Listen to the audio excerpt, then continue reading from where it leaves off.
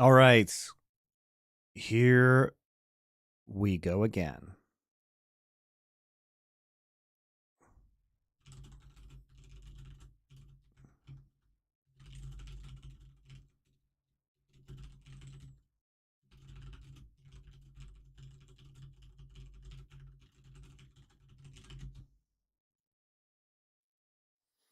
Oh, guys, I am tired.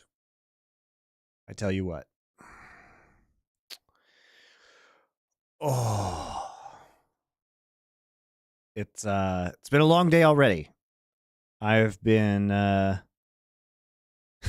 spending the last hour watching Chadman getting wrecked by Richard and Thorin.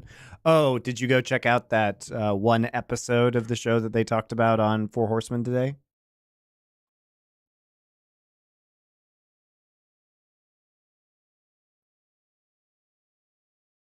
Maybe we'll do C9 Shopify tomorrow, everybody. Yeah, I have been up since 5:30 a.m. because I had to do the Four Horsemen at 6 a.m. Then I had to do that lasted over 3 hours. Then I had to do the Monty and Wolf show at 10 a.m. And now I'm going to stream for the next 4 or 5 hours to you guys. So apologies if I make mistakes. Because I am very tired. I am very tired. What did I have for lunch today? Oh, instant ramen and frozen dumplings. It was delicious. It was not a bangers only lunch, let me tell you that, but I was too tired to do anything else. That's just how it's going to be. All right, so I do want to watch some of these G2 games because obviously I think G2 is great. Get out of here, LCS. Fuck you.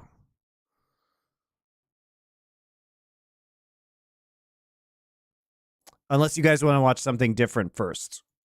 Do you want to watch LCS or LEC first? LEC people now may be asleep right now, so maybe we should hold on to those for later. C9 versus Shopify Rebellion is the greatest game ever played.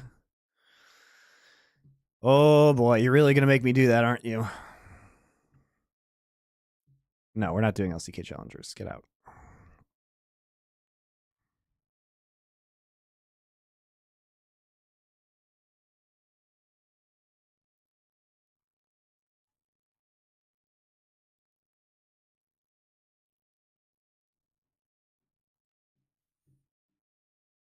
We can start off with some LCS. You guys aren't helping. Do you want LCS or do you want LEC?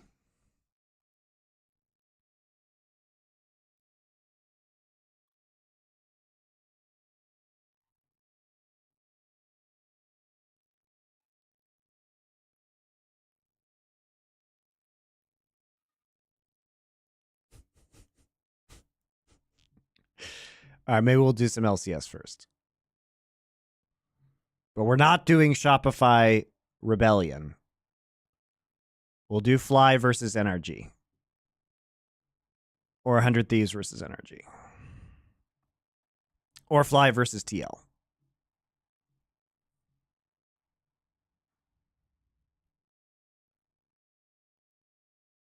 Maybe we'll do Fly versus TL.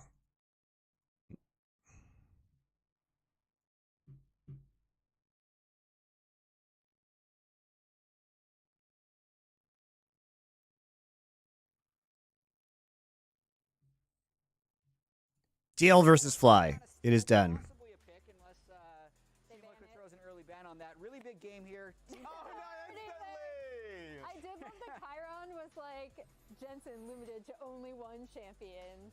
So another interesting thing is just interesting. Red jerseys. All right, so interesting to see the Vi ban still in the Jax ban, but I guess Impact has been pretty good on that champion. They're not going to first pick Senna. A little bit weird. They're going to first pick Nautilus, so Karma, Jin Zhao go over. And now we have the Karma and the Jin Zhao coming out for Fly. This game isn't in the title. I know. I switcherooed you guys. Whatever, you guys aren't subscribing anyway. What do I care about your opinions? When's the edited version of T1 versus Gen G coming out? Soon.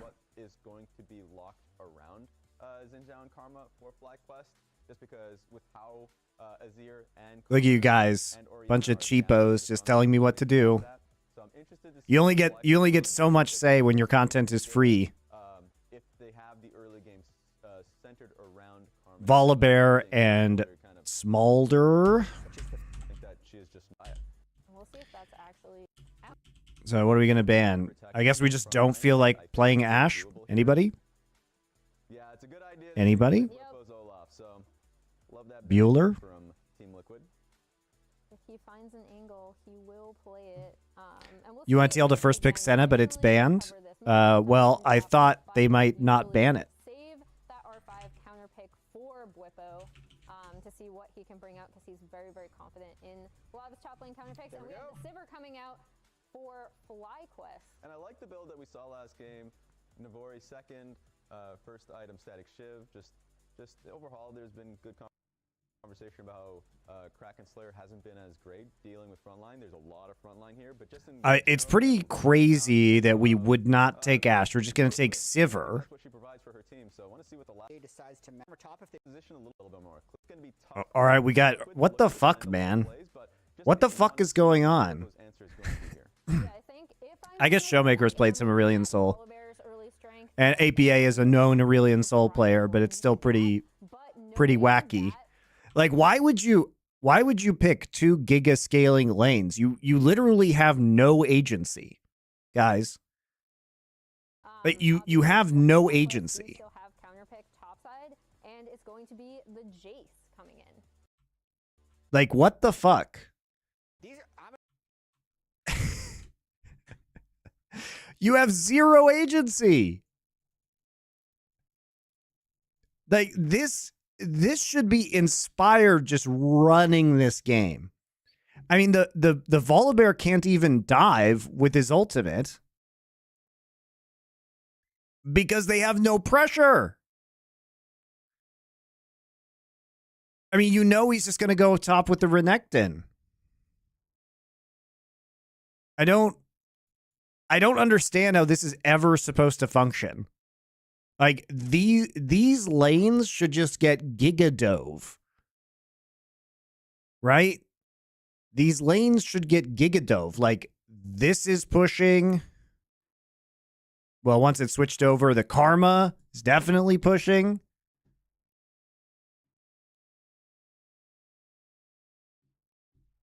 I don't get it, guys. What? What is this? I hate this draft by TL. I'm gonna be blood 3 is the Whippos looking champion. Did they just not ban another ban? Did they skip a ban? team. So For Team Liquid juiced Inter into the early game, so that might carry bans. I would option they have. be shocked if Zaya is the next. Pick, especially time, we have the Did they just not ban? for FlyQuest. And I like the build that we saw last game. Navori second, first item static shiv. Just overhaul. First, Lanes. I just don't understand how TL just even survives the early game here unless they can force every single little piece of action into the top side and just murder Jace over and over and over again.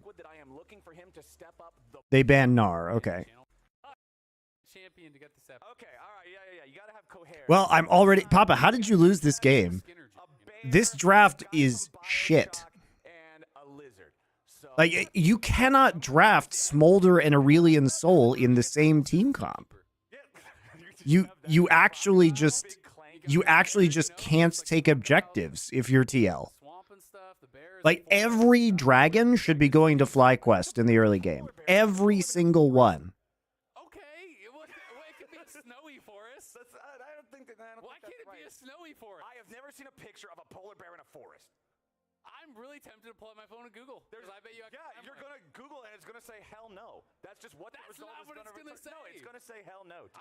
We're gonna look at this after. They don't live in the forest. All right. Well, right now he's living in the jungle. He's in the forest. He's in the forest this game. I don't even need to Google it. It's on my screen right now. All right, he's in the forest. Flowers. They're both starting at their red side forests. Where they live. Yep. That's Zinjal's just a wilderness man. He lives out in the forest too.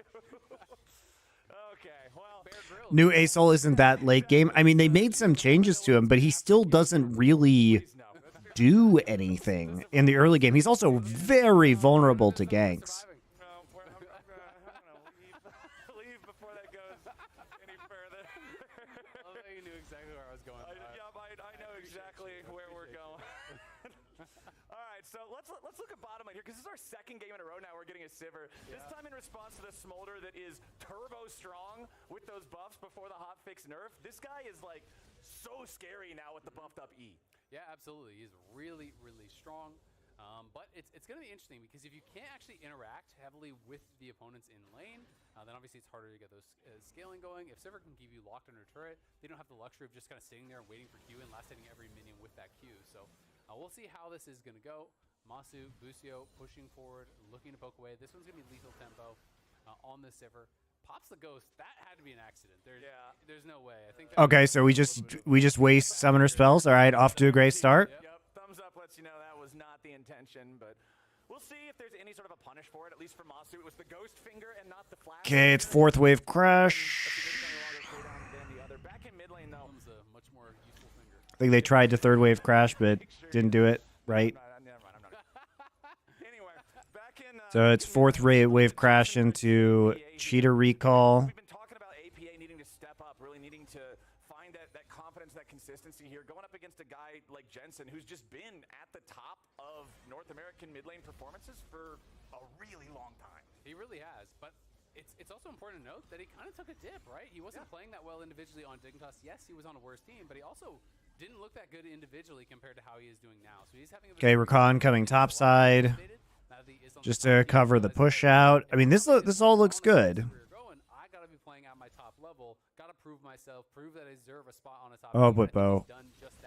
Oh, Blippo.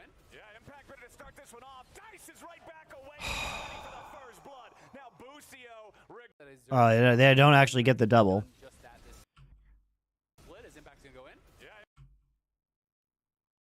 So Umti flashes in there.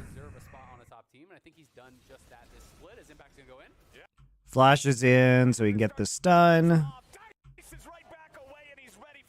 And Impact is not CC'd, so now we just have a Jace. Jace at least didn't burn Flash, so it's not that bad. And really didn't affect the bot side because Sivir was down there after the recalls of Yun and Core JJ. Nothing compared to what this Volibear, especially a PTA Volibear this early on, so much upfront damage plus the lockdown. Nothing that Blippo could do from that spot. One team brings in a bear. The other team brings in a guy dressed like a bear. Joe Mama is fat. Thank you for your Twitch Prime sub. I'm voting for the bear, whether or not he lives in a forest. It is appreciated. But right now, he is. Where's he heading right now, Flowers? Back to the forest. He's on vacation. Kill the rocks. He's on vacation. He's taking a hike. He's exploring Summoner's Rift. He just visited his friend the crocodile in top lane. They had a great time. That's true. They shared a lunch. It was shaped like Jace. That's delicious. All right, FlyQuest.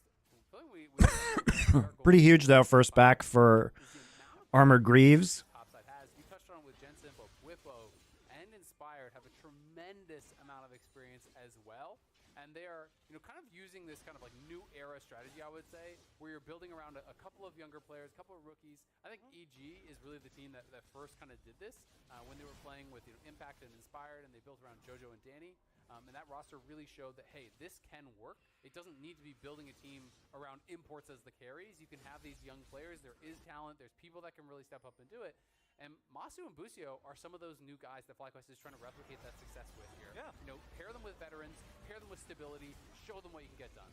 Nice. Guys, Flash. I mean, these have been good roams by Busio. You just don't win the 2v2 with Renekton and Volibear with Jason level 3 Rakan early, right? But his presence on the map is quite good. And it provides pressure in the mid lane. APA pushed into turrets. Now you can start stacking Drakes at 6 minutes. All right. First blood, a little bit unfortunate, but feels okay for FlyQuest right now. Right towards that hunting, guys.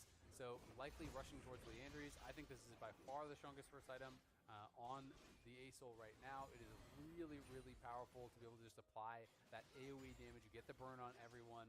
Can really help to kind of ramp up that DPS. It makes you a lot tankier as well. You know, getting the additional HP can feel quite nice. But sometimes I'll see people go tier into Leandries and things like that. So it'll be interesting to see if he does actually struggle whatsoever with the mana. Well, Jan has hit his 25 stack mark to get the ever so critical AoE on the Q round about 6 minutes into the game. Inspired jumping in. They want to go after APA. He drops the meteor on top of the Xinjiao, but it ain't going to grab a kill here. Jensen escaping back underneath the turret. That's what I'm talking about, though. Like, the fucking Aurelian Soul is just so vulnerable. I mean, he also flies forward in order to try and harass when Inspired is coming in, and you do not win this 2v2. You don't win anything as Aurelian Soul. You don't win 1v1, you don't win any 2v2, you don't win any 3v3. Inspired gets the first kill of the game for FlyQuest. All tied up now, 1-1 on kills as Impact coming down here. Yeah, Team Liquid's not going to get anything back in terms of PvP just yet, but they're going to try to steal away some chickens, get something for their troubles. Inspired, nope. He's got the smite on the big. Oh, he's level 6 now. At least get the second one. Inspired still looking to go here. He's gonna get the knockback. Now they've locked in. Nicely done, man. Inspired. It's a nice punish. Inspired's ready to go right back in. Core JJ tries to escape here with a nice little bit of Spider-Man move. That's such a good punish. They don't even get the camp. They lose 2 people in the mid lane. Super clean smite to get the level 6. They lose minions into the top side. How do they lose this? FlyQuest, what the fuck, man? So he had to go on Jensen. He also misplaced his Sky Splitter, which at the very least would have got Jensen's flash or killed him. So some mistakes from Umti and some great plays there from Inspired and utilizing that flash advantage that he had. Which will sling his way to safety. Jungler and Fly. Inspired, nope. He's got the smite on the big. I was looking at where his E was. I mean, he flashes the E to not take the damage and also to position himself in the choke point with his ult. I'm not sure what Azael is talking about where he mispositioned his E.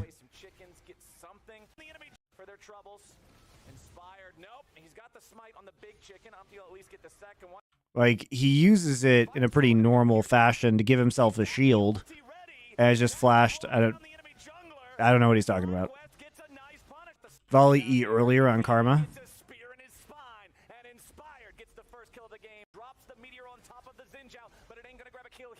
Oh, right there. Maybe, but yeah, I mean, he could have positioned it better for sure. Inspired. I think his Q was going to expire, so he had to go on Jensen. Topside on that initial gank, which made such a big difference in this skirmish. The fact that he couldn't actually flash over the wall to stun Inspired, I think his Q was going to expire, so he had to go on Jensen. He also misplaced his Sky Splitter, which at the very least would have got Jensen's flash or killed him. So some mistakes from Umti and some great plays. He probably would have just flashed it, though. Utilizing that flash advantage that he had. He probably would have just, I mean, Jensen should have flashed any if he was going to get hit by that E because it would have killed him, so. Played on both of these junglers. This is kind of some of this new era tech. Really efficient buy here early on that gives you that early game power for the skirmishing. Inspired here, flashes past the Sky Splitter, has the ulti up, in comes Busio, flash W, knocks him up. Really well played there. Re-engages as well as Purple's. But, I mean, FlyQuest should absolutely just keep fighting these around mid and bot. Because the more you can just play infinitely aggressive, I think, around the Aurelian Soul and the Smolder lanes.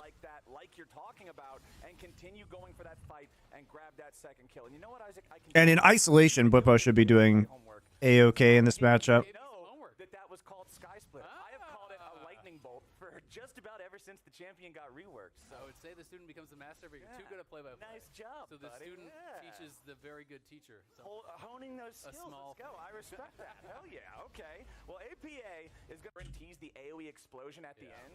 I've heard it expressed before as Karma's Q without the enchantment can feel like it's impossible to hit the damn thing. Karma's Q with the mantra feels like it's impossible to miss. Exactly. It is So powerful. really, really difficult if you're just constantly being bombarded by those things. FlyQuest still at a 1,000 gold lead. FlyQuest has the first 3 grubs. FlyQuest has the first Drake.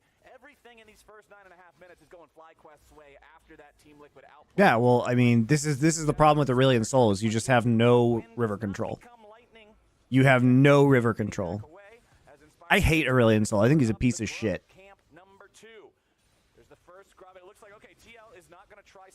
I hate him because he is like the worst mid laner in the entire game at helping control objectives. So you just get what, like, the price you pay for playing Aurelion Sol is so high. There is going to be some farm sacrifice as well because one full wave did die to the tower. The Smolder hotfix is not in, as far as I know, today, which is a little weird. That second plate, unfortunately, but did get a little bit of an injection of gold, and we'll see if that ends up being worth it because it's going to be tough, man. When you give over all 6 scrubs against a team that has been pushing you in, you're going to probably get a lot of value from that in the next 3.5 minutes before these plates fall. I think they're going to probably get at least a couple more plates. A team that has been pushing you in and a team that has a great side lane champion for the mid and late stages of the game. Yeah, it says live patch, but it doesn't mean live patch, obviously. I was going to say a guy you could trust to pilot this well and min-max some of those. Yeah, I guess Rakan is also in the game. He's there. He's hanging out. He'll spawn grubs too when he hits stuff. See? All right, that works. Well, Bwipo has now... By the way, the Ashe pick would have been absolutely insane with FlyQuest's composition. You could kite this composition from Team Liquid forever with Ashe. As APA continues piling on the Stardust, remember, by the time you get to 20 minutes or so, you kind of want to see him having that 10 stacks per minute state to really become the scaling monster that we all know Aurelion Sol can be. Currently sitting at 90 here, 11.5 minutes in, has not been able to fully free farm in the mid lane like the ideal scenario would be, but still doing all right. Exactly, and he's not playing against a super easy matchup where you can just WQ on cooldown to get those stacks, but they're looking for... Here we go, kill him. Murder the dragon. Oh my god, they got his flash too. What the fuck was the point of flashing that? You were not going to live.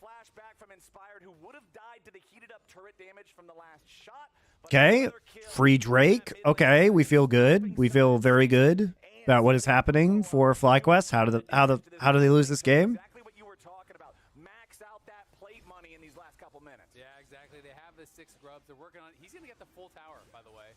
So all those plates are going to be falling down in bot lane. They'll get the first tower. They'll get the dragon, and they get the kill. And now I want to check in on the gold here. It's about okay, so 22-minute Soul, 22-minute Cloud Soul, and Cloud Soul, you have fucking Sivir, Karma, Rakan. So it's like a really good Cloud Soul, right? Like, it's a good Cloud. This Soul, Cloud Soul, is very good for FlyQuest. but didn't quite find the play. Ends up Good on Jin Zhao too. Get anything from it, and now is going to be a bit more vulnerable in those side lanes once again here. But good news, has Leandries, so has completed that first major item. You can see those are coming in pretty much across the board, getting pretty close to that for most players if they don't already have it. Malignance is done, Thunder Sky done for Inspired. Smaller 97 stacks. Yeah, dude, this guy Not terrible. You can see also only 4 stacks left on the dog food bag jungle item to feed the pet, make him grow up into a big old boy. So Inspired will soon have the advantage of the smite as well. You can see that Umpty and Core JJ were Inspired just giga hard winning the jungle matchup right now, as you would expect. Champions, but FlyQuest not really giving them the angle to make that happen. We'll see now if they can turn it into something up here on the top side. Bwipo jumps in on impact. Yeah, it's a nice trade from him. Trying to play around the Renekton, which makes sense. Okay, he can ult the turret, stun, ult turret. Yeah.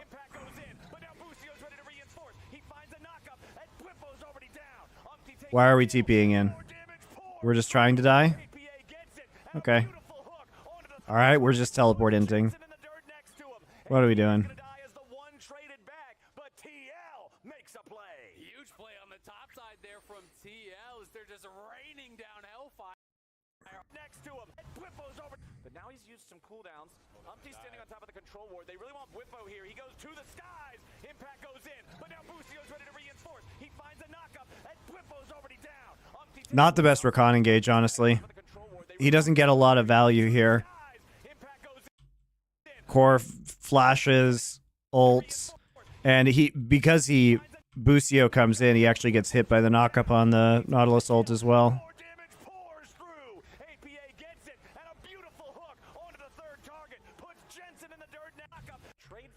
But it is curious that they want to TP in for this.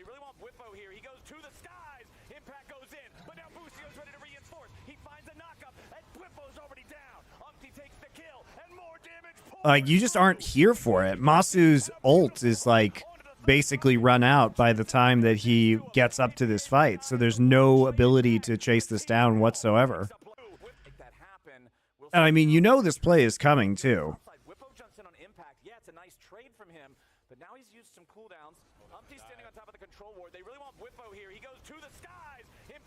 I think you just have to give this out and, like, push out mid and bot instead. It's clearly doomed, and now you just lost an additional player, and you lost the TP, and you lost all your ults, and you have no pressure.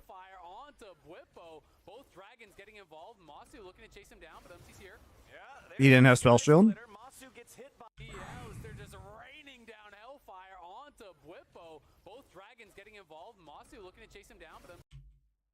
Oh, he smote the spell shield. That's smart. You smite on spell shield and hit him with Q.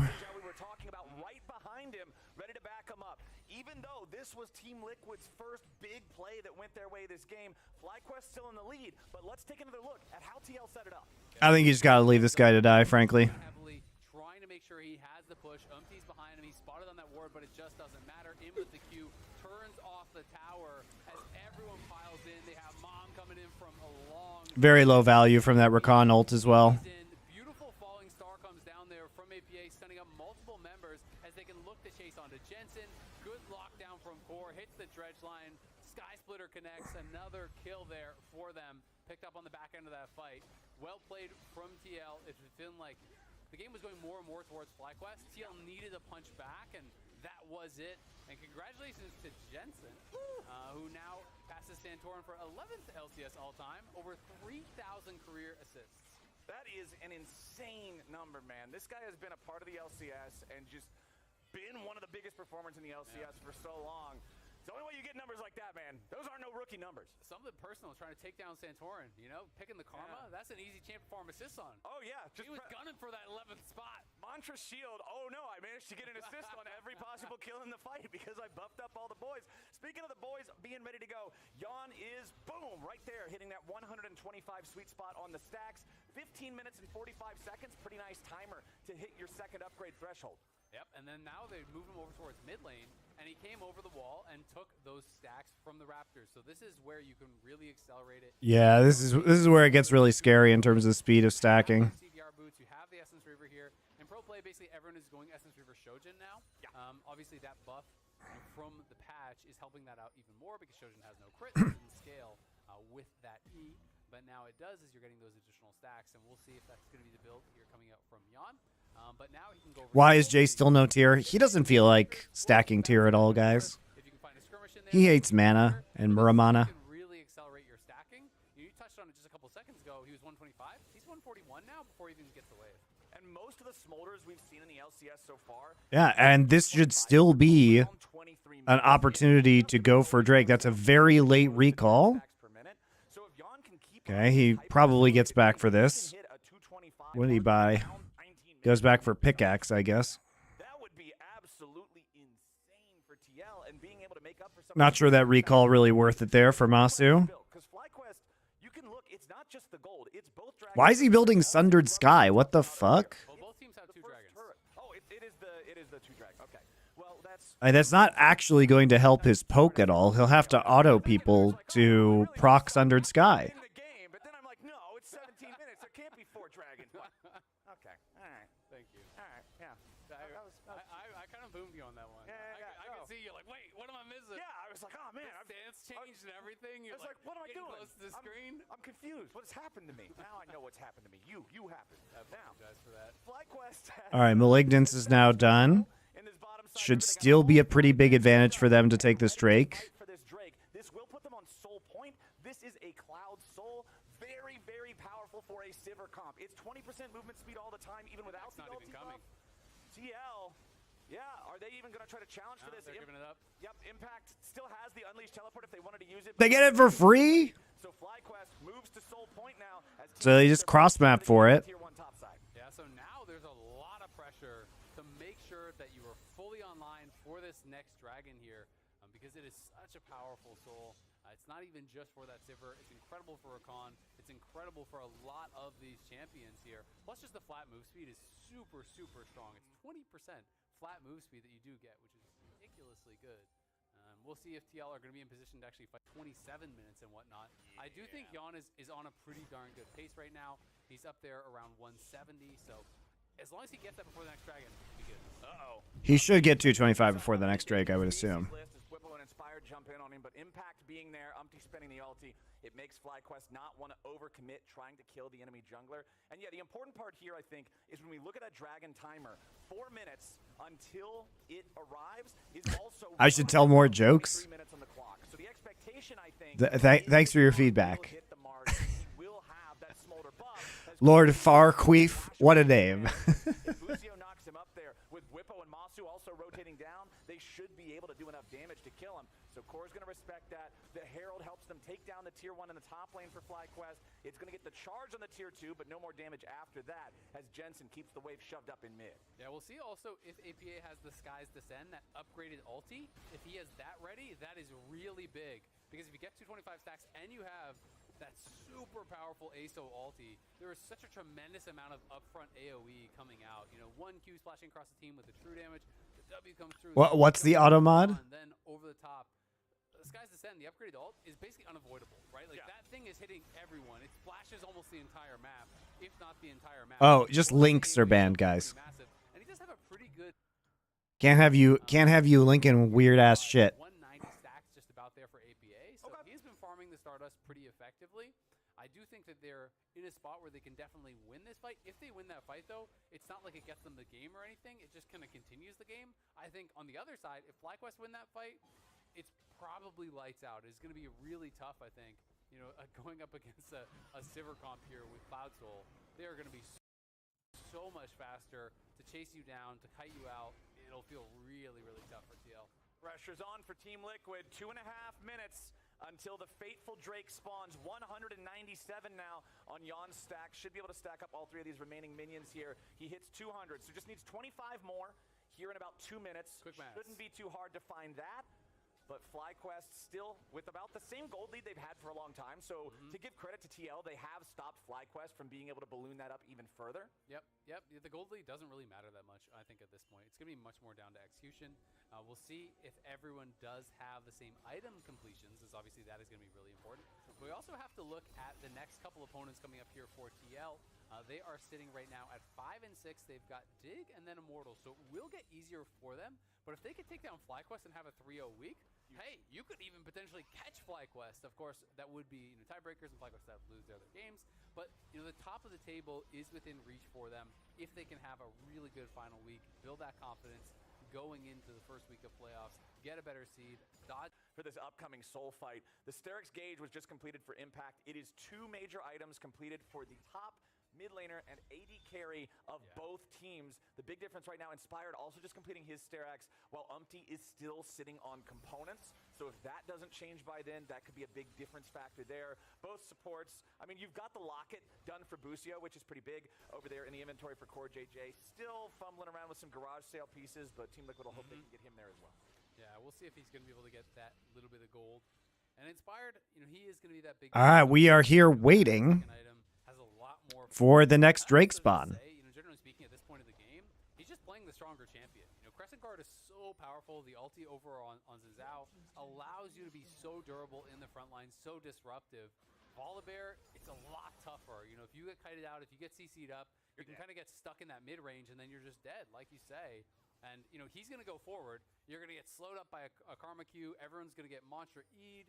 You know, that Inspire's going to come through. You're getting poked down, shielded up, sped out. It's very, very difficult. Okay, 22 minutes and 45. So he's got 228 stacks, so he actually got it. Are ready to descend, and Smolder has 225 stacks. TL has everything they want, but do they have enough to stand up to FlyQuest? 1,500 gold lead. It shrunk to the smallest lead that it's been for a long time here in this game. TL couldn't ask for much better of a spot to have to play this fight from. But we'll see who has the execution, like you were talking about. Masu has taken a little bit of damage here so far. A little bit of a speed up coming in as Inspired wants to start out the fight, but here comes Mom over the top. Masu has to get out of the way. His impact's in the middle of everybody, but Busio's going to be burned down first. Execution finds one. Execution finds I hate this fucking champion, dude. Why does this exist at 22 minutes into the game? Guys, why does this happen at 22 minutes into the game? I mean, they also just don't get the engage they want, right? They have no actual backline pressure, and they walk into a choke point. They literally massively overcommit to this. And APA still has flash up, so Inspire can't even get onto him. Because look, he flashes during his W, and then immediately E's to him, but APA just flashes out himself. So there's nothing. He gets stunned. Now they're in a choke point, and Impact is zoning off the back line. So APA is just able to just drop the fucking bomb on them.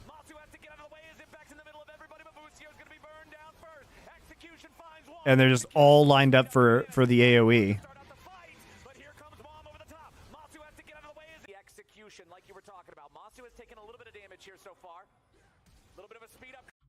I mean, you definitely don't go in like this, right?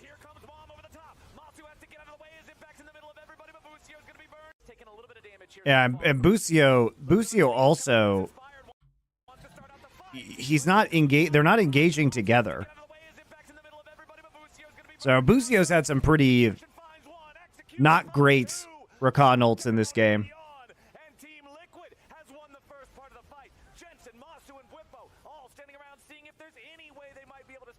I don't understand the Sivir pick into the Smolder. That's what I don't get.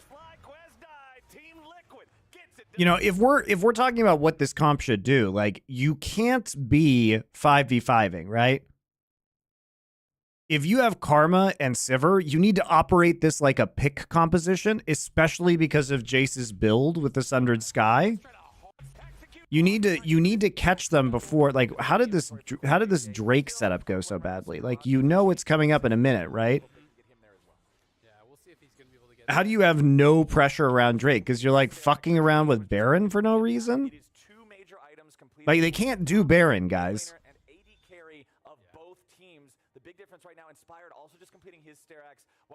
We're clearing out pink wards. We have 2 wards on the Baron. And we're clearing out pink wards. Okay, 50 minutes. So here's the recall timing. 50 seconds, rather. And Inspired, you know, he is going to be that big difference, obviously. You know, has that second item, has a lot more farm. And I'd also just say, you know, generally speaking, at this point of the game, he's just playing the stronger champion. You know, Crescent Guard is so powerful. The ult big difference, obviously. You know, So they have nobody on the bot side of the map because we're all fucking around at Baron. So APA is going to get bot wave push. They don't have mid wave push. Rakan is back. So they lose mid and bot wave push.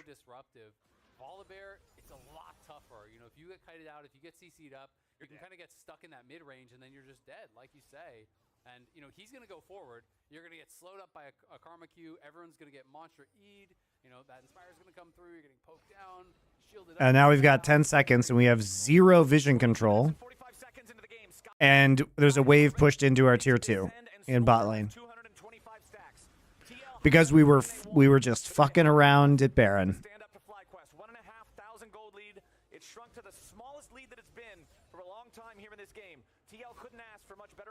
Is Smolder being flexed in LPL or LCK? He's been played top by D+. Like you were talking about. Masu has taken a little bit of damage here so far. A little bit of a speed up coming in as Inspired wants to start out the fight, but here comes Mom over the top. Masu has to get out of the way. His impact's in the middle of everybody, but Busio's going to be burned down first. Execution finds one. You cannot play the Sivir Karma combo is so powerful at catching people out, but they just let TL Group get all of the pressure and vision control because they were clearing pinks at Baron. But why do they think that they're going to do Baron? Like, they're not going to do Baron with a Smolder that doesn't have 225 stacks, because if they get caught in pit, they just die. Potentially catch FlyQuest. Of course, that would be tiebreakers, and FlyQuest that lose their other games. But the top of the table is within reach for them if they can have a really good final week. I mean, they know they're not doing Baron. They just saw it right there. And now they're clearing out wards. That is really the goal here for Impact. It is So they push out bot side, then he just walks away into mid lane. But they're not fucking doing the Baron. They're not gonna do the Baron. pretty big over there in the inventory for Core JJ. Still fumbling around with some garage sale pieces, but Team Liquid will hope they can get him there as well. Yeah, we'll see if he's going to be able to get that. I'm glad you really like the Four Horsemen today. So powerful. You can kind of get stuck in that mid-range, and then It's nice to talk about some of the good old days with EG. You're going to get slowed up by a Karma Q. Everyone's going to get Monster E'd. You know, that Inspire's going to come through. You're getting poked down, shielded up, sped out. But like, you also know that APA has flash and Yun has flash, so this engage is highly unlikely to work into the choke point while they're kiting you. To stand up to FlyQuest, 1,500 gold lead. It shrunk to the smallest lead that And we have no flanks, right? We're just literally running at them in a choke. fight from. But we'll see who has the execution, like you were talking about. Masu has taken a little bit of damage here so far. A little bit of a speed up coming in as Inspired wants to start out the fight, but here comes Bomb over the top. Straight into 2 dragon ults. Middle of everybody, but Bucio's gonna be burned. All That's probably the game. any way they might be able to still fight this, but I don't think there is. Soul denied. Not going to be any sort of a Inspired there. Make it so difficult, because look at this zone. You're all funneling into that zone right there in the middle, all for the AoE here. They're all stacked up for the Skies Descend, for the AoE from Yon as well. Look at the AoE damage. That's pouring huge. down. Whippo, Jensen, Masu all kite back, but all they can hit is the front line, whereas they have this perfect concave on the other side. Everyone from TL was connecting, really well played on the fight there, well handled, cutting back into the perfect spot, and making the most of their AoE. I favor Team Liquid at this point in the game. Despite the fact that FlyQuest had the control for the long amount of time that they did, I think that was the make or break moment like we were talking about. But TL now with this Smolder in the spot where, again, this is pre-hotfix nerf Smolder. This champion is insanely strong. Generally, anytime something needs a hotfix nerf, it is really out of line. incredibly powerful. So you've got that plus the grand scaling Omega Dragon in mid lane. This is tough for FlyQuest now. I think they're going to need incredible cohesion to come out on top. Absolutely. I mean, they do have good scaling themselves, but one of the problems is range. Range becomes king as you get towards the late game, right? You know, I always say the two stats that scale best with skill are range and move speed. I agree. That is going to be tough here for Whippo. Also, not face checking the brushes. That can be a problem. The two stats that scale best with skill are range and move speed. I agree. That is going to be tough here for Whippo. Also, not face checking the brushes. That can be a problem. Yikes. Can be a problem as he is going to get our range and move speed. I mean, I get it. He thinks he's safe because he has a pink ward there, but The brushes. That can be a problem. That can be a problem. As Impact's Redactin is good this game. you walk into some brushes, not only is there a crocodile. You have to be careful they react with a Baron play here, Is just a magic crocodile, Isaac. because Whippo has TP up. But a crocodile that can fly, that's like the apex predator, man. Do you think when dragons eat stuff, they spin around in a circle like a crocodile does? Maybe. I hope so. That's my headcanon now. That would be great. I just want to see a spinning dragon. As Jensen and Inspired have to try to get the hell out of town, but Umpty's looking to cut him off. Say goodnight, Jensen. Here comes that would be great. I just want to see a So they get picked off on one side. Let me get this straight, guys. They get picked off on that side of the map. eat stuff, they spin around in a circle. And then, even though APA isn't there, okay, Impact recalls, I hope so. That's my headcanon now. That would be great. I just want to see a spinning dragon. and then they get picked off on the other side of the map. But Umpty's looking to cut him off. Say goodnight, Jensen. Here What the fuck? Here comes Impact. Here comes APA ready to keep this going. Breath of light to try to slow him down here a little bit with the Rylai's.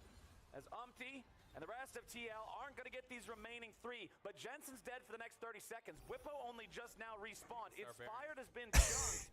He's like not up yet. They know APA has TP. Do they just not know what summoner spells APA has in this game? Okay, they're just gonna die there too. So you just watched Jensen die. Let me be clear. You know there are 5 people on this side of the map. And you get them out. Yep. You use Sivir to get them out. And then Masu walks forward. He sees them all on the ward, guys. There's a ward here in River. He doesn't have ult anymore. He doesn't have Ghost. He just has Flash. So he sees them all on the river. And APA can ignore walls. So they have 2 dragons. Both of them can ignore walls, guys. I think Masu thought for sure they were going to be going down in the river towards Baron or something, and now Inspired's caught as well. He's slowed up by the Rylai's. You're gone. God, this is so bad. There's no way that crab was that important. Oh my god, the wheels have completely fallen off for FlyQuest. What a fucking horrible game. Maybe it was slightly in the favor of TL after they got that 4th dragon. It's just so free for TL. They just like kill one guy, recall, kill another guy on the opposite side of the map, and then one guy's just randomly pushing, so they kill him and take Baron.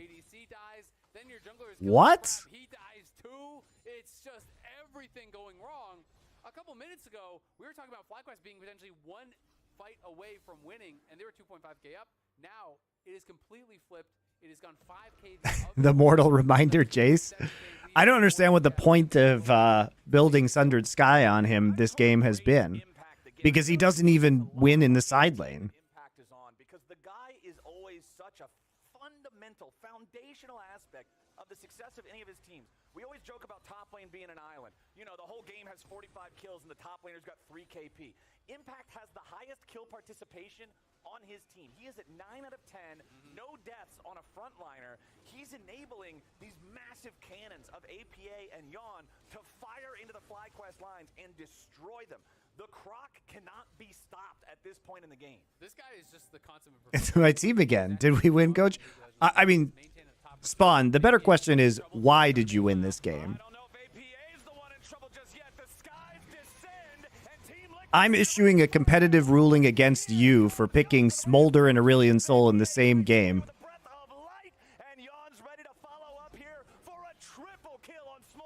It's like you hate river control. Spawn, do you hate the river? But it ain't gonna happen. Masu and Jensen just running the hell away. Yeah, they're not gonna try to chase in. They want to focus on the game win here. Not gonna go. You like to live dangerously, giving up 3 early Drakes. The stasis answers everything, and then APA just flies over the wall, makes them look silly as TL are closing in here. They're looking to put the finishing touches on this one. They just leave APA to I like this scale. You like to live on the razor's edge of 22-minute Dragon Soul and pray that the enemy team just randomly fucks around at Baron, loses all vision control, and then walks into a choke point. And then you like to watch them lose on one side of the map, then Impact recalls, and then kills them on the other side of the map, and Masu just commits suicide. It's a bold play. But I have to admit, Spawn, it is the LCS way to pick scaling because you know your opponent is just going to suicide into you over and over and over again until it's impossible for you to lose with scaling. So hats off to you, really. Gets burned down as we see Yawn pick up an easy triple. Could have been a pentaangle, but now we're going to watch Whippo potentially in some trouble here once again as Yawn and Corey are with him. Yawn being there just makes If you lose Soul Spawn, if you lose Cloud Soul, I think you just never get a straight-up fight because at that point in time, Karma and Sivir Speed just creates picks around the map. I think you never get the 5v5 if they're smart. I mean, they never should have given you the 5v5 at the Drake in the first place. Their comp should be based around creating picks with Sivir and Karma Speed. I mean, they're not going to win a straight-up front-to-back 5v5. Spawn, why did they pick Sivir into Smolder? That's what I don't understand. double kill for APA. He's ready to make it a triple.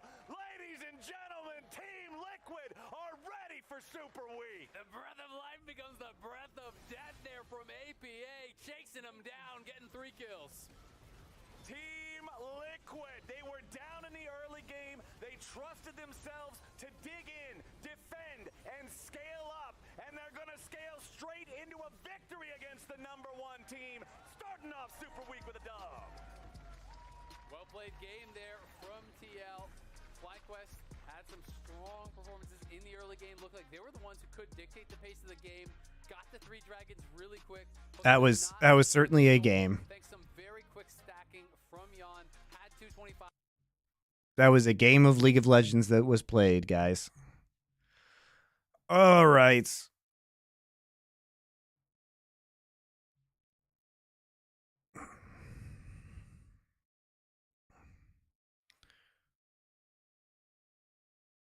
Fly versus NRG. Let's go. Am I watching Shogun? Not yet, but I will be watching it. Interesting to me is, of course, for NRG. Let's just highlight them. If NRG were to win, they can secure not locked, but at least a tiebreaker for top 6. So that's going to be the ramifications for them, that they can breathe like a sigh of relief if they were to take this one. For FlyQuest, on the other hand, if they win that, just taking a look at top 4, they can, where they are. I think they hard lock it. They hard lock it.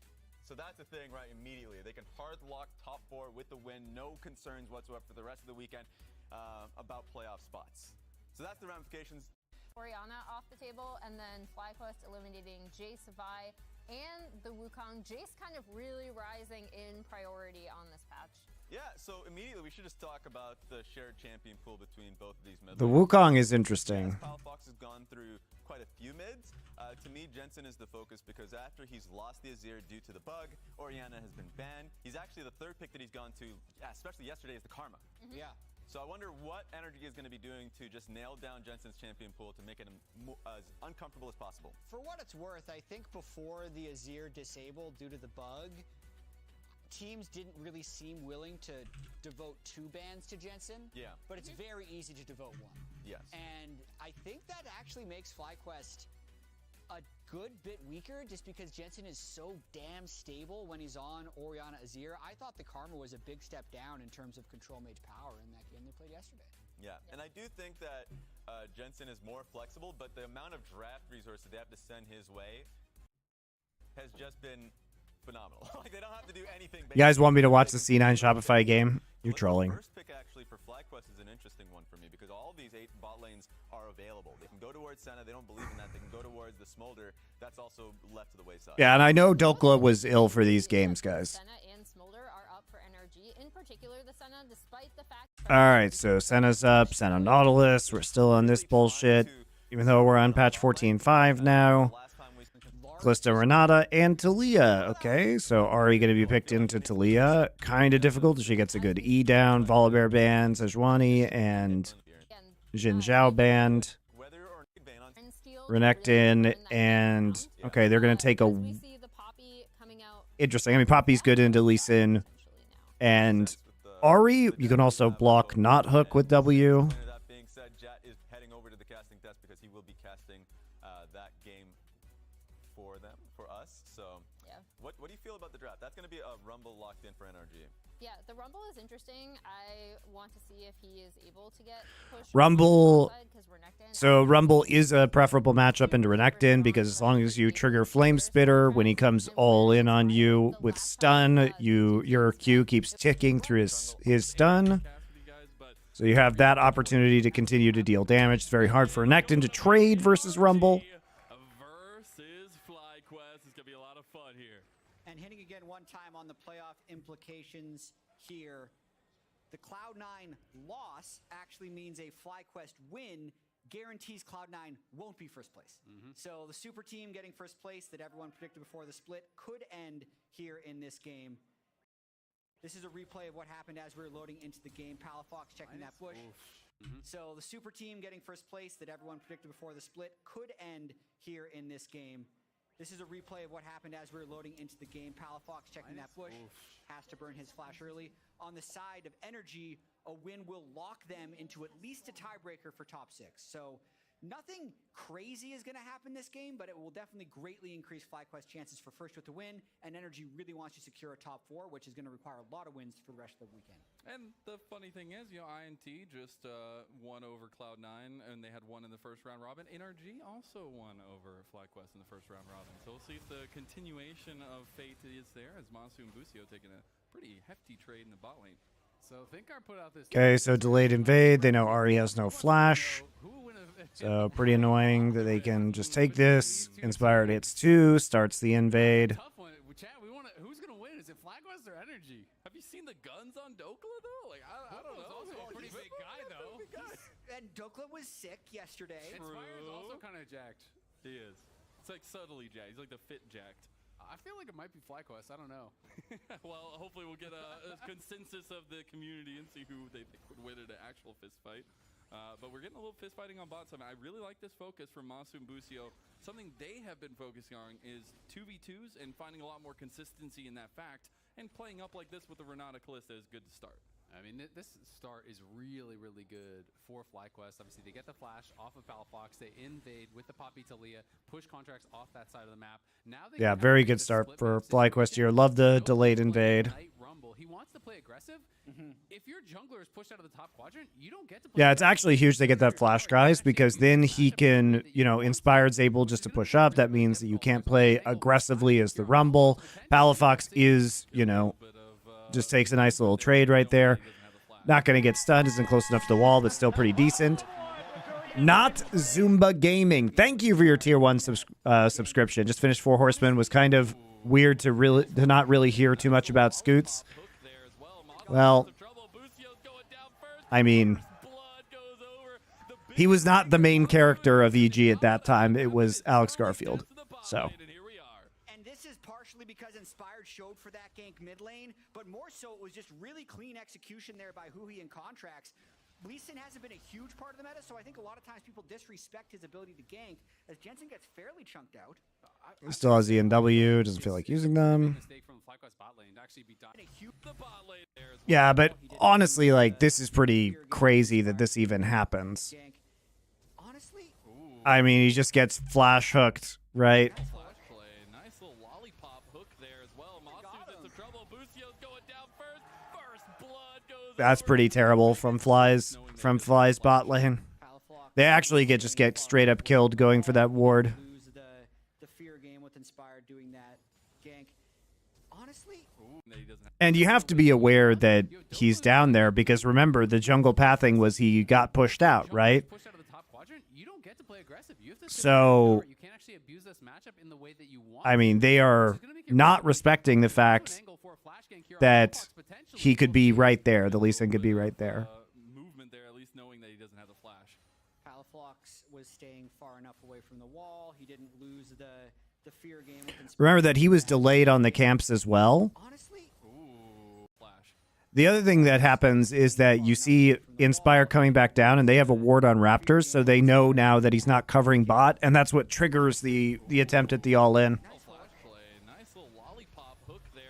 But pretty disrespectful of Fly's bot lane, I think. First blood goes over. The biggest thing that Masu and Busio did not want to have happen is early death in the bot lane, and here we are. and this is partially because Inspired showed for that gank mid lane, but more so it was just really clean execution there by Huhi and Contracts. Lee Sin hasn't been a huge part of the meta, so I think a lot of times people disrespect his ability to gank as Jensen gets fairly chunked out. I've got to say, I feel like it's a pretty big mistake from FlyQuest bot lane to actually be dying there. They have basically full info of where Contracts could be. Inspired crosses, so they Inspired starts top quadrant. They know that Contracts is starting. He could literally only be maybe at red buff or Krugs. He could be except there. Like, yeah. He could have been a red buff or Krugs, to be fair, but then he's behind you and you still don't want to play up. Like, they're trolling. Inspired gets trolled by this bot lane a lot, guys. Like, they do shit that doesn't make sense based on what Inspired is doing or what the game's win conditions are. Yeah, and it looks like they even had a ward in that tribe rush as that gank was happening. So part of it is, I really do want to see it again to see how much they saw versus how much the hook landed and then Lee Sin came out of fog in terms of the execution. But losing both summoners, having the ward, and then also giving up first blood is a big blunder. Yeah, it definitely is. Cleanse also we saw there burned by FBI. Definitely something to return to though, but that's where I want to focus in a little bit more on what this mid game can look like as we come to at least coming down on the bottom side. Because Busio and Masu need to be Curious if this is going to be Q-Max. And right now they're being pushed in. Kalista again. Jensen don't want to get solo killed by the genius mid laner and Palafox. I mean, I think across the board, FlyQuest do need. No, it's still Rendmax. Interesting. So we did see the Q-Max opportunity, Kalista, into Lucianami from Pays in the T1 versus Gen G game after Rend was nerfed. Especially given how good their level 1 was. Is Bwipo solo bolo for big jokes. Man, I have got to say, FlyQuest side lanes. I mean, especially given how good their level 1 was. Is Bwipo solo ball trades, even though he's keeping his what happened there? Okay, is not the best start for FlyQuest. Yeah, definitely. So he walks into Flamespitter. What's he doing? Even though he's keeping his CS up okay, is not the best start for FlyQuest. Yeah, definitely. So he walks into Flamespitter to auto a minion that he doesn't kill. Continuously gets Flamespittered. Comes in, Qs the wave, but he Qs before he has rage, so... Okay. Yeah, definitely. I mean, especially given how good their level 1 was. Is Bwipo the best start? Was that his W? Yeah, definitely. I mean, especially given how good their level 1 was. Is Bwipo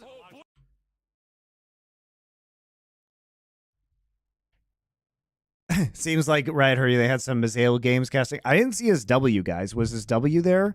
It's hard to tell in the Flamespitter. Yeah, definitely. I mean, especially given how good their level 1 was. Is Bwipo I don't know what happened to his W. Man,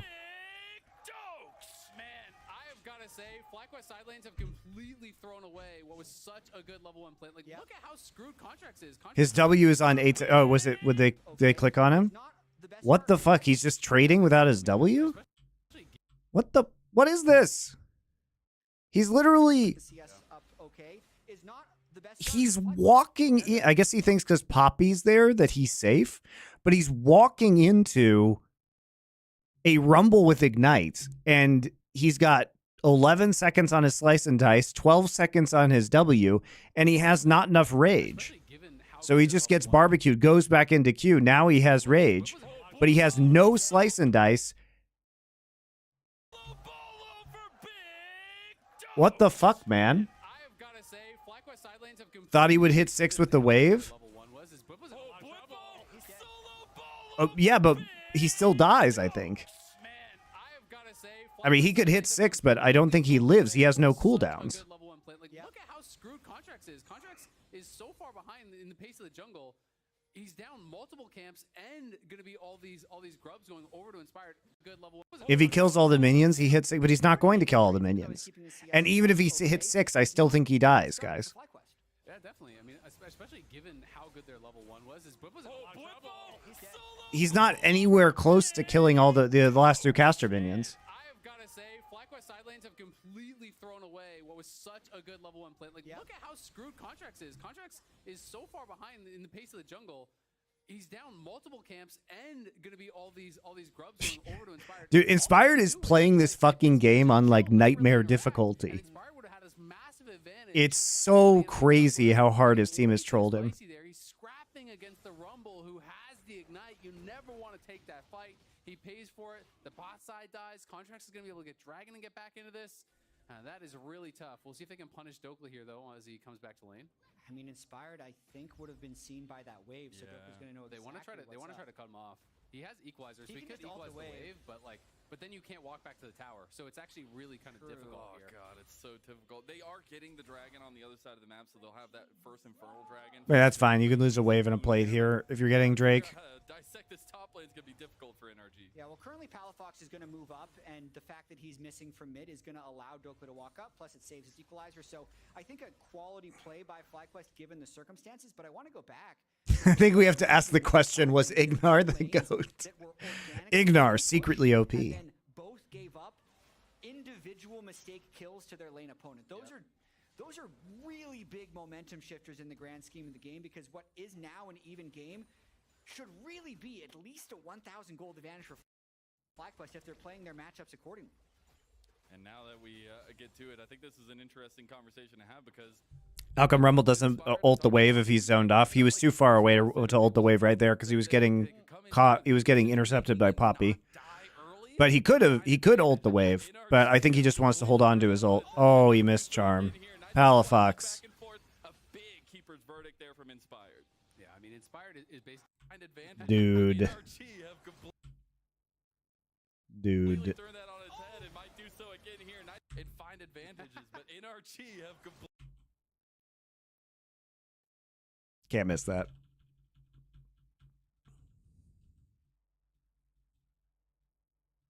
Can't miss that.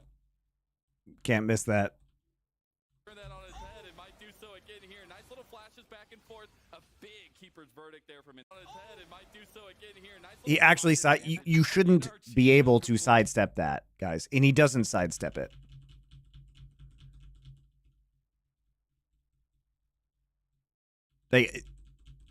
You have to be able to hit that, guys. on its head. It might do so again here. Nice little flashes back and forth. A big Palafox missed keeper's that. verdict there from Inspired. Yeah, I mean, Inspired is basically a full level ahead of where Contracts is right now. That was the advantage they got from all this great early level planning, but it just hasn't really meant too much. And Dokla now, as this equalizer is available and his Ignite's going to come back up, once the Ignite is ready, Whipple basically just can't interact in this lane at all. You know, he is really going to be on the back foot, so it's going to make things pretty tough for him. I do think that was a fairly big miss there by Palafox, though, doing the flash charm, or rather the charm flash, and then not even burning a summoner spell from Jensen. So at least mid lane is stable currently for FlyQuest, but I think overall NRG should be fairly comfortable for this. I am wondering, though, about the bot lane pressure, because we've seen so much of the Senna roaming and laning top lane or going for grubs. They haven't really been able to do that this game just because the Kalista Renata pressure has been so immense. And we talked earlier about trying to get this bot lane ahead for FlyQuest at all, but now that we're getting past the level 6 marks, I need to see that proactivity from Jensen and Inspired specifically, and the Talia actually getting out on the map. Yeah, and we'll see if they can do it. Inspired is here. Again, he is level 6, and they could look to try to set up a dive. There's no TP available from Palafox to try to answer. They really want to go for it. They don't know where Contracts is the biggest problem. I'll definitely say it's a pretty shaky start to the final week of the regular season for FlyQuest. Coming into the week with sole possession of first place, losing the game yesterday, having a few miscues early today against NRG. They definitely don't want to relinquish the pressure here and give up their #1 slot. This is actually a small thing, but it made such a difference. Contracts walked through lane over to Krugs instead of through the jungle to red buff. If he was spotted on that pink, they would have likely gone for the dive. They may still do it, as they haven't seen him in a long time. They're going to look for it anyway. They get the wall bang on FBI there as well. Busio sets up with the hostile takeover. Inspired's going to flash out of there. They are having a little bit of trouble taking down Huhi here. He got a lot of Ren stacks, but it's not going to be enough. Finally, it goes down. What would be Godzilla finally killed in FlyQuest on the board. They're still sticking to their original game plan as the fight happens top lane as well. Revenge, that's a big old croc, as Whippo just taking that trade in Dokla. Nicely done by Whippo there. Gets the equalizer, gets the ignite. It is Contracts behind him. I think he just very briefly may have gotten vision of the fact that Lee Sin was in the area, but is going to play it safe because a Rumble walking at you. Got to cleanse my body next to me by getting that factor healthy meal week going. Oh, good. The votes are in. 65% of people thinking NRG would win in a fist fight. All right. I'm not going to say I was a good salesman for Dokla having muscles, but you know. Well, I think the fact that ThinkCard is the one who asked the question means he liked their chances. You're not just going to walk up and ask if you're going to beat Mike Tyson in a fight. Bias-based analysis. I like it. Whippo has found himself in an alcove gameplay situation. I mean, he has no ult. Inspired is here with the keeper's verdict. I don't think he's going to be able to get it going for him, and unfortunately, Whippo will fall yet Charm again. hits. Inspired gets charmed, throws up the Teemo thumbs up back and forth, but FlyQuest falling down early in top side. Yeah, nice roam here from a lot of the NRG members. They're going to turn this into a grub take as well, very likely. They not only get the kill, they're going to get at least one plate. They're likely going to take grubs. They're actually looking for a re-invade, though, instead here on Inspired, who has no flash. Just trying to keep the tempo up on Inspired. They'll actually be able to do so and steal away this blue buff. TP does come back towards top side of the map from Jensen. Don't think there's going to be any contest up here, though. Yeah, the level advantage is also gone completely. Contracts a level up on Inspired as they go for grub. Grubs. This is actually so It was such a good start from FlyQuest. This is depressing. So really feeling like it's going to be a lot of scrapping around that top side. Rushing a support item, we'll see if it works out. Oh, he tries his best Spider-Man impression, but can't get the wall there as Contracts and FBI trying to escort him out. FlyQuest just don't have the sticking power yet. The Grubs were the contest, though. Yeah, NRG gets one, so they'll prevent. I factored for Holy Arrow Cry when you guys got spotted. Could have been saving cash each week. Well, sorry. He's looking to guide him out here, though. That's a lot of Ren stacks in Dokla. Who's going to take him out? Big Dokla. The 6 Grubs, but I think Inspired should be able to walk. All right. Trying to escort him out. FlyQuest just don't have the sticking power yet. The Grubs were the contest, though. Yeah, NRG gets one, so they'll prevent the 6 Grubs. He just actually just gets run down in the river. Get rid of the rest of them. Dokla, though. He's looking to guide him out here, though. That's a lot of Ren stacks. He just goes in. Big Just- Dokes again he just with goes another in. Solo. Okay. Okay. What Very the bold fuck by is going on in this game? What a fucking weird set of games. Played against the champion recently, underestimating his damage once in the top lane by Whippo and definitely in the bottom lane there by Masu. Maybe they just had his flash. I like how he goes back thinking in. that they were gonna be safe. That's my favorite part. Dokla made that kill look quite easy. Yeah, I mean, you have got to respect Rumble especially when Rumble overheats. The amount of damage that's coming out is actually crazy from this champion. He doesn't even bother to like flash or anything. He just accepts death. But Busio Inspired looking for an angle. Dokla didn't leave. He's probably dead. He's got no flash. He does not have the speed up here, and Dokla gets taken out, and it's by Whippo, gets the shutdown. Yeah, big shutdown there. Dokla, I think, feeling himself being 3-0 in this game. A little bit greed. 600 gold is a lot to give back over to the Renekton, who they really did have in a bad position. The Poppy Renekton, I don't think we're going to be able to win any 2v2s against the Rumble Lee Sin. That'll change a bit with that 600 gold shutdown. Yeah, definitely a mistake there. Some sloppy deaths throughout this game thus Yeah. far. But NRG in a slight advantage at the end of the day. And those first item conversions are This really is a game of throws, guys. for Dokla, but now we have the Like movement and NRG Palafox really struggling early off of that level 1, and then that playmaking. FlyQuest He's just also playing chucking Hunter. Of course, he doesn't have any kills all on the the advantages they got. map, but if they can get some skirmishes going, this cooldown. By the way, if FlyQuest plays like this internationally and makes these kind of mistakes in their side lanes, they will get completely fucking bopped. There is no way you come back against a good team when you do things like this. Inspired's proactivity with Jensen's going to be super important. And I think NRG needs to go for this dragon right now as they're already set up for it. They have the Leandries. Dokla was just fogging. I'm a little surprised they're going back for one more mid-wave because they have the items at the moment to take the Drake, but I think they want to make sure they're in the right position here. And if Rumble is going to keep fogging down, he's going to lose a lot of pressure in the top lane. NRG should be stronger in a 4v4, though. I love these mind games being played by Inspired and Contracts. Meanwhile, mind games top side, they are completely diving Dokla. They don't get him. The last rock thrown by Jensen will end up securing the kill. Dragon started up by NRG. I do really like that play by FlyQuest, though. They decided that the Drake wasn't a priority, but they didn't completely tip their hand. They did try and stay around mid lane to make it seem like they wanted to contest it, and that's a good call by Jensen and Whippo to say, it's just the second Drake, we're a little behind in the game, we don't have the item power spikes, let's just get gold, go for the flashless Rumble in the top lane. Not only do they get the kill, they Nice get hook. the turret plates too. Go, Masu just get Masu! as he gets the flash from Ahuhi, that anchor will take his life. An anchor. Top lane, not only do they call by Jensen and Whippo, He's recalling on Vision. Drake, we're a little behind in the game. Remember who he is, a farming Nautilus. So literally just chain CCs this guy. He is so disrespectful. He doesn't use flash. He just uses cleanse. Matsu is holding his summoners for next game every single time. Has not been having the early game he would have wanted on this. He literally has died twice now with flash up. With that death in mid lane, it's going to be the rotation down from the rest of the NRG members. They want to try to threaten. And I think that's interesting to think about a little bit more so because of the veterancy on the top side of the map for FlyQuest and playing around maybe some of the deficits that have happened in the past in bot side. They still do have a lot of experience under their belt and finding ways to struggle their way out of things. 14 minutes in, still no item. Yeah, it's not looking great. They actually catch out his Palafox forced to flash, as well as the spirit charges. so he doesn't get Think about, one of those veteran chain Wi-Fi CC'd. players. It's Inspired, right? This guy has won MVP in LCS, in LEC, and this is actually comparing how he is doing this split on the right to how he did last time he won the MVP in the LCS. Wow. And he is having another really good split. This guy has been performing, has been such a strong jungler in his time on the LCS, both with EG and now with FlyQuest as well. Yeah, just a year between those two photos as well. New haircut. A little bit of difference there, I'd say. Yeah, I mean, did you see him on pros? The fit of his jersey, he's got some pipes on him too. That's what I'm Like, he's saying. been hitting People the are gym. underestimating FlyQuest in the fist fight. Yeah. Let's get back to the important things here, Jack. Yeah, we gotta talk about the fist fights. Listen, we're gonna wrap this all together. We need more fist fight stats. On pros, where he was showing off his biceps, he did talk about Masu and Busio, and I think that applies to this game. How they had that one game where they were killing the C9 bot lane over and over again.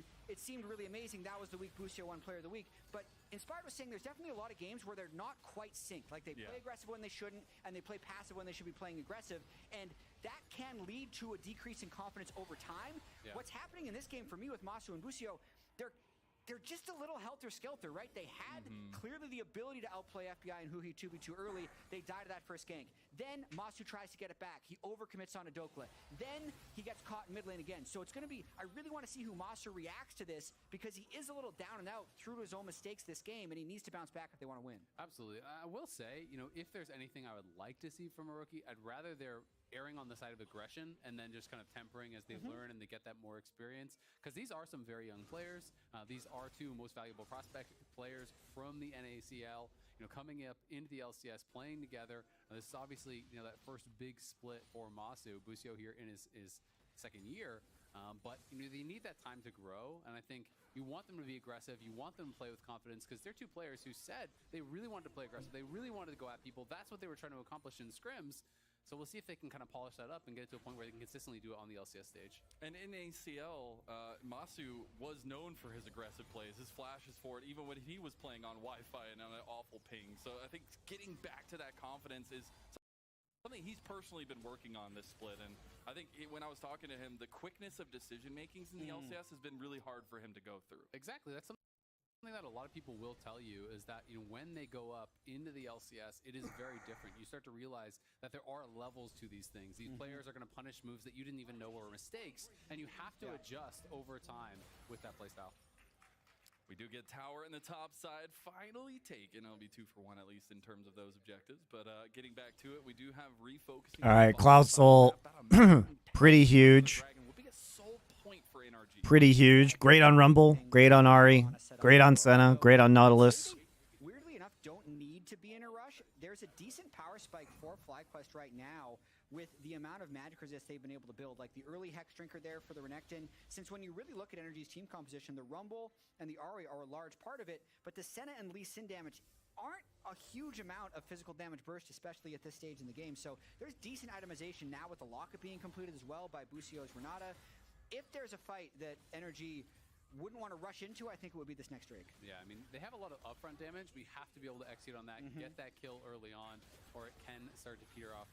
Something else I know you wanted to kind of dive into, Jet, was not just the comparison between his MVP split, but Inspired this split versus last split. Right, because people forget about the splits in the middle, right? So last split, actually, he didn't lose a single game. And he got attacked. But Why are we trolling in the middle of this? right, because people forget about the splits in the middle, right? So last split, actually, he didn't lose a single game. And he got a tattoo. But here's Whipple going Oh, man. Yeah, Whipple's just caught in the middle of the conversation, maybe lost it a little bit. Now NRG are streaming forward. His MVP split, but Inspired this split versus last What's split. Bwipo doing? Because people forget about the splits in the middle, right? So last split, actually, he didn't lose a single game. And he got a tattoo. But here's Whipple going Oh, man. Yeah, Okay. Whipple's just caught in the middle of the He has no vision, but he's just gonna walk into the enemy jungle forward as FlyQuest pull away with the Fate's call. and give them a third Drake. By NRG, 1 second until the Drake spawns here. Whippo would be able to teleport back. NRG not actually starting on spawn, instead just going for gold. Don't hit the wall. Oh, okay. I thought he was going to hit the wall for sure. FBI's got the driver's license today, apparently. They don't seem to be going for that second charge. Whipple has TP, Yeah, going to walk it up. It should get that second charge. We'll get that chip damage down. so they need to go ahead and be quick about taking this Drake. They're onto the dragon, but FlyQuest could contest this with the teleport. They'd that still was a have the bizarre Renata TP. ult. Yeah, Jensen's a little far back. He does have the Weaver's Wall available if they want to cut something off. Nice charm on Amasu. He's going to have to burn that cleanse immediately. Now, NRG should have the right of way to this dragon, but Jensen wants to cut off the rest of the team here. He's getting chunked. He gets bought back too, but that is big. He's still alive, gets bailed out as well. FlyQuest take one, and now they move It's on fine. the dragon, but it's already gone. They controlled the choke point. Yeah, nice equalizer there from Dokkan. With Senna ult and Equalizer, they got 2 TPs out of it. They only lost 1 player, and it was Huhi, so not a big deal. FlyQuest is really even in position to get off of that. There's no minions mid, so it's not like they can trade for that. The tier 1 is already down top and bot here. But it's all off the rest of the team here. He's getting chunked. He gets bought back too, but that is big. To burn that cleanse immediately. Now NRG should have the right of way to this dragon, but Jensen wants to cut off the rest of the team here. He's getting chunked. He gets bought back too, but that is big. He's still alive. Dragon they mid Right now. Oh. They're only a game away for winning this game against FlyQuest. It's really interesting to think that for everything, all the downs that NRG's had this split, Palafox is playing fairly aggressive with his ult. They're only a game away from FlyQuest with a win. So much action, though. Oh my god, what? They're giving me a little taste of the LPL here as we get a shutdown going over to Masu in the mid lane because they took down Palafox. Contracts was gone on the bot side. They can't get FBI. He's skating them around here, and he's got those shots. He wants one more. The Ooh. with another one, and that anchor's coming for him all. Wow, what a sequence there. It looked like NRG was just going to lose everything around the map, and they would have. They still lost mid-jungle, but FBI and Huhi clutched up at the very end to at least trade 1 back. And getting them so low actually buys time for Dokkan to potentially push up. You know, maybe he can get something down on this bot side. Doesn't have to be careful about Bwipo, but that bot tier 1 is very low. So that's some gold on the map they could look for. Nicely done there by FBI, chunking them out, trading back, getting a little bit something going there for the team. Yeah, and just looking at the overall game state right now, it's super interesting because I feel like NRG is definitely going to be stronger in 5v5s. We're seeing that around Drake. When they set up, they're able to take it down. But Bwipo, even at 1 and 3, can threaten the Rumble. And then Jensen's having a really solid game picking up kills in the side lane. Watching this whole sequence one more time, this was some early trading in the mid lane. Yeah. It was just a little bit aggressive there from Palafox. He wanted to use the last charge for that little bit more chip damage on Amasu, but Busio catches him with the handshake, and that's what prompts the engage. They know that he doesn't have any more ulti charges to get out, so they try to pile in. They think they That bone plating came up at just the right time as well for Renata. They're gonna go again. We just can't stop fighting, pal. What? Know that he doesn't have any more ulti charges to get out, so they try to pile in. Taliyah walls from Jensen have been very good this game. Nice play there from FBI. They're gonna go again. We just can't stop fighting, pal. Lols Naga, thank you for your tier 1 subscription. I appreciate I it. mean, this is a sequence of the game where FlyQuest They're gonna go Baron. being very aggressive and being the initiators. They fight in the mid lane, they fight in the bot lane. During our replay, they fight again in the mid lane. They should very well try and force Baron, or at least play that way so NRG has to check. Yeah, I thought they were going to try to at least force the TP from Huhi. Started up, get that out, but instead they are electing to actually just walk down and try to answer. Can Renekton stop it? He does. Does indeed. We get the little movement there from Huhi making his way out of there. But I think this is what speaks to some of that veterancy. Keeping your head in the game for FlyQuest, even though things were going so badly. I mean, they do have a really good setup here for the Taliyah, obviously, you know, with the Renekton stun, point and click into the seismic shove. That is one target almost always just going to getting bursted down. And they also have great denial of engage with the Poppy as well as the Renata. You know, NRG can win these fights if they really make advantage of that initial engage. They get a great equalizer. They have the setup for that. But if you all funnel into one choke, all of a sudden you're walking into the Taliyah rocks. You're walking into the hostile take. Yeah, but obviously a little bit back end of that one since he isn't farming as much. And that is where that kind of spike maybe plays into the hand of FlyQuest a little bit more. Those combinations may be easier to sync together. Absolutely, and Masu, who we've talked a lot about this game, has bounced back. Yeah. 3 kills now on the Callisto. Masu To not view bot lane in a vacuum and trying to make sure that he can actually have say on the map after getting out of laning phase. And this is a nice little example of one of those situations. I'm going to be interested to see if they're going to start putting more gold in the pockets of FBI, start donating some more farm over onto him to try to accelerate him a little bit here. He obviously has been picking up a little bit of farm, but you want to try to give as much gold as you can to this guy at this point in the game. Yeah, they don't need to keep farming Huhi at this point in time. I agree. They need to be farming the Senna if possible. Much better than Berserker did last game, where he was down to like 60 or something like that around this point of the game, maybe even lower. So it was really striking to pick them up. And this is something that I think FBI is very comfortable on. This is one of his most played. He's played it 5 times. You know, Bwipo just gets completely caught wanting, though. Everything's used to save him now. I can't believe he lived through that. Most played. He's played it 5 times. I cannot believe he lived through this. The Talia wall is so clutch. Even though Jensen gets knocked off of it, they cannot make the play because Jensen completely saves them. Contracts also kicks him out, which is problematic. But he gets completely comboed, WE comboed by Talia. It just feels like Palafox has not been able to hit a charm on anyone. He keeps fishing, but they don't really have the lockdown besides Huhi. There's no point and click CC really for him to guarantee that charm. And they're just being able to avoid it. They commit in onto Bwipo. They think they can get the kill, but it gets turned around and Contracts gets burst down. I mean, the fact that that play from Bwipo is what denied the soul. That should not work. He just blind walked into what. This should not work, guys. This is Jensen saving the play because this crocodile should 1000% be dead. Right? He's played it 5 times. You know, Bwipo just gets completely. The kick though is weird. Like Contracts should not have kicked him because he actually gets moved out of the REQ. Right? The REQ doesn't do any damage to him, and he's not low enough to actually die from it.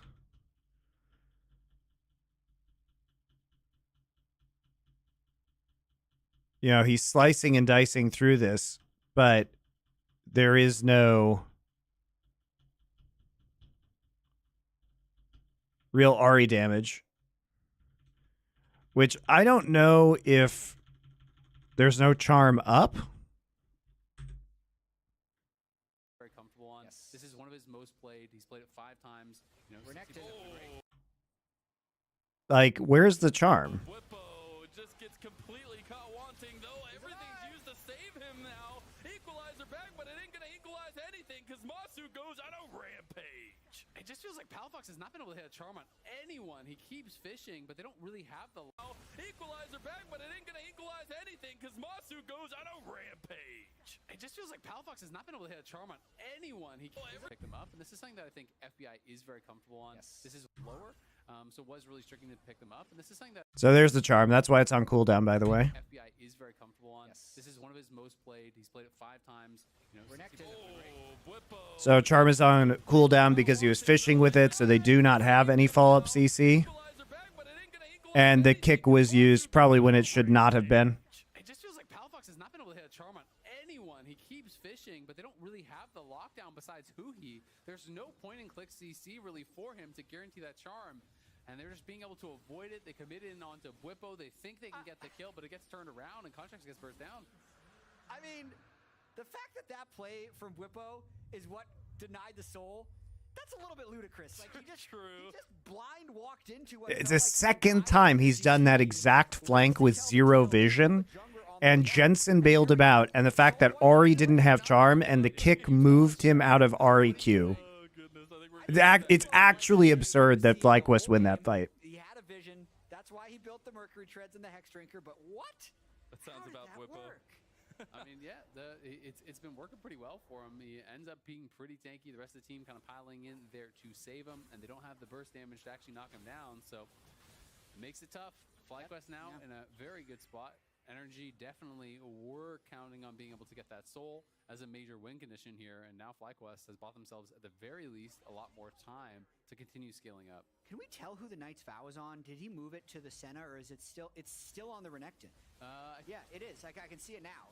Inspired and Bwipo are still paired up. There you go. Hey, tried and true duo now, apparently. Baron already started about halfway, and Contracts is on his way here. Equalizer goes down. Can Contracts get the 50-50? Cannot. Inspired clean. Hey, tried and true duo now, apparently. Baron already started about halfway, and Contracts is on his way. Mrs. Poppy ults. Equalizer into the pit. Goes down. Can Contracts get the 50-50?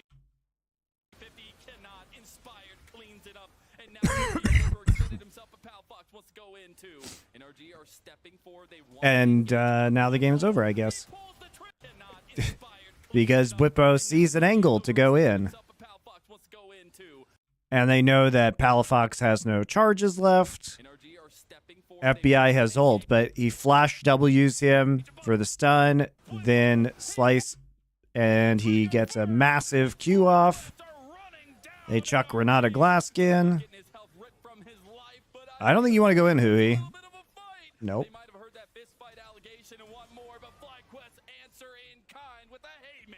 FlyQuest just playing with so much more confidence and decisiveness. They just start the Baron. They're willing to flip it with the Ren Smite. They get it. They're re-engaging all these fights. They're really showing that right now NRG doesn't have enough physical damage to kill them. They have a lot of MR on the Renekton. He's able to play like a Giga Tank, and really FlyQuest have completely turned the game over. Yeah, they're doing a really good job denying a lot of these engages as well from NRG as they pile in from Inspired. We can watch this one more time.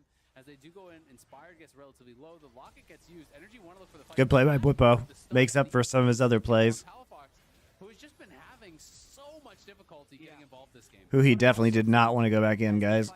Concludes the side laning of FlyQuest, even though it's hard to track in individual moments, has been hugely successful. There is a 3-level gap between Renekton and Rumble. There is a 2-level gap between Talia and Ahri. So 5 cumulative levels across solo lanes because they're constantly able to push sides. The Talia's threatening, the Poppy's looming, and it allowed them... Yeah, it's crazy, the level diff. 3 for Bwipo now, 2 for Jensen, 3 for Masu, and it's who he has the levels because he's been the one farming. Putting them further and further behind. FlyQuest isn't allowing themselves to get caught out. When they fish, they're not really finding those kills. So then you just slowly fall further and further behind, and it builds up these big leads. And I'm just sitting here watching Bwipo take multiple engages by himself to set up the team a lot of these times, and it's that decision-making that's making the difference. He has 6 levels on FBI. Jesus. He's a big crocodile. One of those Florida Is that enough to make like the full boots, or is it too much to handle? The Croc is a big one here. I think when Bwipo has had, I feel like a resurgence in his own branding, but also his play this year. It's been really impressive to watch. A kind of meta trender. Really? Are we complimenting Bwipo for this game? The Weaver's wall in to block off the turret. The wall bang there from Inspired under tower onto Huhi. NRG are trying to fight back, but they lose one. The Crypt Bloom's starting to come in clutch here. Inspired will fall too. So it's a 1-for-1, but FlyQuest continue the siege with the Baron buff. Yeah, really interesting sequence. Wave clear is really pretty garbage for NRG as well. It shouldn't really matter though, since Bwipo can still just press R, be this 4,000 health threat, and they can pretty easily clear that inhib and then reset for Drake. Exactly, and NRG's comp is so ulti reliant. When there's no equalizer, there's no Ahri ult. Sure, they have a lot of people alive, but what are you going to do? Who's going to kill Bwipo in that situation? No one can get on him, but they haven't been able to do it. Also later today, Courage going to come in to see if the curse continues. He has never cast 100 Thieves to win a game. He was looking at the schedule as well and be like, oh yeah, sure, we can be Shopify. Let me have that one. I see. We'll see. There's been Shopify beat NRG to a point where every team is fist fighting every team. We're figuring out who can win those, I guess. But FlyQuest fist fighting pretty handily here in game 2 of the day, and it looks like they'll be able to take another dragon here too. Abs3, thank you for your Twitch Prime sub. Appreciate it. 85% chance. I will always take your subscriptions, guys, if you are kind enough to give them. 140 souls, because then he can maybe win like an eye contact poke and like stop FlyQuest from a very specific amount of very souls. specific. Well, that's what I was going to say. It's that make like the ability To have this the entire game. Yep. And that is really the struggle here. Is they have We're just moving on forward in this game. There's not a whole lot left going on. Thank you, Tori Black 13. I appreciate you as well. I return to the conversation that we were having, where it's like last time around, the big focus was FlyQuest fell down early and they were never able to really get back in the game. They fell down early in this game, but it is a difference, I feel like, that we've seen the growth of this split that shows that they can just power through it. And it's also, compositional, right? I think it's a strong draft. When you get into late stages, we're talking about energy, got to find this perfect engage, got to be able to find these angles. Well, Poppy is there to deny that. Busio is there to deny that on the Renata, and so is Jensen, with the unworked ground. So it's really difficult for NRG to find anything. Like, how do you walk in here? Yeah, it's very difficult. You see they're trying to pick through the mass here to find a way in. If they go for it. If Dokla just can get a big equalizer at least. There it is. Contract in the pick. Contract. Oh, he stole it? Holy moly, Shobes. Thank you for the 10 community gift subs. That is very generous of you, Shobes. Welcome back. Let's take a look back at this steal. As a matter of FlyQuest composition outside of this Redactin is pretty darn squishy. And Inspire just running around. He does hit the Poppy ult, but unfortunately the Baron has already been stolen. What was the big tick of damage on this thing? Oh, Masu's just trolling. Masu is hard trolling this game, guys. Masu is hard trolling this game. Like, he literally rends. What? What the heck happened to...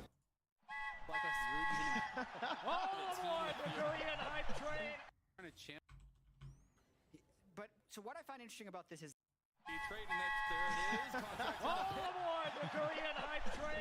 Nightwolf81, thank you for your gift sub as well.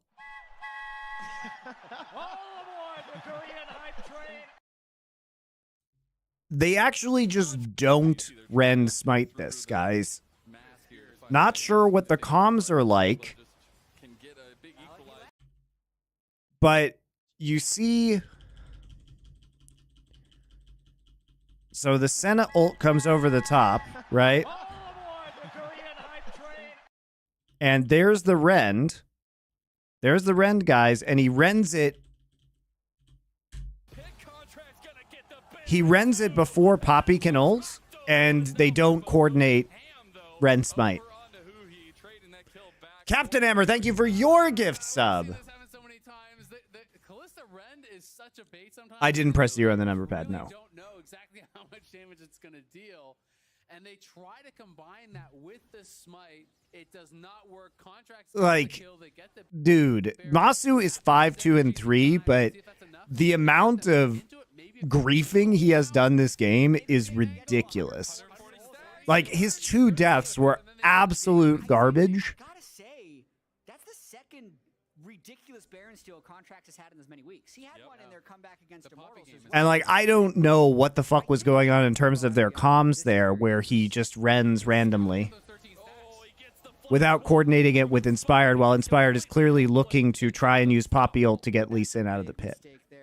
I don't think it's going to matter that much. They should still be able to hold their nexus from this, but they'll probably lose an inhibitor in a 5v4 here. But don't let the stats and the fact that he has a 700 gold bounty distract from the fact that he has giga griefed this game. But so what I find interesting about this is, like, I want to credit FlyQuest with their ability to pilot their draft. Because I think a lot of teams could play Renekton Talia and think that it falls off a cliff. Jensen has been the real hero of this game, guys. From early Renekton dives, you're done for. But they accrued such large advantages in setup before the fights that they allowed the fights to be successful. Watching this one more time, Palafox actually lands a charm here. It really throws a lot of chaos into FlyQuest because they can nearly take Masu out of the fight. It allows Contracts to just kind of fly into the pit. 500 health there on the Baron by the time he smites it. Yeah, he steps in, gets the kick on Inspired. Inspired was trying to channel up the Poppycopter and knock him out. Now they maybe found another pick. NRG were the ones that started that one off, and they're looking to finish it too. Nice little double knockup from Inspired, but here comes FlyQuest on the front to back. You gotta be really careful. Jensen's full health now. Bwipo's healing up a storm. They've already got one. Give a double. That was a nice try by NRG to try and deal with this game. Okay, Masu just dies in the front line for no reason. Get me out, man. A close fight there. They could not. He doesn't even have GA up. First kill on Inspired, which will now just allow Bwipo giving Razor Cake vibes this game. Dude, he absolutely could have died and should have probably died on that soul play. Like, I don't leave this game feeling great about FlyQuest, besides Inspired. I mean, Jensen had a good game, but Inspired was absolutely trolled by Bwipo and his bot lane this game. So frustrating to watch. But definitely some lasting damage to NRG's base. And now they can go right back towards this dragon here. Masu not up for a while. Who he's going to be up faster and with a TP, and Contracts is spawning now, but there's going to be supers coming in the top lane. They're going to TP deep. They're going to look for a flank, try to get the soul and try to go for a Hail Mary. But I think FlyQuest is going to try and go for the base, actually, because they have teleport on Jensen. They're going to try and split them up, whereas Energy's actually... The amount of metaphors that Summoning Insight has taught me over the last 10 years is staggering. Jensen are just going to try to go for the end. Yeah, Jensen's in there like swimwear, baby, and they have an open Nexus turret waiting for them. Energy take down Busio, but here comes FlyQuest. It's a fiesta. Revenge for losing that first round robin against NRG, and it's at the hands of Bwipo and Jensen. They're trying to take down the last tower here. I don't think they can do it. Douglas burning into a crisp. 1,000. Give another 600 to Palafox. It's total chaos. Who's trying to delay Masu and Inspired? They're going for the Drake. Inspired's here. I think Contracts is coming back. My God, this is absolutely insane. Look at all the Go Contracts, go! Surely you could outsmite 1 bazillion spirits. Masu messed up his rend again, but there was nobody there to punish him this time. FlyQuest tried to go for the game ender. They probably could have just won the fight at the dragon, but they end up trying to go for it. Palafox ulted and flashed over the wall to try to get out of there. Now he's looking for the chase down here. Man. He still has the charm. He is so angry. Dear Lord. Dear Lord! The charm on the Krug. What? Why is the Krug there? Inspired. Chase down here. FlyQuest tried to go for the game ender. They probably could have just won the fight at the dragon, but they end up trying to go for it. Palafox ulted and flashed over the wall to try to get out of there. Now Palafox actually triggers it. he still has the charm. He is so angry at Inspired here, and that's the charm on the Krug. Palafox ends up getting the kill in the end, but the Krug's tried to save FlyQuest's life. That Krug is a paid actor. There is no way. Ran straight down into the wave. Protect the president. He's diving in front of Inspired. This is some classic Energy League of Legends. Yes. They are in finals form, it feels like. They just make the teams fight in the dirt here. They are in such a grim situation at the moment with 2 inhibs and the sliver of a Nexus turret. But as FlyQuest was going for the end, Energy was able to get the pick. I'm surprised they were so unwilling to just commit to this Drake since they had 2 people back in base anyway. I think if they stay on that Drake in like a 3v2, they'd probably have soul as well as this, but the fact that they recalled extra ended up costing them. Yeah, the really difficult part is that you don't play these situations out often. Yeah. The shutdowns are enormous too, so NRG actually could still technically maybe win this game. GA's back up for Masu now. Confident? Contracts wasn't confident, so he started walking back. Mazel is a better cast to listen to than Rafa. Yeah. I mean, that's not surprising. Basil's a good play-by-play caster. He has a lot more experience too. I mean, the thing about going to LCS, guys, especially as a new caster, is that you do so few games that you just don't get a lot of reps. It's much better to be forged in the fires of LPL these days because you get to do so many games. It's like the hyperbolic time chamber for casting. You know, Mazel has probably done more LPL games in a single split, like 3 times more than Rafa has done LCS games in the last year. Oh my God, we hit it. I said that's one of the conditions of an Energy comeback. So you run it back a little bit. Well, I said that one of the things that has to happen. He has 8 bonus stacks. He's got stacks. Oh my God, stacks for Listen, days. he's doing damage now. I mean, it's like when I was casting in Korea and I was doing 5 days of double best of 3s every week. You know, I did as many games in 2014 as probably literally, not joking, you guys, 5 to 6 years of LCS casts had I been on LCS. Because I was doing 10 best of 3s a week. And I had an extra split because we had winter split as well. So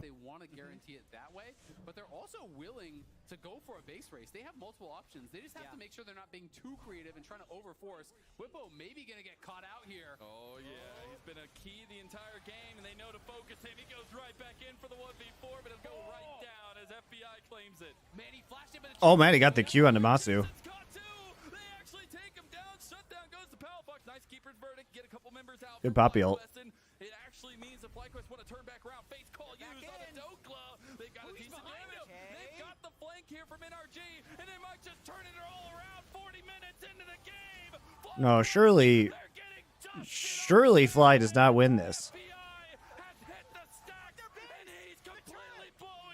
Oh! Oh no! They lost the turret while during the TP. But they're pinging down towards bot, but they have no TP now because who uses it? If Palafox teleports bottom, they might have been able to get multiple turrets. Oh my god, they're gonna get Baron. Well, that was who used TP, so Palafox didn't have TP, I don't think. They actually, the inhibitor spawns at exactly the right time. Their base should be Oh my god. I didn't realize this game was such a mega fiesta, guys. a little bit too complicated. And NRG are thriving in the chaos. There was so much going through that. When Whippo flashed back in, he was trying to do it for a big empowered Q on multiple people to get that heal and buy time. But the charm from Palafox caught him as he went in. He never got the Q off. He didn't get the healing through. Now Whippo's back. Double TP coming through. No, no, you didn't recall. Why didn't you recall? Okay. Whippo's inting. He doesn't get hit by charm. Doesn't matter. Okay, now they get soul. Surely, right? Surely NRG win this game. Right, guys? Crazy. It's still 3 members there. He pops the ulti, runs in. Sure, you have the GA, but now you're dead. When the dragon's going to be spawning, you probably just gave away soul for free, and you still have to be able to fight through the Nautilus. It's not like there's no one there to peel. And they spent their double TP there. So every inhibitor is up. They had that as a backdoor threat this entire time. This could still ult into the base potentially. So Base Whippo TP to get tempo for soul. Yeah, genius, guys. Who's got to go right away? Oh, nice little denial from Hu. Super good play by Inspired and Jensen there. Really nice. Soul secured 4 Cloud Dragons in a row for FlyQuest. Man, NRG were so slow to show up to that. Giveaways forcing like crazy. It's Yeah, they all recall, which is... Like, why does Huhi have to recall here? Why does FBI have to recall? Whippo is over forcing like crazy. It's still 3 members there. Sure, you have the Shobes, thank you for another gift sub. Very generous of you. You probably just gave away soul for free, and you still have to be able to fight through the Nautilus. It's not like there's no one there to peel. And they spent their double TP there. So every inhibitor is up. They had that as a backdoor threat this entire time. This could still ult into the base potentially, so they have to leave someone. They have to kill this so fast, and Energy's a little slow checking. I think this could... I just don't understand what the purpose of recalling everybody here is.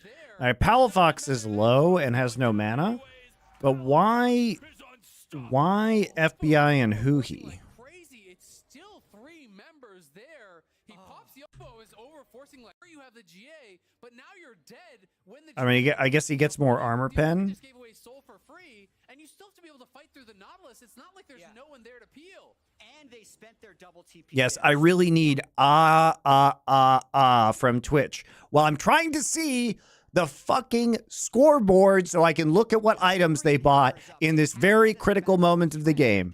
Yep, I can't on Twitch. Yep, that's what I needed. They have to kill this so fast, and Fuck. Energy's a little slow checking. Fuck these social messages, guys. They're so obnoxious. Little denial from Huhi. Yeah, that's it. The rend is done, and Soul secured 4 Cloud Dragons in a row for FlyQuest. Man, NRG were so slow to show Thank up you. to that. And now they feel like they maybe need to try to force Query QWR Hi Mom for your membership on YouTube. Thank you very much. Aren't in the right spots. Yeah, and FlyQuest is so fast here, so I think they're going to be, even though it hasn't worked for them, I think they're going to continue to try and spread out and push these side waves. If they can sneak anyone up the side, they'll go for it, but this is a window. I can't believe they recalled for that, though. Like, they literally get the pick off, and you have an opportunity here. You probably just gave away soul for free, and you still have to be able to fight through the Nautilus. It's not like there's no one there. Like, what? And going down anyways.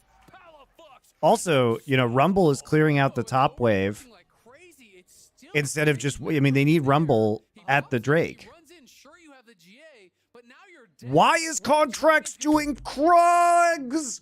Why is he doing Krugs?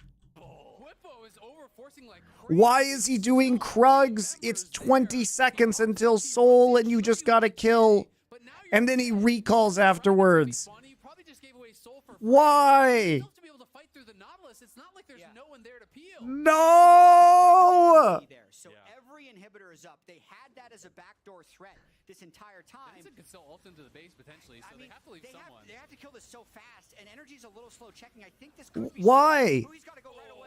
Nice little He literally, what is a sigil? He literally just got a sigil. They literally lost Cloud Soul so they could buy like half an item on 3 people and do Krugs. Fuck, dude. Contract is looking because they know they just gave over that soul as a freebie. Bwipo is still dead for a while and has no TP, so they need more, but their minion waves aren't in the right spots. Yeah, and FlyQuest is so fast here, so I think they're going to be, even though it hasn't worked for them, I think What a terrible day to have eyes, guys. Side waves. If they can sneak anyone up the side, they'll go for it. But this is a window here. NRG has 5 people in the mid lane. They have minions. They have Baron. They got 170 Senna range at the moment. So let's see what they can do. Luckily, Cloud Soul is not very good on FlyQuest. It's good on Renekton. It's like shit on Talia. It's not very good on Poppy either. Overextended himself a little bit. Dawning Shadow to save the day, and they just can't tank through the front line of NRG. A minute more of Baron. I think they got 3/4 of the turret on that first wave. They should be able to finish the turret here. Inspired got pushed back, so it should be an inhibitor broken here. Yeah, it looks like they're going to be able to step up and take this down. The wave clear not enough. It's getting really dicey here. You can see Busio trying to find an angle for a potential hostile takeover. Inspired looking for a flank around as well. He's going to try to reject someone, and now they're going to look for the fight. They want it, and who he can't get the connection there. This Shout out to Inspired and Jensen. Just absolutely putting this team on their backs. Yeah, they're going to look to try to push for the base. NRG trying to make something happen here while the Baron buff is still active. They only have 30 seconds remaining. Angle for a potential hostile takeover. Inspired looking for a flank around as well. He's going to try to reject someone. It's a great play by Inspired. For a flank around as well. He's going to try to reject. He W's, then E's in, and that blocks the knot hook from going through. Fucking beautifully played. Yeah, they're going to look to try to push for the base. NRG trying to make something happen here while the Baron buff is still active. They only have 30 secounds remaining. They know their nexus is open. Nice kick from Contract. How did I come across my job in LCK? I knew that there was an opening for a caster, and I had met the producers of OGN at Worlds, Season 2 Worlds in 2012, and I had been casting with MLG, and so I applied because I knew that they needed a new caster over at OGN. It's an absolute banger between these two teams fighting tooth and nail. Torch, if you guys remember the StarCraft 2 player from GSL, and the former caster of OGN with OGN for Korea before I got there, was leaving Korea to come back to the States. So he introduced me to the producers. What a fucking terrible game. Man, I have not left these games with a very good impression of FlyQuest, guys. Had a huge impact on that final fight, being able to chase down NRG. They made that one a banger. This win guarantees FlyQuest is in the upper bracket of playoffs, so they are now guaranteed top 4 and still the leading candidates to be the #1 seed. Really fun game.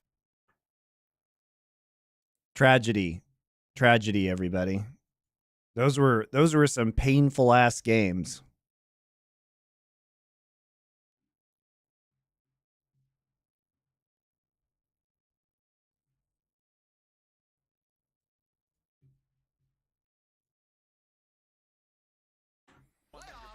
Playoffs. 100 Thieves, NRG next, because it wasn't painful enough. Very clearly, if NRG win this game, we now have our teams locked, and we could say goodbye to Shopify Rebellion and an Immortals Progressive. But All right.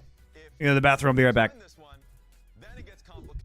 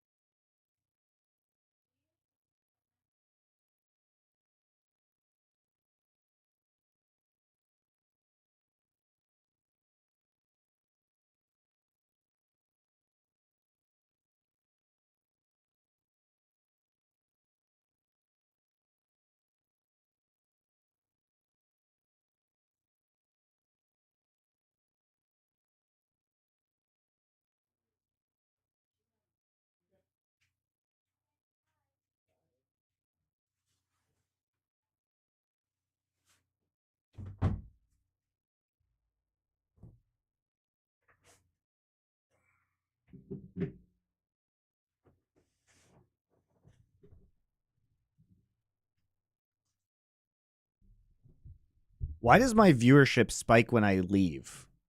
Is it really just better?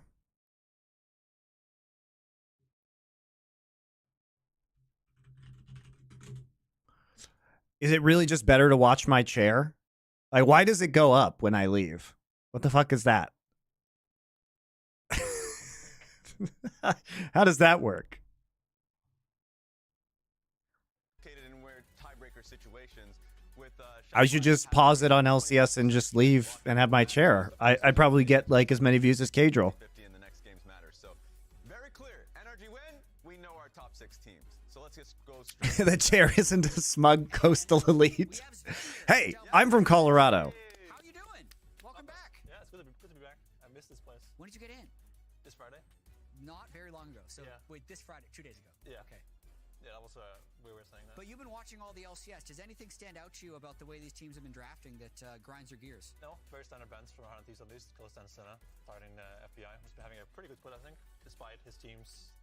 I'm about as far from the coast as you can get in America. Good split. And Everyone else is far more coastal than I am. I think difference maker for NRG. Why they're struggling so hard. Thousands of miles from any coast, in the dead center of the country. Coming out against 100 Thieves Yeah. specifically, just because River and Quid have been so clean on that combo, and it was behind a lot of their wins. Yeah, you definitely target ban 100 Thieves top side if you're gonna ban anything. Meanwhile, NRG's bans all gonna be going towards. Sorry, if you're on Thieves, you always ban out the ball lane. While if you're NRG, Komari Masita, goodbye. that's how these teams play and how they win. One of the least smug personalities in the scene. Is that true? Hotfix Smolder, so this is just I feel like that's been tearing up. people think I'm pretty cocky, pretty arrogant, pretty smug. Banned with Callista and Senna being banned. What's your thoughts on Smolder so far? Difference is I'm right, so I deserve to be smug. LCS at least. Yeah, I think that traditionally we've been in a very slow region. Good night, Corignis. It's very easy to play champions. Do I ever miss going to the beaches? Well, I mean, I was living in LA and I never went to the beaches, so no. It's pretty OP and it's bad. Beaches have too much sand. They're horrible. 21 minutes, 22 Yeah, minutes. it's a very slow starter. You usually have like 60, 70. All right, so we're going to first pick Nautilus, giving up the not hotfix Smolder. Like 6 per wave. And then we are going to pick In pocket where Alistair's. wins you a lot of Alistair Smolder, and it's just not to like you disengage win probably from the Nautilus in case he comes in. You got that Q and W to punt him right back out. Thank you, Corignis. I appreciate you.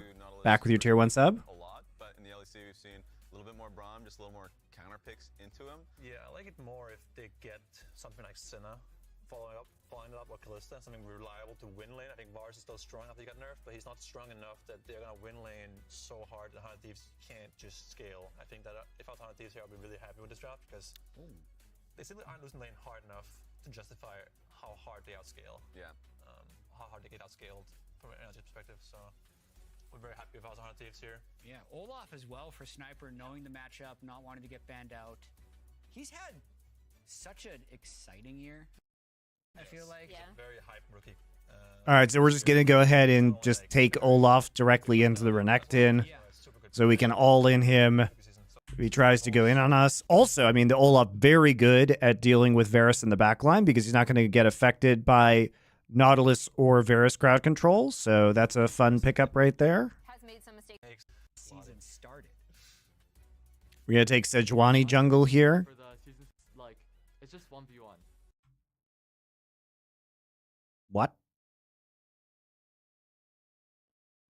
Why are we blinding Veigar? So, whoever kind of has like the advantage over the other top laner will get the edge. Why would we blind Veigar? Or who just You know, when we used to see Veigar, it was because it was a lot of times he was played into Ahri. The last time that Veigar was meta, because you can just kind of cage Ahri and she can't ult, which is pretty I love nice. hearing that because that was a discussion we had before the year that we haven't really touched back on. But I want to call out, we have a Veigar? Yes, we have a Veigar pick. Now, I don't know. so 100 Thieves is locked top 2. They can still get first. It's blind pick as well. Yeah. It wasn't Why are we saving jungle for R5 and blind picking at Veigar, guys? Quit styling.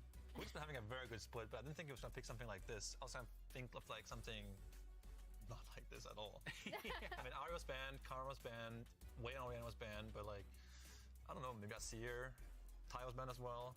I mean, there's a lot of chances. Azir is disabled this week because of the bug. Yeah, true. So I guess control mage picks are a little bit wider, like a little more wide open. Yeah, I mean, I guess it's hard to pick at this point. And a question for you, now you're Varus, you're looking at this team. I think you go poke this game. Unless I hunt So you're just going to play the Corki and farm extremely safely into the mid game. You're playing a poke composition It's just a little bit better in lane. with a pretty tanky front line. What is this? What is this mystery jungler? Is it Olaf jungle and this is a flex? Other than that, a lot of stuff is open. Is this the river? That would still be fucking weird. Varus, probably not against Corki. Surely it's not Rammus. Surely Also red. not sure. No. What?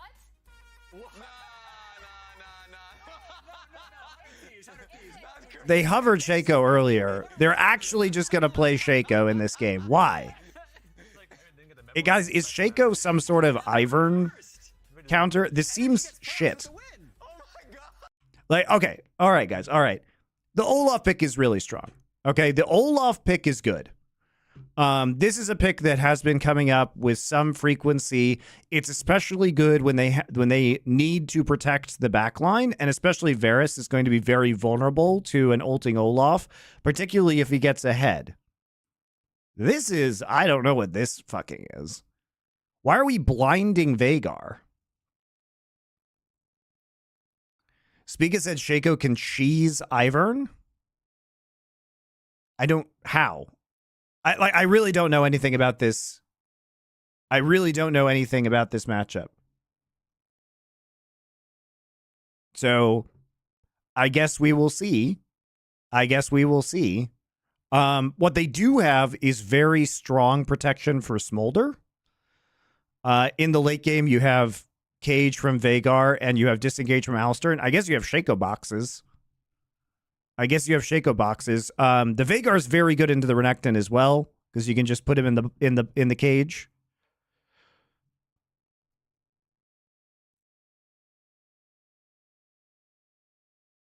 River after said the same. Said he wished they had banned Ivern because he could not do anything.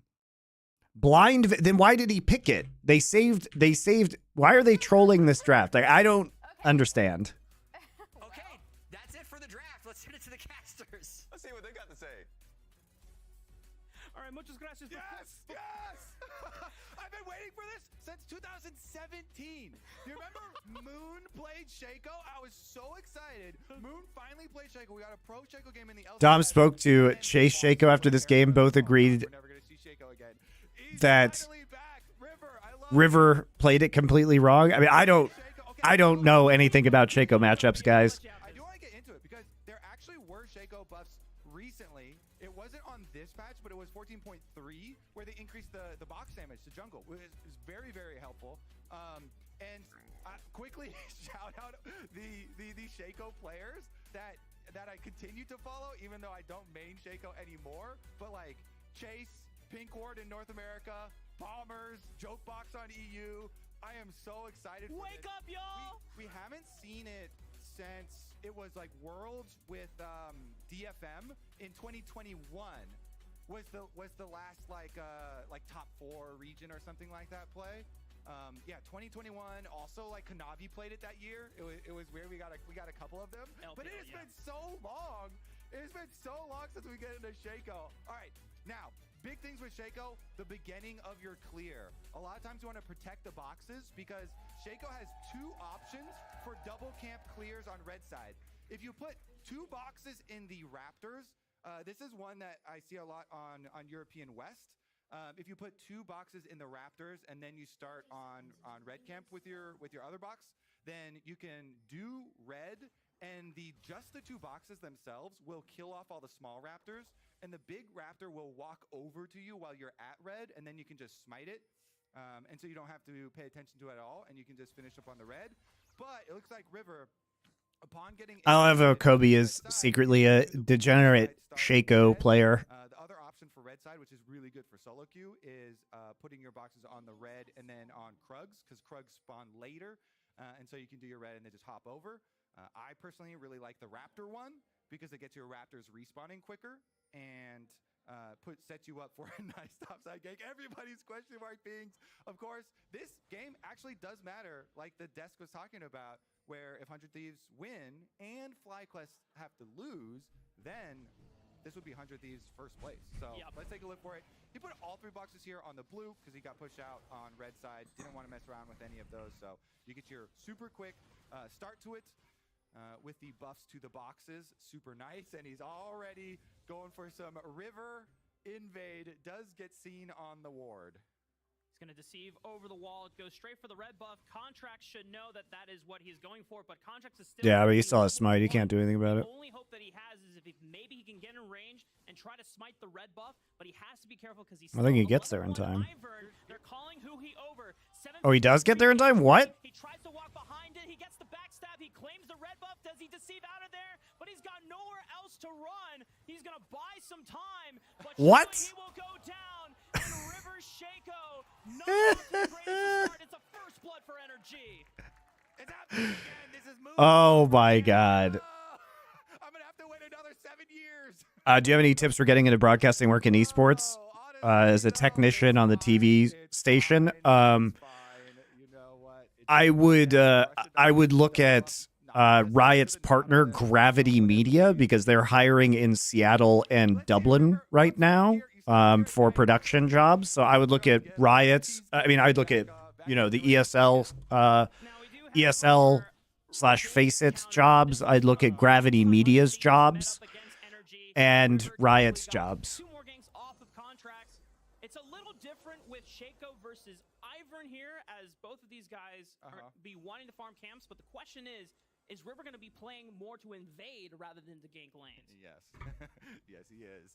That is the question. That is the answer. Yeah, I have watched Top Esports. Yeah, they look good. Cleared out his full blue quadrant, though, so the job's already done there. Shields him off. No problems here for Contracts. NRG, good job, collapsing. They know River. They know River's... It was go to enemy red through Dragon Pit without notice. Yeah, he clearly didn't know they had put a ward there. They had the ward here. Pretty silly. The invade come. Nice little... Now he's super delayed. Let's see what they can do for it, honestly. Gave up first blood. Getting the kill, even though it did... They're lucky it went to Nautilus. I mean, that's your smolder lane down there, 400 Thieves. That's supposed to be like your late game insurance. They're like, okay, if our Shaco pick goes crazy and bad, at least we'll be able to rely on a smolder later, right? Well, as long as you don't feed too many kills into the NRG bottom lane and make it even more difficult for the smolder to keep up stacks, then yes, that will be the game plan. Hook onto Alum, but he should be fine just walking on out thanks to the Aftershock passive. Oh, this could actually get dicey here. Huhi is going to flash to guarantee the room from the passive. Ayla punts FBI away. Willem, but he should be fine. Make it even more difficult for the smolder to keep up stacks, then yes, that will be the game plan. Wow, nice hook. Then yes, that will be the game plan.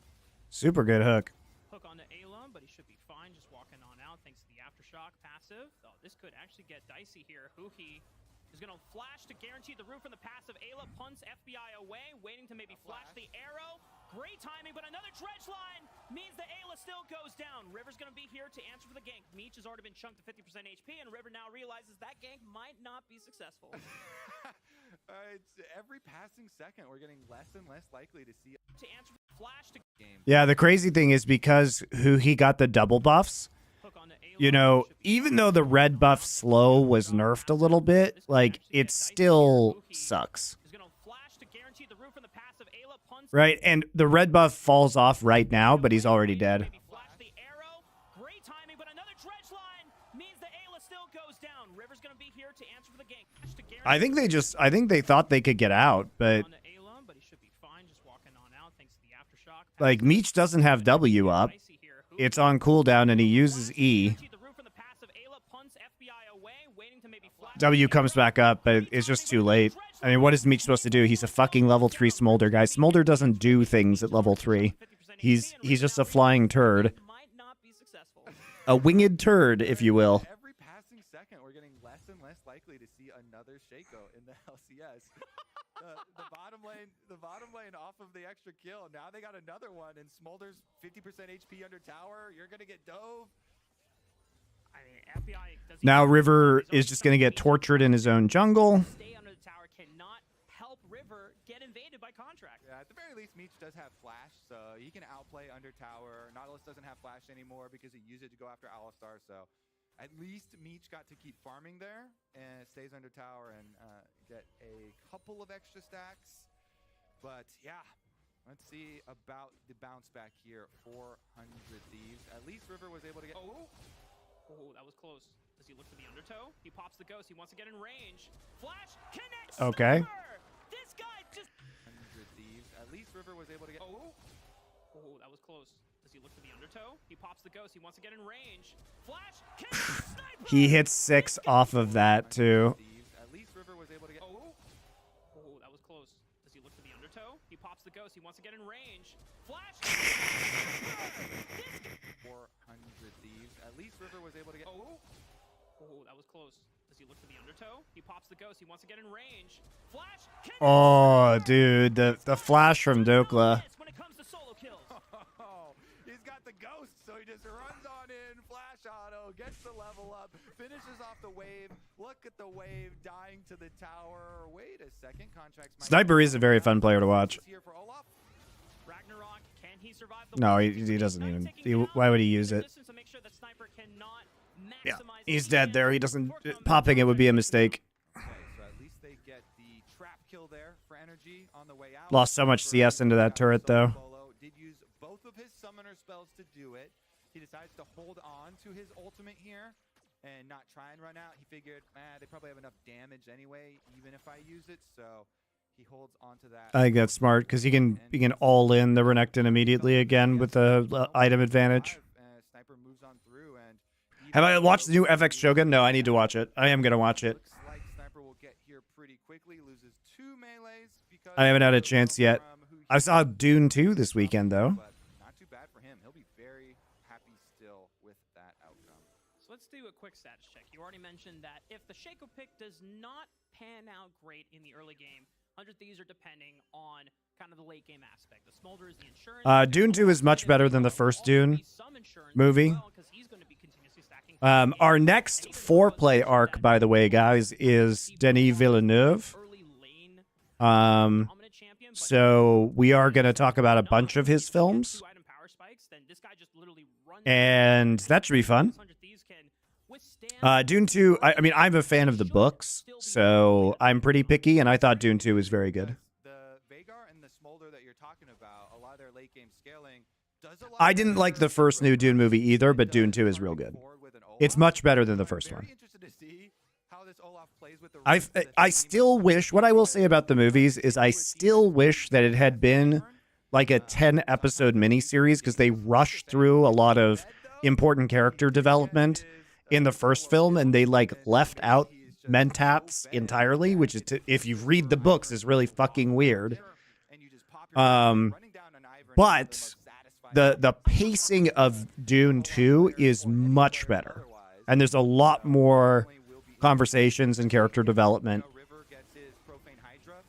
By the way, the Hella Blades and Lethality build for Shaco is so fun for solo queue right now. Profane Hydra is in a very good spot for solo queue. Burst damage galore. If he's in, my buddy lent me 6 books and I'm on the 4th. I mean, really the first 4 books. I've only read the first 4. There are more books, but they're not written by the original author. They're written by his son or other people. And so the rest of the books, as I understand it, beyond the 6 are kind of shit. They got to keep focused in this game. They've got Dragon number 1. They have a slight gold lead here, despite the top lane difference. And another reason why NRG want to focus up in this game, not just for the sake of the game save, but because if they beat 100 Thieves, the uncertainty is over. They no longer have to worry or care whether Shopify wins their game against Cloud9 later today, because NRG will be locked into playoffs. There will still be tiebreakers. Yeah, they did leave out the Mentat arc, which is weird. Have I seen Poor Things? No, not yet. But I am a fan of Yorgos Lanthimos, so I will be watching that. I'm a fan of, Favorite Lobster, Killing of a Sacred Deer. I like his work a lot, so I am excited to watch that one as well. Going to attract junglers, I would assume, because Dokla's just getting whittled down here. This is scary. Dokla, nice call of the Meek, empowered onto the minion wave, get some healing back. Gets the touch on Sniper as well there, so evens up the health bars, but River gets in here for the early vision. Ivern Hover from Contracts just out of vision, ready for any sort of aggressive play. They are expecting it, but again, the burst damage, if River gets in there with the Olaf, brushes are used by Iverns. They're kind of spammed for vision because they give you really good vision. Yeah. Definitely one of the biggest tools there, so that's why we got the Ivern vision on the top brush. They were So I'm just going to play around Sniper winning the top side. keeps on checking all these corners. I mean, you can't play around a smolder lane anyway. Ganking it does nothing. You just lose. So they're just leaving the smolder alone while Ayla goes top side. Completely demolished Dokla in the top lane. The Avengers have come to take down Dokla. No chance there, and with the Shaco ultimate also invested, I mean, I guess you can count it as 5 up there to make sure that they continue on with that one. If we count that as a gank, holy moly, that is a team gank right there. They brought all the fans for Dokla to sign. But what's worse for Who was Dokla is that miscast in the first Dune movie? Duncan Idaho. Jason Momoa is not good in that role. he lost to so many minions. As now great hook by Huhi and Meech. Smolder is such a fucking winged turd. In real time, Meech was like, all right, I got this. You know, I'm going to fake dodge the hook. Jessica is fucking... Rebecca Ferguson is very good as Jessica. And he nails him. I think she's really good, and she's especially good in Dune 2. Next fight, and they've got some extra gold for the kill. Things are starting off well for NRG. They have diffused the Shaco pick for now. Yeah, I mean, the level 2 invade and the ward there is really the only thing that went super wrong for him. Obviously, you would love to be able to counter jungle and Ivern. You would love to be able to get an earlier kill with the ignites on solo queue. If everyone's taking this into solo queue after this, then you do want to get one of those early kills off of your ignite.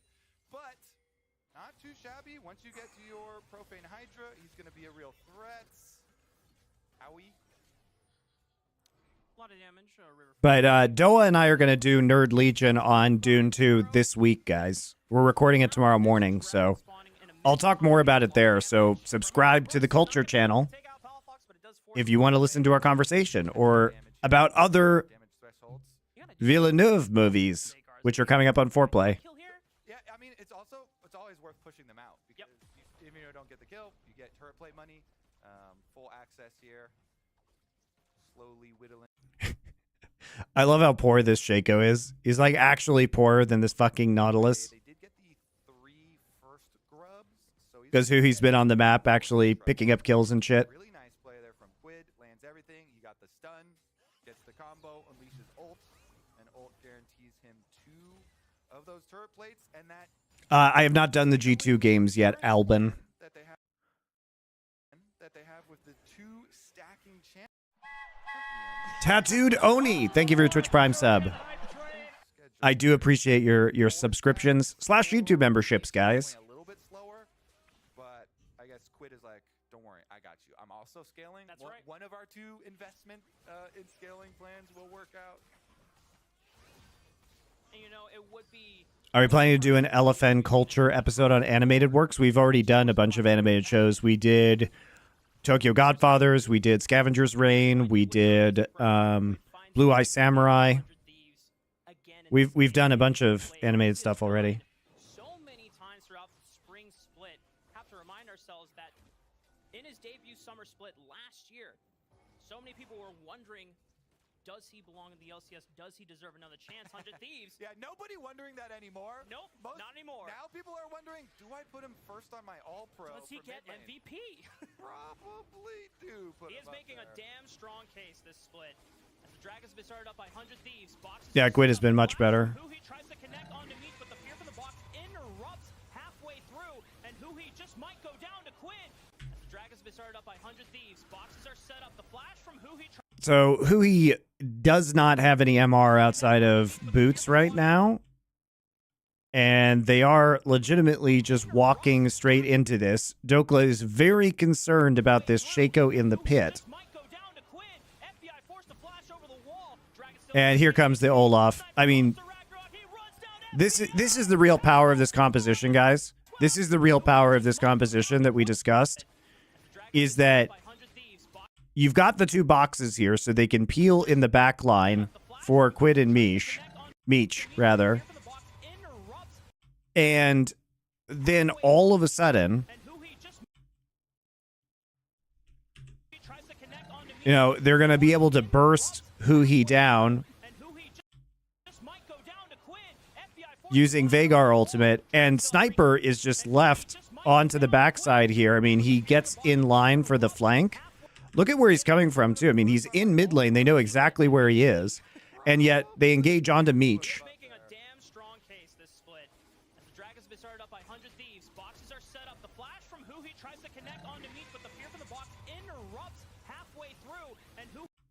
And this is terrifying, right? You have a Ghost Flash Olaf with ult up on onto your and he holds off on popping the ult for a hell of a long time. There's no threat. There's no threat onto the back line. There's every threat onto the back line here. You can't just give the Olaf the flank for free. I mean, they see him. They see him right here.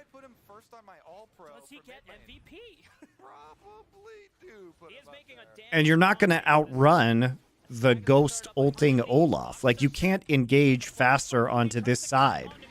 Especially when that's your engage right there. Nautilus hook, and he just dies. I don't know. That is some wacky positioning for NRG. You also do not have to flip the game at this Drake. You could, in fact, just push mid lane right now. There's nothing that says you have to go in on this fight. Like, I get that you're afraid of Smolder scaling, and so maybe you feel like you need to get dragon stacks.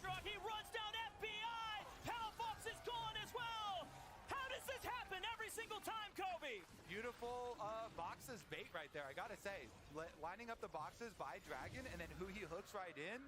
100 Thieves just trap them at the dragon. Quid lays down the cage. I mean, you got such a nice early game from this Veigar. Quid is rolling in the money right now. There it is. You get the hook in, box pops, he gets turned around on, you get the ultimate off, and Quid executes him. Then Sniper from the other side. Olaf runs down the backside. River. I like how Palafox just has to run away from Olaf, gets stunned, gets exhausted, Valks into the pit, which doesn't save him, and then he flashes over, even though Meech still has E up. So he just wasted his subs. And it just turns into a massacre. 100 Thieves. Oh, guess what? Profane Hydra's also done. Nice. Maybe we get to see some highlights now from Shaco. Yeah. Some real burst damage in action, because FBI has no flash now. Palafox has no flash now. Those are the two guys you're looking to get your really big chunks on. One thing I want to see River do is the way that Shaco passive works, for those that might not know, is you do more damage when you damage a champion when their back is turned towards you, called backstab. So if NRG keep that in mind, assuming the fight is not chaotic enough, can NRG remind themselves always face Shaco so that River doesn't get the empower damage? His bot lane, there's a dive, and good God, Dokula is just gone again. Sniper and Quid, baby. The burst, dude, from the Veigar and the Olaf is so crazy. Olaf E and Veigar ult. A little bit of juke here. They just played down to their bottom side that already won. Honestly, you just keep pushing bottom. Veigar, freest game ever. 5 stacks on his Rod of Ages. Oh, this is scary contracts. Dokula just died on the bottom side of the map, and the collapse from Quid could have made things dicey for them. NRG have to cede control of this entire bottom quadrant. River's gonna take it all. Yes, sir. Red buff taken away. Top side, they get the reset. So Sniper was sent up top side after they killed bottom. He's gonna go answer the Corki push. You don't want to let the Corki scale either too freely. Is Veigar supposed to have 175 stacks at 15 minutes? That's quite a few. Some problems though is if Corki did get super fed, got the Merman transform, but Palafox would need a lot of gold for the poke to to be a real hindrance to 100 Thieves. So I mean, usually you want like 150 at 15. Like 10 per minute is pretty standard, I believe. So he's ahead of the curve. Let's put it that way. He's ahead of the curve for 16 minutes. Almost at 190. But, I mean, he was really... I mean, he can just free farm in this Corki lane. Remember that NRG opted into this. It was a blind pick Veigar. Quid is just getting the auto attacks down onto this turret. Rest of NRG might just try to cut off Quid. River already completed his back, but Quid is already making his way out of there. Should be safe. Next objective for the taking is going to be a mountain dragon, which will spawn in 2 minutes. Has Smolder exceeded Yumi levels of boring for you yet? I mean, it's pretty boring. To make those vision plans. and easy play here from He's such a flying turd early that he's boring to watch in the early game, and then when he comes online, he's still boring to watch because he just free wins the game. Gets it, finishes off another outer here. So 100 Thieves get to get a lot more area to play with on their side lane push here. And now they can go back, clear out all. Just got done listening to the EG Files Part 1. As someone who only became aware of esports in 2014, it's great to listen to everything that happened back then. Yeah, I'm glad. That's why we're doing the history of it. Because I think it's important to go all the way back for this one for people who are not as familiar with the earlier days of EG. On Thursday, Friday, Saturday, and Sunday. It's a lot of days. Just making sure that everyone at home knows. And this will not be the last time you hear of this, so I'll be saying it a lot throughout the broadcast. All right, we got the Shurelya's done for Quid as well on the Veigar with Ghost plus Flash plus Shurelya's. This will be the fastest Veigar that you have ever seen. And I hope that's... Oh, no, he's got an Amp Tome, so he's not going for a third item, Death Cap. The only thing is, like, because Death Cap multiplies your AP from your passive too, it is always such a massive Veigar item. But yeah, honestly, Quid, you can do whatever you want, bro. I've got faith in you. 3 kills for himself.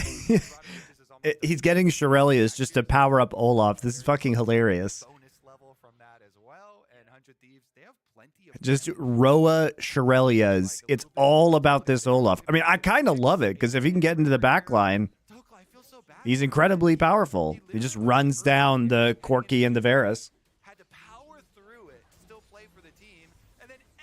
Why don't teams just ban Smolder? I don't know. Why don't they? Because they think they can beat it up early.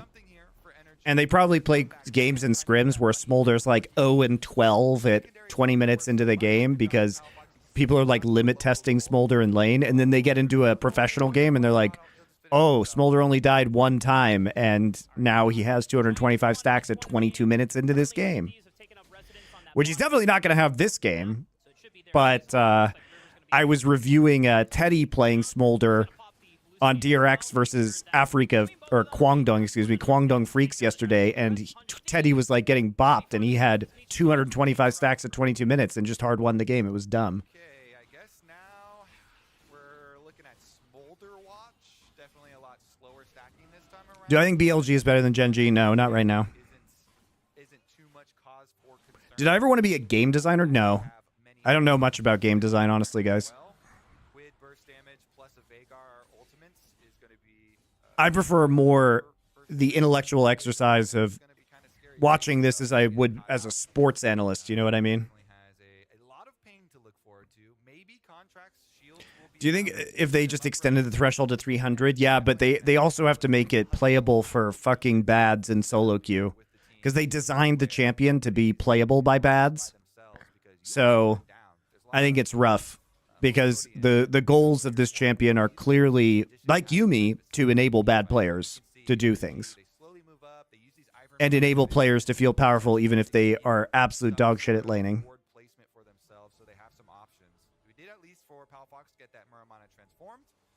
Spear of Sojin is done as well.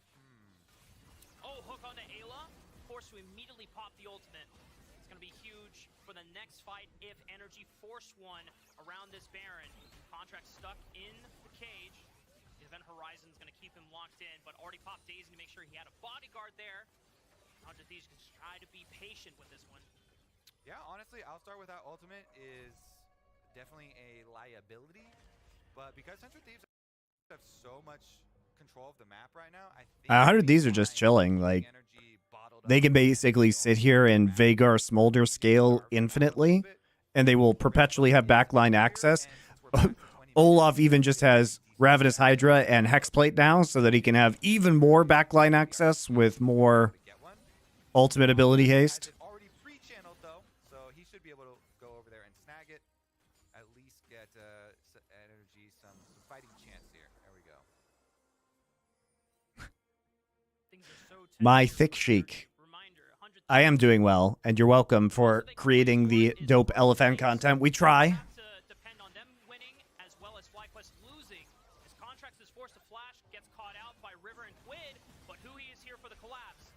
Hallucinate already used by River. They try to flash right on top of Quid, but no one is there to follow up, and the Event Horizon is going to keep him stuck. And meanwhile, Sniper just completely took down Poundbox in the mid lane. Another kill goes over to Quid. NRG are falling to pieces. The Event Horizon is going to keep him.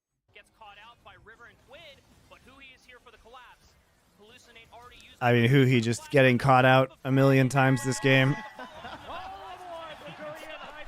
Thank you, Mythic Sheik. I appreciate your tier 1 subscription.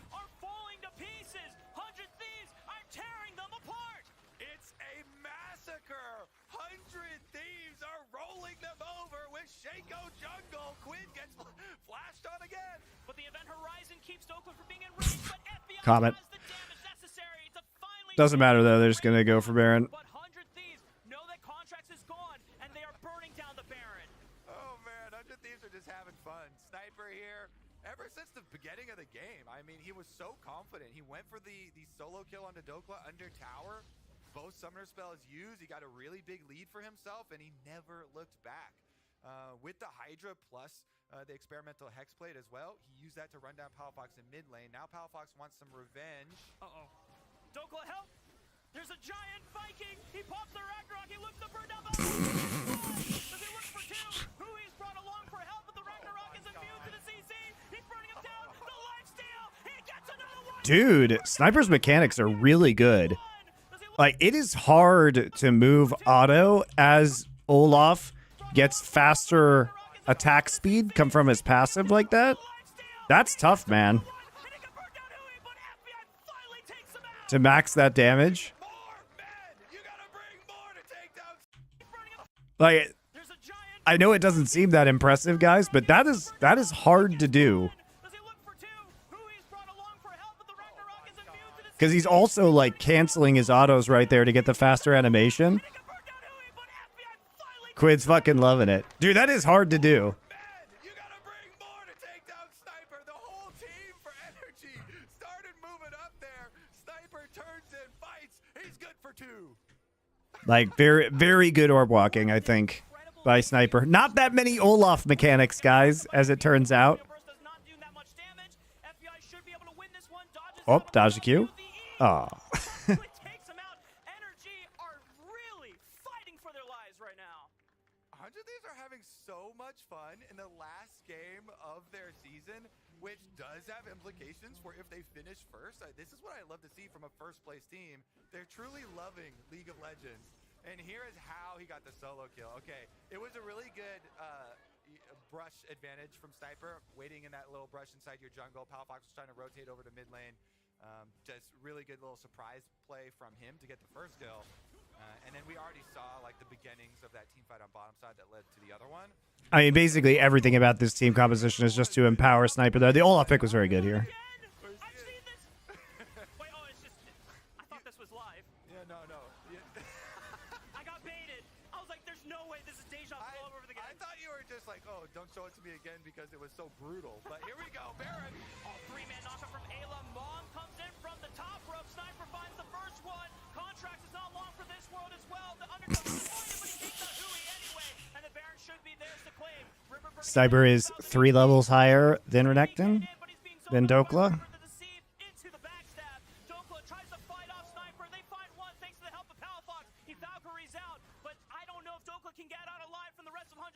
Shago did nothing this game, guys. He put boxes down just in case their backline got flanked. Look at Quid. He's not even done. Quid's not even done. Oh, God. The Event Horizon. Where does it go? Oh, my God. It's just the primordial burst. Outplayed, sucker. Are 100 Thieves still frauds? Absolutely, guys. Take a victory lap. Honestly, Did you see the beginning of this game? It's a good draft from a, well, okay. The Shaco, I don't know what it was supposed to do. The blind pick Veigar is sus. But the Olaf was a strong pick in this composition, and the Olaf got very big advantages. Right? But like, if they were playing a team that was world class and they fucking grief at level 2 with the jungler like they did, I think you have a lot of problems, right? Like, their jungler didn't do anything this game. Also, NRG just gave them free access to the backline at that Drake fight that they did not have to fight. And so Sniper got incredibly fed. Man, this is just cool. You know, it actually is cool. Like, I don't think we've ever shown another replay of the same thing. Like, I think we have a big Sniper fan in the production. Is he going to Mew on him again? Okay, not quite. Oh my god. That's why they're showing it again. They really wanted to get the dances in. Sniper's been so fun to have in the LCS. Celebrating his wins, celebrating the victories. Now, Monka W, Olaf is right. You see him charge out of the bush, and you are just praying the Ragnarok runs out before he takes you out. 100 Thieves, I mean, this roster... Who is more fraud, KT or 100 Thieves?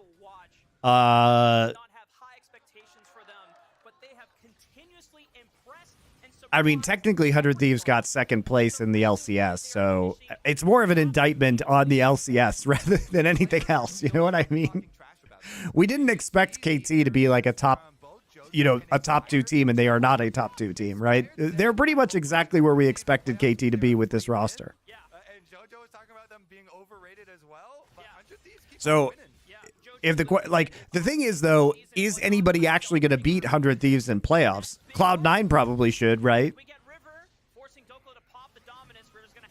But unfortunately, I don't think anybody else has played well enough to take down 100 Thieves, really.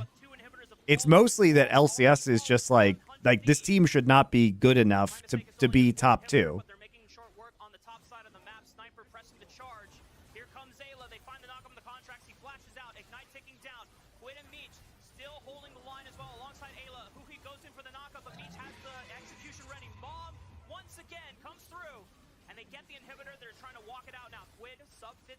HP.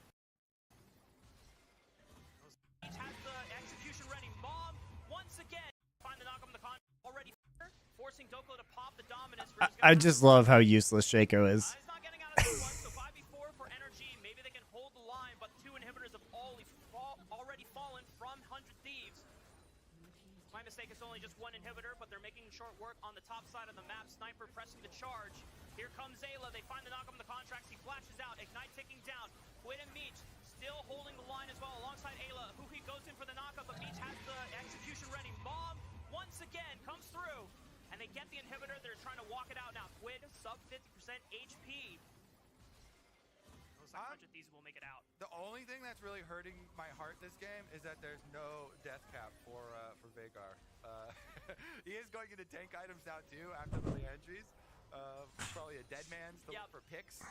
I think it's Quid is like, and make picks for the rest of my team so that the other players can get more credit as well. What a team player, Quid. My guy. Now we're on to Dead Man's Plate for Quid, so he just gets super tanky and fast with Shurelias. We need to lift up, actually. So make some picks for him because Shaco...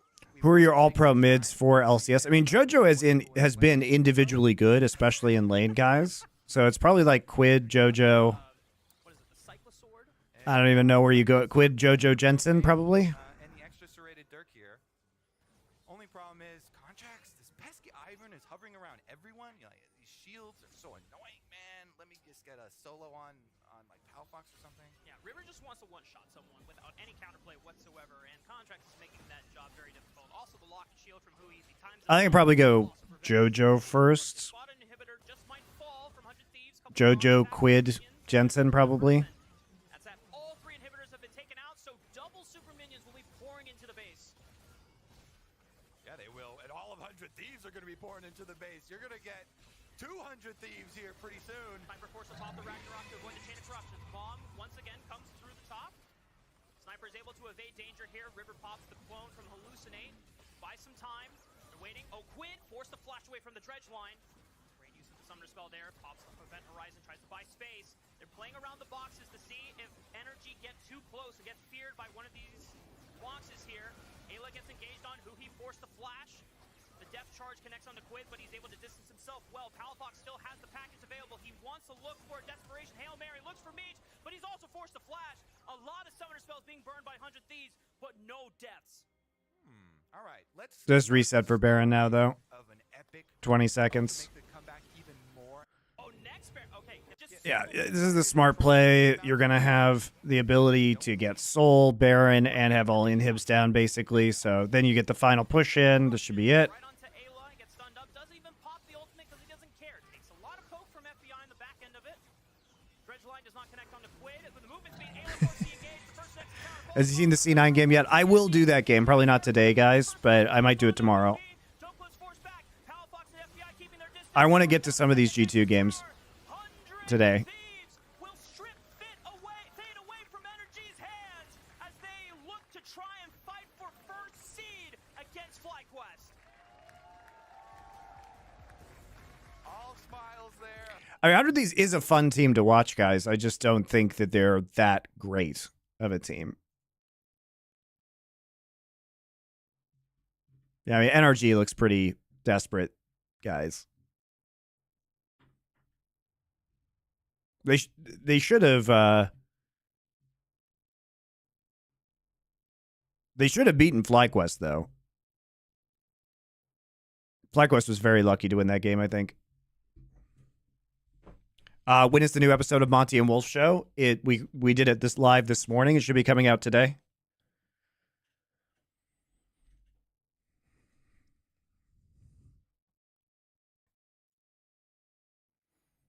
I am very tired, guys. Sorry if I'm a bit low energy today. I had to get up at 5:30 a.m. to do Four Horsemen, and then I did Monty and Wolf Show, and now I've been streaming. So I am giga tired. So I'm a little bit out of it. I do love you, Swervy. Inspired for MVP. I think that's probably the right call.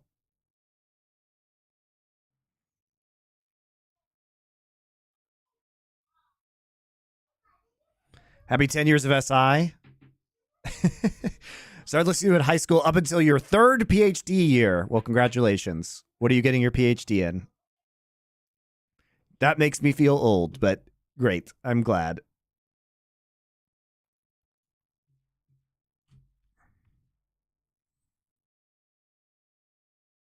I mean, every time you pick an RE, you want something that's going to be able to synergize well with it, get that damage off, and Lee Sin has kind of been the go-to even when we look back at last year as well. And BDS immediately want to try and make some funny shenanigans happen and see if... Where's our draft? We didn't get draft. To keep, what are your thoughts on B1 Delay Facts? You don't have to go super in depth. I think it just LEC's on 14.5? Why are they on live patch? That's weird. Whatever. Cognitive neuroscience. Wow, impressive. Asir being out, honestly. Oh, that's true. Is it not good into Azir? I thought it was even better because It's good into Asir, but then the Orianna Asir handshake will be like a bit different in my opinion, because usually you are like one team gets Orianna, the other get Asir, but now Asir is out. So Actual Ash bans in the LEC, especially for Ice, that's been the kind of his go-to champion outside of Varus and Jhin as well. Oh, there's your favorite champion. Glista, Draven, Twisted Fate, no surprises. So we're just going to take Smolder here. Ari into the Talia. I think it's Can be a little bit dangerous to the E. Talia mid, right? That's why I don't think Shio will play Talia jungle. Wait, he can't. The big He's not going to play Talia jungle. That's not how BDS plays. BDS plays around skirmisher junglers. All right, Zeri, are they? Do they think they? Do they think they still have Crowny? And now Braum, probably. So they're opting into the scaling handshake, and Braum, very popular Nautilus counterpick. No Jace. To camp the Talia a lot. Good pairing. What other pairings do you have with Talia? Stuff like, I feel like, oh, Poppy. I think I would still play Rel. Poppy looks pretty decent, not the best against smaller Braum. But yeah, Poppy looks decent, I guess, to counter the league. And top lane. Aatrox blind. Now Wukong is really, really good. Poppy good into Ahri and Lee Sin because you can stop those dashes. So counter pick here, and will be Volibear top lane. Yeah, wins every melee match. Volibear now a pretty darn powerful flex pick. He gets very tanky in the top side, guys, and just his heal sustain is pretty crazy with Unending Despair and Fimbulwinter and Spirit Visage. Like, if he gets the 3 items, it becomes very, very, very, very, very difficult to kill him. Usually incredibly active, a similar story for Lee Sin, so see if it's an explosive early game for both sides. We get ready for BDS versus G2.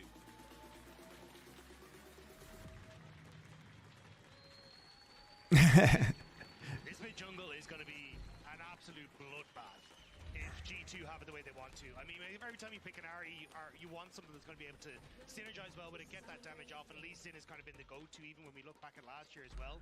Do you plan to do foreplay on more popular movies like Lord of the Rings or OG Star Wars? What do you mean? We have done popular movies.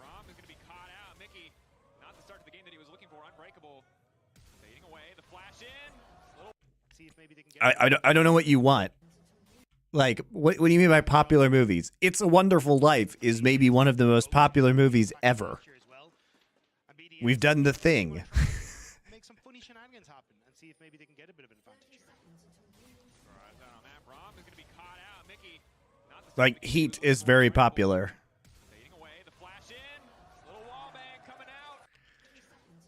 I mean, sure is a cute little start here. BDS immediately want to try and make some funny shenanigans happen and see if maybe they can get a bit of an advantage. Doesn't even have to flash for the hook. It's 5-band right here.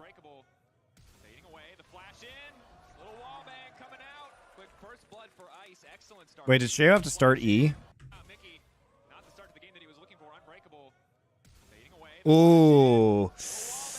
I mean, it's good to get the first blood onto Zeri, but starting E for Poppy is fucking brutal in terms of jungle clear. Which means that he's going to struggle a little bit on his setup when it comes to... Oh, hey.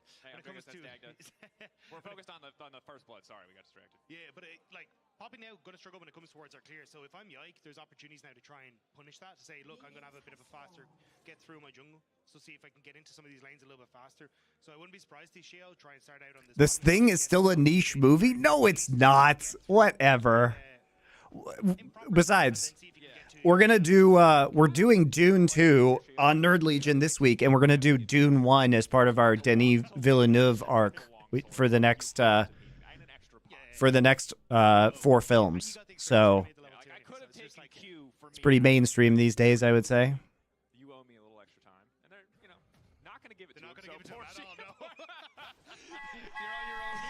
The Ancient Dreamer, thanks for your Twitch Prime sub. Good morning to you as well. Still going to hit the level 2. You'll be fine here, Sheo. You're going to take the E on the level 2 anyway. So he's not a totally a jungle guy. He doesn't get a play for you. Yeah, I mean, he actually gets a leash here from the Nautilus anyway. Yeah, and you got the experience. You're going to hit the level 2 anyway, so it's like Q. And he does get some relief from jungle damage with the E wall bang on the red buff, so it's not that big of a deal. He'll get level 2 off of this. And he uses smite, it's fine. Vera OM, thank you for your tier 1 subscription. I appreciate you.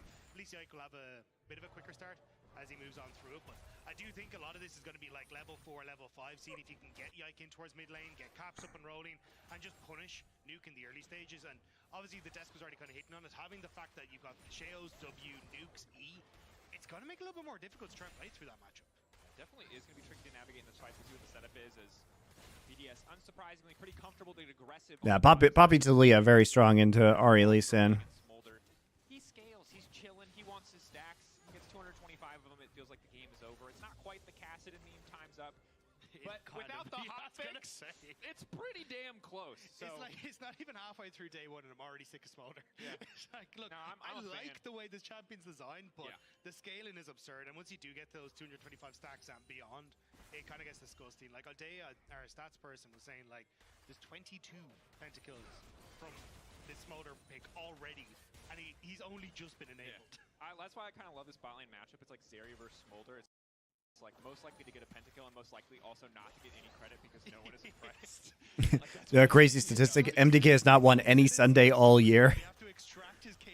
That's funny. Look at the rest of us. Yeah, I feel like Maybe they just go to mass like good Catholic Spaniards on Sundays. the most pentakills. Whoever designed Smolder is winning, so see if Zeri can make a comeback here. Well, that's why she had to get buffed, right? Yeah, so that you can for sure. see You gotta Zeri balance out. versus It's Smolder. really the pentakill battle. Maokai gets buffs for Freak. Zeri and Smolder get buffs for their respective designers. You know, I assume is how it works. It's one thing we haven't talked about yet is this top lane matchup. Obviously, Aatrox you're probably used to seeing. Volibear, I wouldn't say flavor of the month, got some pretty significant buffs, especially when it comes to that Q move speed. As well, the Thought Charm going a bit wide. Sonic Wave will connect, but G2 just bringing in Yike to support that push out from Caps. Yeah, I think we're going to see basically this continue to happen. Because as you Yeah, said, the Q did get buffs, but in the top lane you max W, you only max Q in jungle. For Volibear, so because you want the heal sustain on the trades and to be able to heal up off of like canyon minions, I guess, if you need it. The whole idea is you get a ton of sustain off of your W and off of your shields, especially when you get into things like a Spirit Visage for this champion, and you just don't die. So BB going to be perfectly fine in this matchup, but it does mean your most explosive moment is going to be for G2 in that mid lane, and that's where all the action's going to be. And just kind of what will eventually become the battle of effectively drain tanks on the top side. Yeah, between the Aatrox and the Volibear, and when you're able to just build full tank, focus on some of that early armor, it can limit the impact of what we very much expect to be the more lethality-focused Aatrox. So then we'll see if Adam has any adaptations of his own. That said, a relatively quiet early game. Quick Smolder stack check, 32, 5 minutes, not bad. But yeah, name of the game, as we saw kind of in our first game with Vitality Team Heretics, is like you can do Yeah, Smolder's been dumb in LCK, dude. Krethus, like he's been dumb everywhere. Smolder is the mortal enemy of the Guangdong Freaks right now. Just lose every Smolder game they play. And I think that's why we're looking at like the supports to see what they can do, and Labrov wants to see if he can get onto Caps. confident movement forward from Caps, knowing Yike is behind him. Mickey now on the way too. That's a man advantage. Charm going to connect. Excellent buffer coming in from LeBron. That could have been his life, but Cheo now coming in as well, knocking Mickey back. Not quite going to connect on the wall, and Breakable to block the follow up. Taking a sweet time, bit of an awkward fight. BDS are now the ones with the man advantage. Again, the flick back not going to connect. Yike just barely able to make it out. He's stunned, but the follow up is not there. G2 holding on. BDS had the man advantage, but can't quite finish the kills. Nuke just missing that flick back was a disaster. That could have been the easy pickup, and then you start to move that over. Not there, and as well, knocking Mickey back. Not quite going to connect on the wall, and Breakable to block the follow up. Taking a sweet time, bit of an awkward fight. BDS are now the ones with the man. It's very awkward that he missed the W because of the Nautilus hook. Holding on. BDS had the man advantage, but can't quite finish the kills. Nuke just missing that flick back was a disaster. That could have been the easy pickup, and then you start to move that over towards like Void Grubs and stuff, but instead they're not quite able to get it. But Is Braum an okay pick here? He is a Nautilus lane counter pick. Advantage to the side of BDS. Doesn't mean the Dragon started for now. Will eventually get taken down. He's very good at dealing with Nautilus hooks. Sky Splitter to clear the wave. We're gonna watch a lot of bears and/or man bears proxy waves today, Rob. it does feel like League is starting to turn into a little bit of like, oh, McDonald's farm. Because we've got like Zeri, who inevitably will bring Yumi the cat. We've now got a bear in it. We've also got a dragon in it. It just feels like this weird mythical farm that we're going to. Yeah. Dragon. Yeah. I want a panda champion. Why don't we get baby dragon? Where's our baby panda champion? Everybody Where's likes Kung baby Fu pandas. Panda? Yeah, where's Kung Fu Panda? Why is it Jack Black in League of Legends? These are the questions that keep me up at night. That and I'm actually surprised they haven't made an Uwu Panda champion for China. Seems like very low-hanging Chinese fruit. And we are pre-hotfix. That said, a dive would be a great way to do it. Hansama knock back at the wall. That's clean, and the flick back not gonna miss this time. Excellently coordinated dive by the side of BDS. The counterplay. The Smolder meta is shit. It benefits defensive teams and playing slow. The games are very boring. I prefer a meta for teams that play fast and beautifully, like MDK. Like MDK. That's the analogy you're making. You could have picked like T1 or BLG or fucking Gen G, and you're like, I prefer the beautiful play of Mad Lion's Koi. What? This is for you.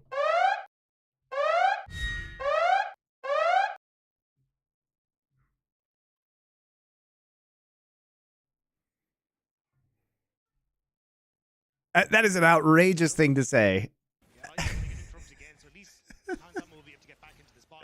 By the way, the early game teams are still dominating in a lot of regions like LPL and LCK. Will end up just responding with a turret plate for himself. Maybe with the ultimate from BB, they can actually dive, so Adam has to be very careful here. Adam, no ulti either. This, little bit greedy.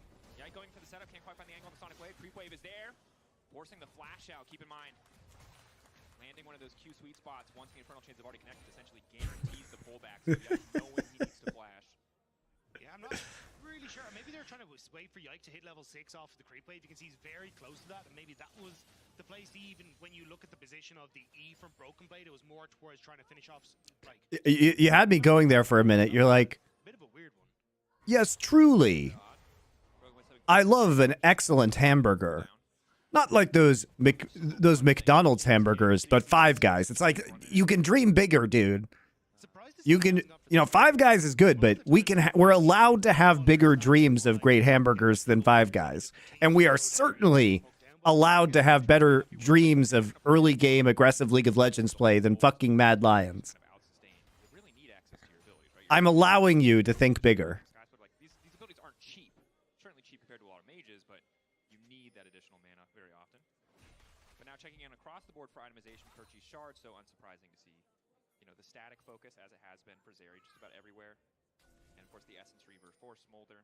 Again, Ensemble getting shut down a little bit early on is a big deal, slowing the Smolder scaling, something that BDS can try to capitalize on further. It's also something you start to see a little bit more, especially when you look across the LCS, is like, okay, first 3 grubs will give up, but suddenly at like 10 minutes we get a lot of fighting for those void grubs at the top side. So especially with Labrov and Ice having control over this bottom side, I think that's where we're going to see is Labrov starts to move now, more push towards, hey, can we play around Ari in the mid lane, try and contest the next set of void grubs so G2 don't get the next, or to get those 6 stacks, and then you can always reset in time for something like a Dragon if you really want to, but that's a bit of a tight window because there's only a 30-second difference at the moment between the two. Pressure on the top side for BDS. We'll see if Adam wants to back here. He doesn't really have any coverage, but feels confident he can get it. Nuke the charm, going to connect this time. There's just no counterplay. Double flick back does not matter. Nice job. The kill there. Clean play coming in from Caps. You can see why. But feels confident he can get it. Nuke the charm, going to connect this time. There's just no counterplay. Caps can hit charms. Palafox? No. Caps, yes. Also, Nuke. That's a bit of a tight window because there's only a 30-second difference at the moment. He literally walks up on this, by the way. He walks up to harass with Q. His Shale walks away from him. And then he just gets bopped. Also flicks them the wrong way.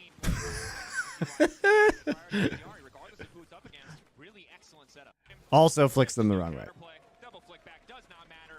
Yike grabbing the kill there. Clean play coming in from Caps. You can see why they prioritize the Ahri regardless of who it's up against. Really excellent setup. It's really hard to spot that as well because it was a lane gank. You don't really have any vision that's that deep into the enemy jungle. So nice setup from G2. I think he went aggressive thinking that Sheo still at his back, but Sheo was wandering into topside jungle, so. Working up towards that malignance, he's going to be in a great spot. So a lot of control coming off. Real EU hours. I saved the LEC games until you Euros woke up. If that's not worth a subscription, I don't know what is, guys. I was conscientious of your time zone. I didn't do this while you were asleep. Expecting to play into top. Honestly, Broken Blade has been left in isolation, and it's looked good so far outside of that one top lane play. There was a bit of a fumble from him and Yike. Yeah, I mean, Volibear is just so strong at the moment. He's always been a bit of a lane bully, and the fact that he got a ton of buffs, including to like the move speed on his Q, which is kind of what got people interested in him again. Makes it so hard to. You mean before we go to sleep? I see. You're just a degenerate. I mean, Yike can kind of do what he wants if he's in a position to start moving over towards even potential dives on top side once more. The last one didn't go so hot, so maybe they hold the brakes a little bit. Yeah. Just more money for Broken Blade. He's been proxying for half this game, it seems like. It does matter, of course. There's a Drake on the side of BDS, but all things considered, relatively even early game. The big thing is kind of AD scaling. I feel like if we're going to have a slower game where things are going to be closer overall, we're kind of just looking at the late game arms race of Smolder versus Zeri. Smolder certainly feels like the easier champion to get value out of. And that's the thing. I think for BDS, it's, look, we talked about potentially going for Void Grubs, but I think they're more interested in Dragons going, hey, if we can fight third, fourth before Smolder gets to, you know, the 2-2-5 stacks at 25 minutes, that's fantastic. So let's try and see if we can move in that direction. But G2 with quicker resets and off of that early kill for Caps having that quicker reset as well. They've just set up control now in River and making it difficult for BDS to move in. Like, this choke point is going to be miserable for BDS to try and come through. They're matched 4v4, but G2 just have better positioning, better vision coverage at this point, so BDS has to be very careful about walking in.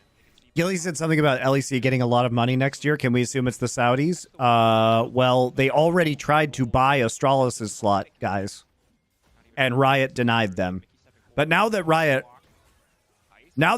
just totally cool with working with the Saudis and they're going to be part of the Esports World Cup, I don't see why they would deny future team sales. So probably.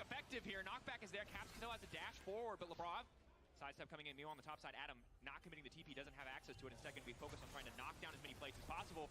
But really effective here. Knockback. Ice. Shock laser over the wall. TP now coming in. G2 want to force the couple hundred gold just to try to contest. Not even really have access to the sure thing. Mickey stepping forward to body. So Talia is not here. They're walking up even though they can't get an angle onto this Drake.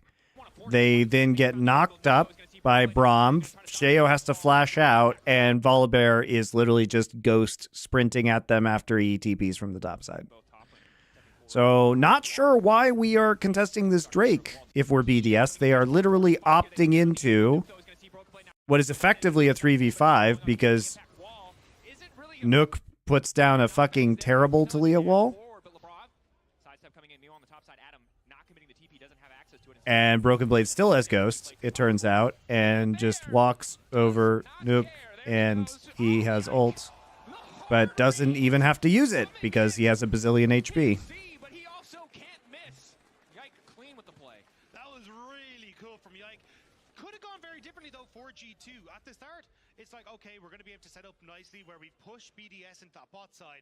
And then they bring in BB to try and make sure they're coming into play. Adam could have back away. Speed up though from BB. Again, the stun instantly into the ult. Follow-up is there. Yike is living every Lee Sin's dream. All of his laners have great setup. He gets to point and click his Q just about every time. It's a BB. Are we sure he's played Talia before? I mean, remember, Volibear is ghosting this entire time. If we just watch what happens, by the way.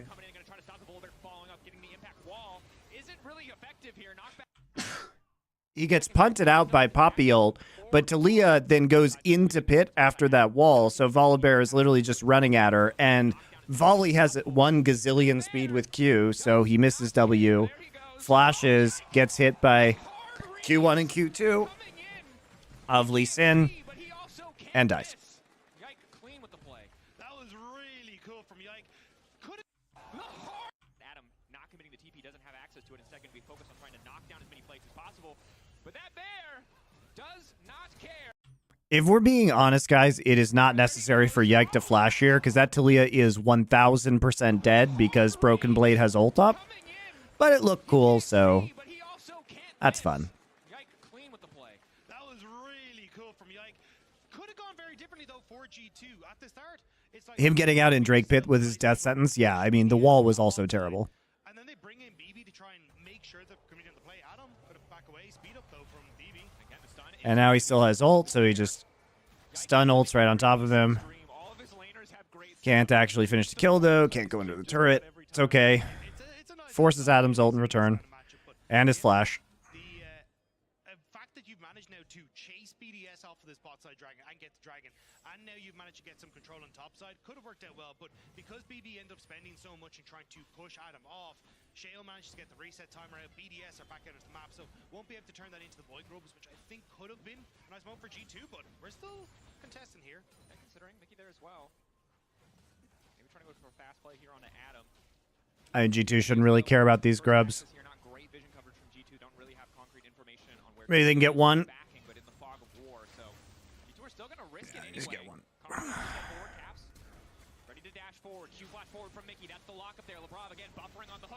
Nice kick. Confident enough to step forward, Caps. Ready to dash forward. Q flash forward from Mickey. That's the lock up there. Labrov again.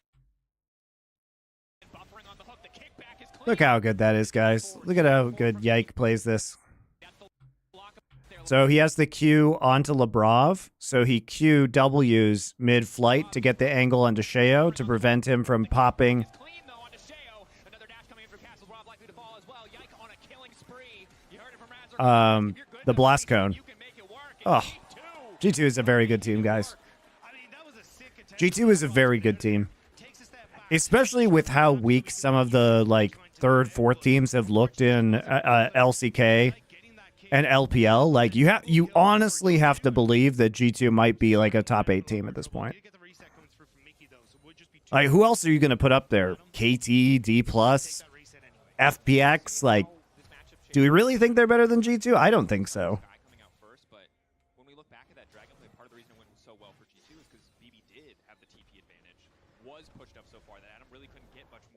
Like, they are making some really clean plays. Moving up the top side, they think they might have caught the recall here. On the bottom side of the map, though, G2 have to be a little bit careful. Mickey potentially caught out. Follow up from Talia Wall is available if they want to go for a play. LeBron waiting in the darkness will get spotted.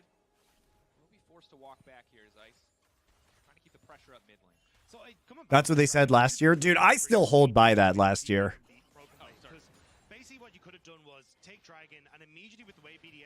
You have to remember, they actually did beat Weibo and D+ at Worlds.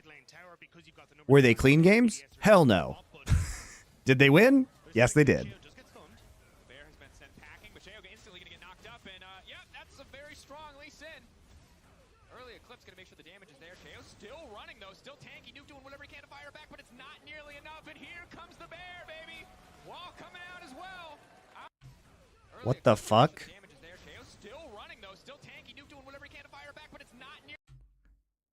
I mean, that's a nice play by Broken Blade. I love the thumbs up in the air as he dodges the W with his ultimate. It's beautiful. I don't know if you've seen Cocaine Bear, but this is basically the plot in a nutshell. Broken Blade relentless. Unstoppable in that one. He was not going to let them get away. I mean, the fact that Sheo tried to use his ultimate. You can't be displaced during Volibear ult, even if you can get CC'd during it. Now that was a change that they made.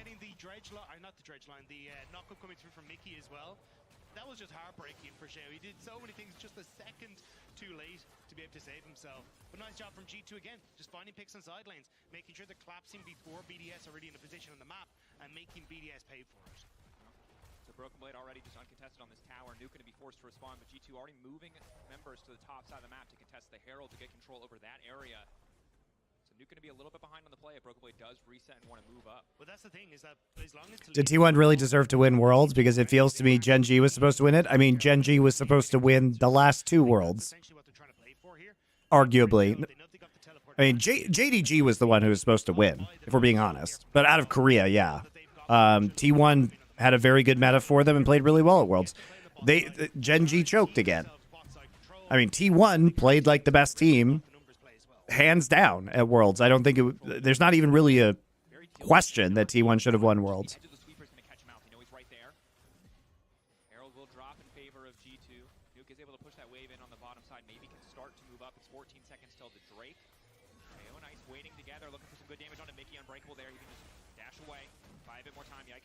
Have to be careful. D2 backing off.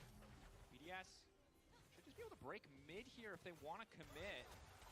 D2 potentially a little bit over eager here. Are going to end up losing mid lane tower. BDS, do they have enough of an advantage to transition this to Drake? It looks like the answer is yes. Yeah, especially with the position Yikes moved up towards that top. HLE is not top 8. HLE is definitely a top 8 team. I don't know what you're talking about. I'm going to release my new power rankings this week, guys, but like, why wouldn't HLE be a top 8 team? Here are the teams, guys. Come on. You know what it is. Like what? Gen G, BLG, T1, top esports probably. I'll think more about this. So this is in my final list. JDG, HLE, right? I think that's relatively non-controversial. And probably G2 after that, and then like FPX. WE. I think that's not a crazy list.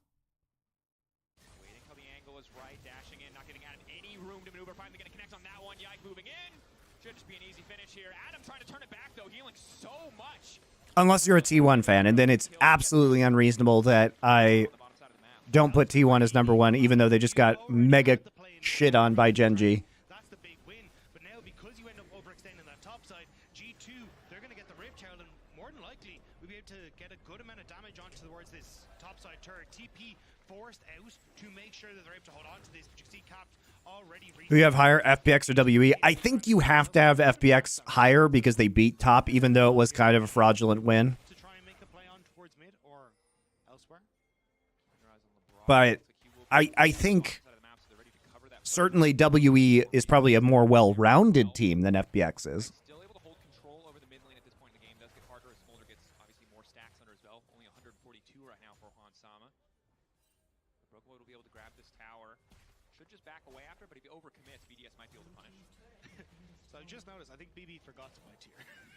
Yeah, Dom says he rates WE higher than FPX. I think that is fair based on eye test, but based on results, like FPX probably deserves to be higher right now, even though some of their wins were kind of fraudulent. There you go. Well, not quite Nimble Winter yet, but Winter's approach picked up for himself. So, and yeah, this is just going to be. But if you asked me who I think would do better in LPL playoffs, I think the answer for me is WE. And the Eclipse now picked up is very strong in finds the 1v1.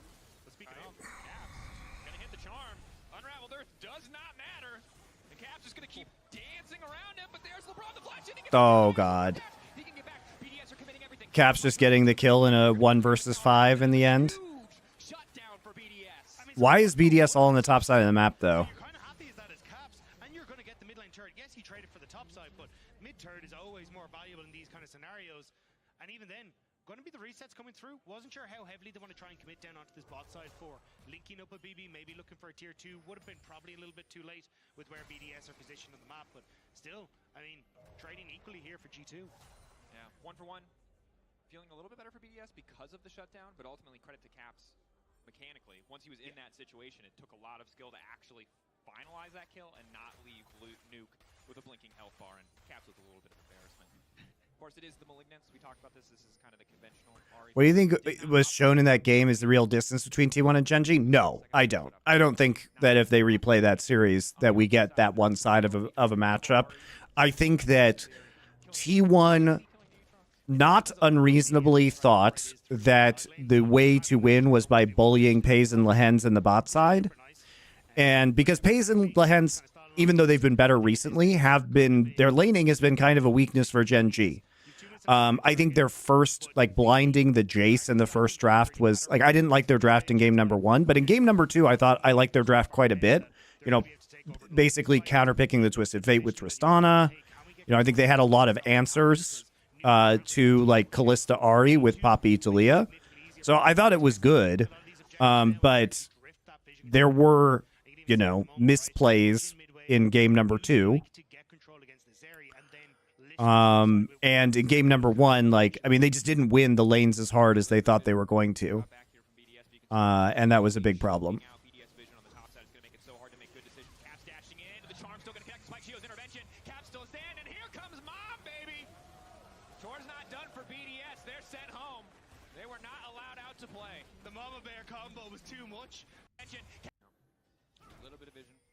Back here from BDS, but you can see G2 slowly choking out BDS vision on the top side. It's going to make it so hard to make good decisions. Caps dashing in, the charm's still going to connect. Spike Shield's intervention. Caps goes in, and here comes Mom, The lineup for the Smolder ult is so good right here, actually. What is Nuke's Talia is not good, guys. His E is down, so Ari just can freely ult on top of him now. Look at this. Sheo flashes in order to get the stun, but the whole team is there, and they line up for Braum and Smolder ults, and the tower gets turned off.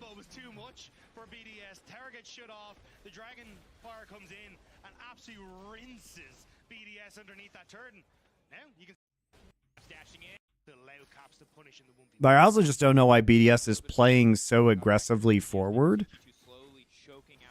when Zeri isn't there. It's a nice TP from the Volibear, too.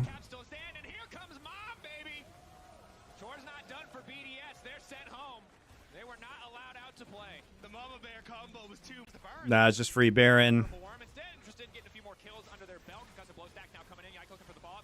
More Smolder stacks for funsies.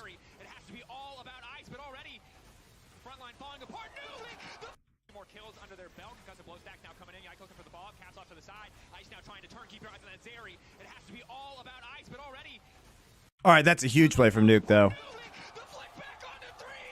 The TP into the WE.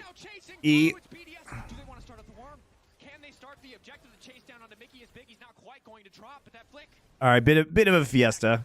Bit of a fiesta. Not respecting Nuke's respawn is pretty bad. By the way, guys, they also don't have to turn right here. Just to be very clear, they do not have to turn. Sheo was dead.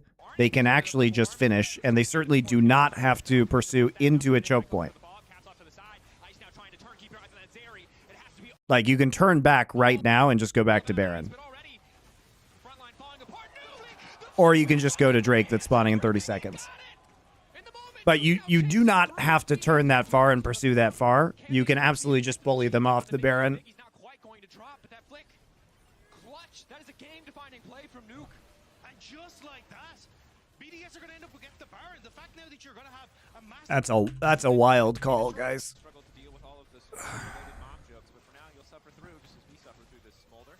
I mean, Caps is coming back. They can just run interference with Broken Blade and Caps and have Yikes and Hansama continue to DPS Baron.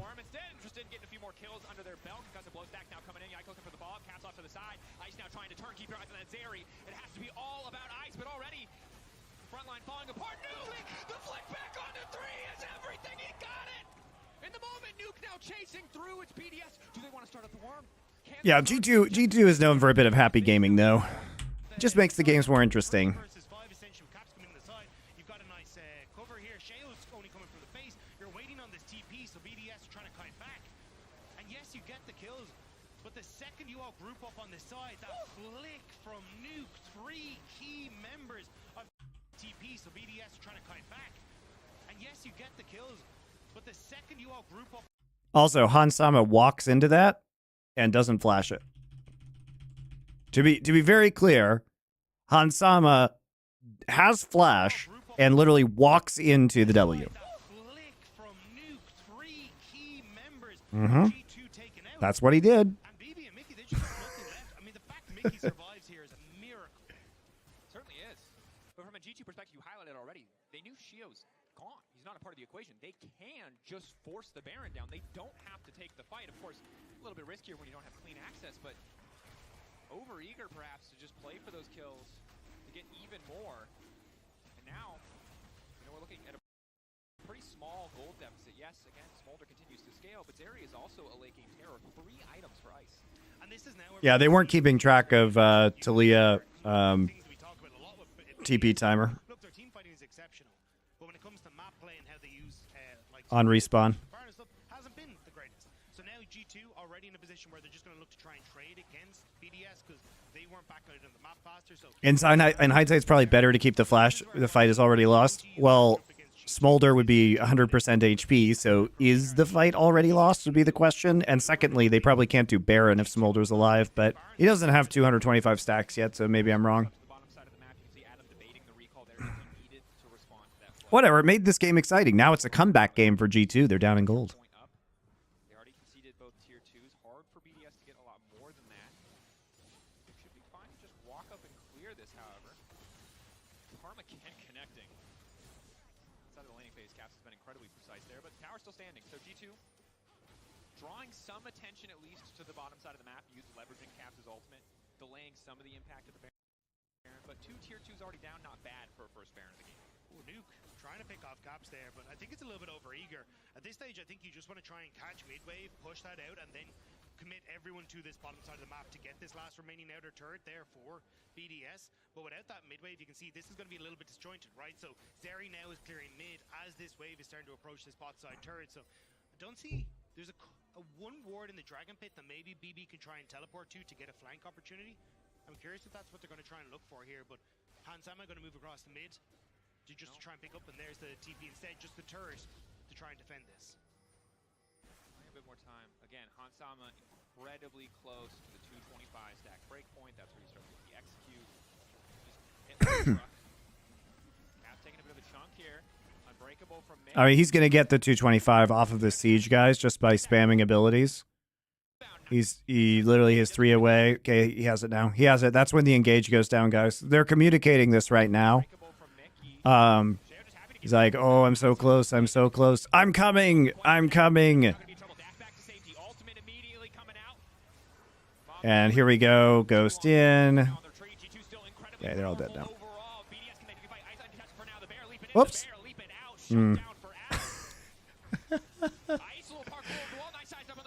maybe we went a little bit too far.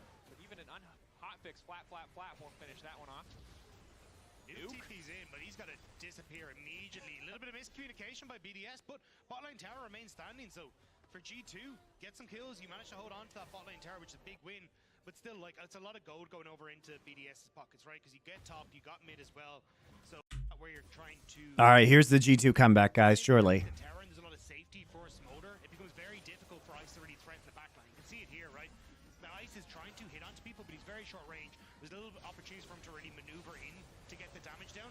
Whereas when you look at the backline with the Achu there, you actually hit the 225 stacks. I know, perhaps so you actually end up with getting this burn across, which is in the end of the day what finishes off Labrov, and it just makes it very, very difficult for BDS to try and press forward, which is why I love the R forward directly into death. Some of this extra static damage that you get off of the ultimates of maybe pick off members, but just doesn't quite enough in the tank.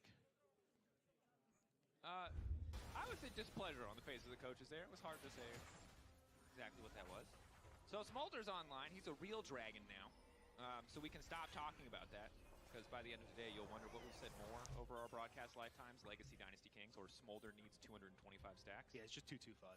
Yeah. So he's there. We can stop now. Don't worry. He's very strong. Ulti very strong. Been missing me in Overwatch. Glad to see you're doing well in League. I'm doing well in general. Go subscribe to, if you miss me and Doa in Overwatch, go subscribe to the Culture channel for Last Free Nation and watch our show, Nerd Legion. We're talking about Dune 2 this week.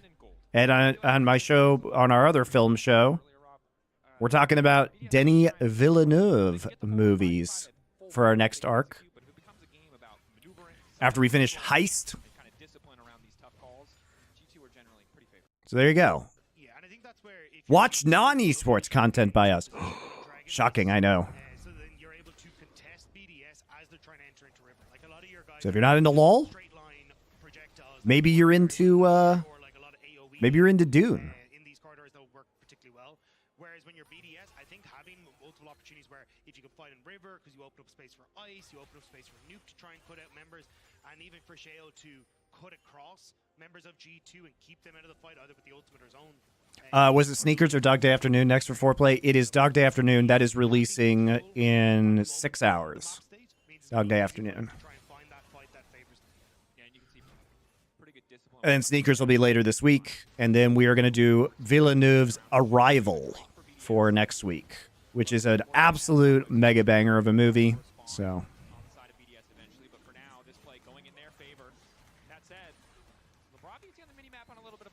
But G2 don't want to get over eager. Try to punish. Yeah, I think their biggest worry is that G2 might just try and rush the Baron as they're getting position on towards the spot side. May even be the case here, to be perfectly honest. So just getting some vision down to spot it if G2 are going the real OGs want the occult content. Well, Thorne and I could absolutely deliver on an occult sub-channel, but I have a feeling you guys would not listen to it. So. Just not quite enough to be like, okay, we're comfortable going for this. So BDS at the moment taking control here, and Labrov going to be able to clear out some of this vision.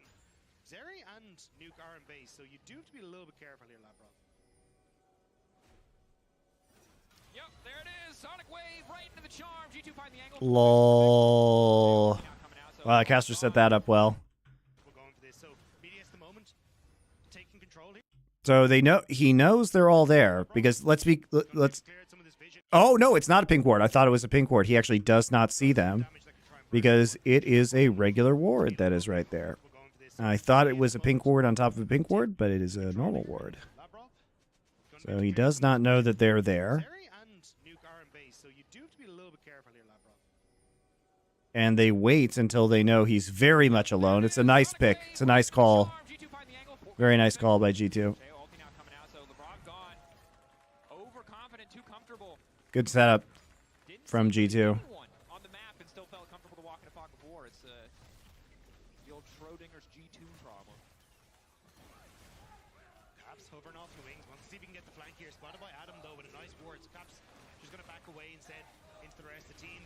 This is where Ice and Nuke, they need to have a hero moment. Nuke, Dickler had that big fight. Can he make it happen again? You have to be so careful about grouping. G2 see an opportunity. Unbreakable now coming out. There's the bomb called in. Adam on the backside. The Charm not going to connect. Adam now trying to get out to safety. He's zoned off here. So BDS have gotten the space that they wanted, but keep your eyes on Caps. He's fishing for the flank. Yeah, that's a good point. There, TN Minervini. It was a little bit of a bait here by G2. So you can see Mickey X is in his recall, and he places the pink ward, which makes him think, Labrov think that Mickey had recalled. So it was a mind game by Mickey X right there. It's a very smart play by G2.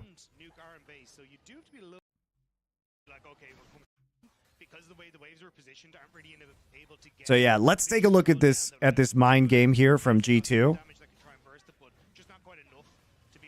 They're playing with vision. Mickey X is recalling it. At the very end of his recall, he cancels after placing the pink ward. So Labrov thinks that he's gone away. Meanwhile, G2 is just going to be incredibly cautious until they know that Labrov is alone. And they catch him autoing the ward with 4, and they TP the Volibear there just to make double sure. It is an excellent mind game and excellent pick play by G2.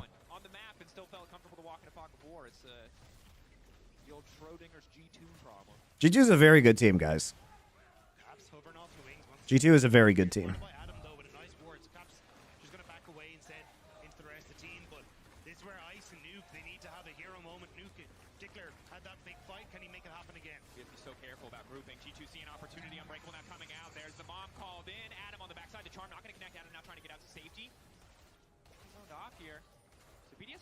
They wanted to keep your eyes on Caps. He's fishing for the flank. Unraveled Earth already laid down. Yeah, continuing to step up. A bit scattered. Caps in the midst of the wave right now. Another charm. They're just squeezing him. Thus far, just pulling back, retreating, trying to leverage the power of that Talia. Fishing for the charm. They get it. Huge damage on Sheo. Super careful from G2. Labrov back up now, but the damage has kind of been done at this point in time. They can turn back on to the Baron. Very nice by G2. This game did not have to be this close, guys. But G2 is playing out this scenario very well.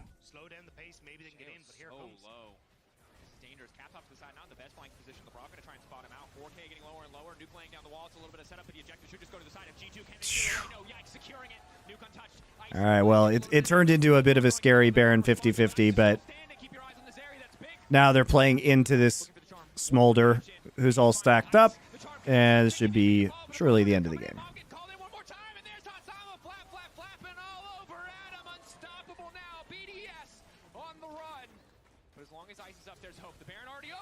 Beautiful by Caps. Caps has really been in fine form since the end of winter and through winter playoffs and now. Everyone's going to back away. Baron for G2, the fight for G2 and the minions taking that bot lane tower as well. G2 find their moment to bring this game back in their favor. But such a close fight overall. So many moments of tension there. Ice barely taken down. G2 still making it work, full confidence to secure the Baron there. But this is where it got a little bit risky, right? Because good wall from Nuke to actually keep G2 in the pit, which opens up Ice to go hyper-aggressive, but BB gives his dying breath to get onto Ice, force the flash back, and keeps him out of the fight. And at this entire time, Hansama has actually been bot space thanks to Mickey in that back line, and not having that pressure from Nuke because there's just so many bodies in the way makes it very difficult for him to follow up. Yike as well, the two-man kick, means that there's just not quite enough damage there from Ice to follow through as the rest of G2 deal with the rest of the remaining front line for BDS. Great play. Blast cone. Right into Flash Charm. It's pretty hype. I mean, really the icing on the cake. Ultimately, you get the Baron and you're able to secure that final KO. What? Don't look at me icing on the cake? Oh, okay, all right. Yeah, the icing on the cake right as they show Ice was pretty funny. Anyway, it was pretty funny. It was a visual gag. Accidental, but was funny that right as he said icing on the cake, they showed Ice. It's just, from this point, it's difficult. G2 kind of have to run of the mill. I'm surprised they're only playing off of the one wave state at the moment, though. I did think you'd see Caps move up towards that top side, try and push out that top wave and just create a bit more opportunity in the map, because at the moment, BDS don't really feel threatened to move outside. I think Saudi Money can build a team to challenge G2. Where are they getting these players from? I guess they can move some really good Asian players over to Europe, maybe? But you can only have the 2 imports. And, you know, we've seen other teams like Vitality and Excel try to make LEC super teams and just completely, you know, fall on their face. So Look to push out that top lane. Looks like that's exactly what they're going to do. Nuke immediately going to disappear up onto that top end, just try and alleviate some of the pressure. And it just feels like G2 recognizing that Soul is probably one of the ways that BDS can come back into a game that's this close. So not over-prioritizing, pushing down lanes where they might not even be able to break open the base. Randwins, he's not going to matter as much. You're also getting the stack a ton as well. So this is we where mentioned infinite scaling. We said 225, but have we said the word infinite scaling yet? You cross that off from on the your creators of Sega. Yeah. We bring. Have you ever wanted to play Vigar or Nasus, but like on a champion who was good? Smolder. It's there for you. It's right there. Although hotfix now, so it won't be nearly this strong in your solo queue games. They'll be baited into a false sense of security. But still play at least. He's still very stressful. Very, very good. All right. Resets. The map is quiet. 4 minutes, no Chemtech. 2 minutes till Baron. Clear out some camps to get a bit of extra gold of League of Legends. yeah, if they had just done the first Baron and not just ran into the teleporting Talia, this would be a very different game, and it wouldn't be so we wouldn't have to clench our cheeks so hard for G2. But you know, cheek clenching is just the G2 experience in a nutshell.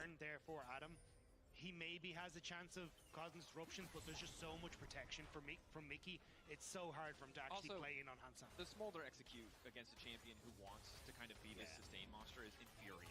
Just effectively having access to about 10% less of your total life pool before you just get, you know, deleted makes it so much more difficult, so much more tricky to play these fights.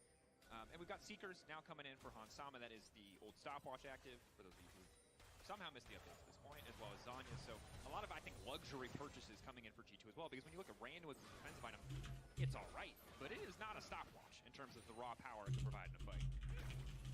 Mickey, though, knock up there, Unbreakable again, buying a bit more space. Broken Blade isolated on the backside. Sky Splitter doing good damage, and a bit more poke onto Sheo. Mickey now following, knock up, Mom making her way into the fight, not really going to connect anyone. Sheo fishing for the knockback. Is going to take one at least out of the fight. Yike pushed away briefly, but BDS losing a lot of their health just to walk into their own jungle. They're trying desperately to do anything, but G2, as we said, have already established, and those corridors are perfect for what All right, here we go. with this composition. So Baron number 2. Let's do it. I'll watch the turn.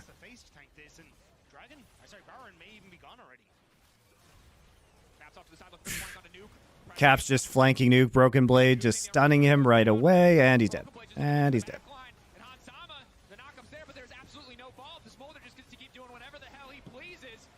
And Smolder kills everybody. And Lee Sin. And they're all dead. Penta? Penta? Definite Penta.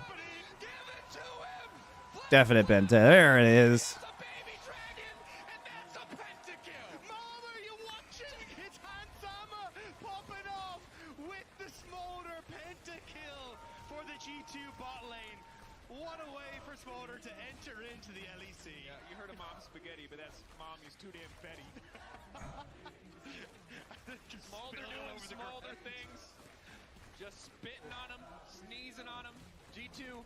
Reminding us why the pick is so incredibly powerful. A well-played game. G2 finding their first win of the spring split. G2 finding success on the Smolder. I mean, look, let's be real. Yes, the pentakill came in at the end of the day from Han. For your key player of the game at LEC on X, Yike, Captain, Hansama. All right, guys, I'm going to do one more game. It will be the G2 versus Mad Lions Koi game. I'll take a quick bathroom break first, and then we will start that. We will have to save the Fnatic versus Carmine Corp game for a different day, just so you guys are aware of what is going on. But follow my channel. Subscribe on YouTube, please. Does help. Thank you very much. I'll be right back.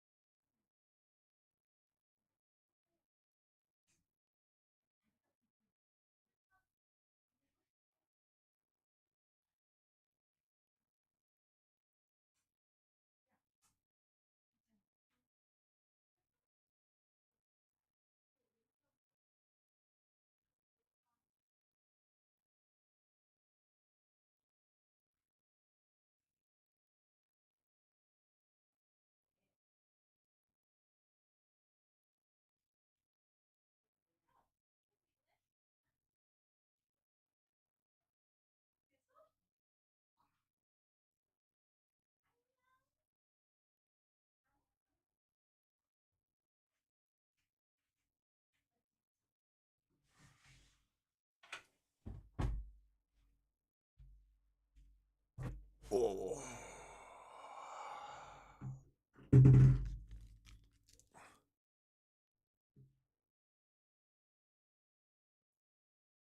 All right. So I'll get this man a new headrest. Oh yeah, I'm using this really old chair because I'm in Korea temporarily. So my Herman Miller Aeron is in a warehouse in Colorado currently. So yeah, that's unlucky. You know you're gonna. Just unlucky, guys. Yeah, and I think the game we just had was one of the first games for Smolder was just. And I think I'm gonna stay in Korea for a while now, so you can get used to this beat up ass headrest. Because I'm not gonna buy a new chair when I'm not gonna be here for a long time. Well, I might be here for another year or two, but we'll see.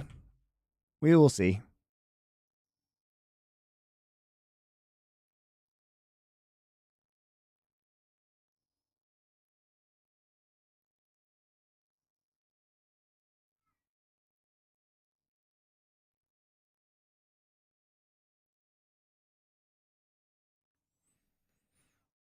Is a year not a long time? Yeah, but the chair is fine other than this beat up headrest, which you guys can't see 90% of the time, and I don't care.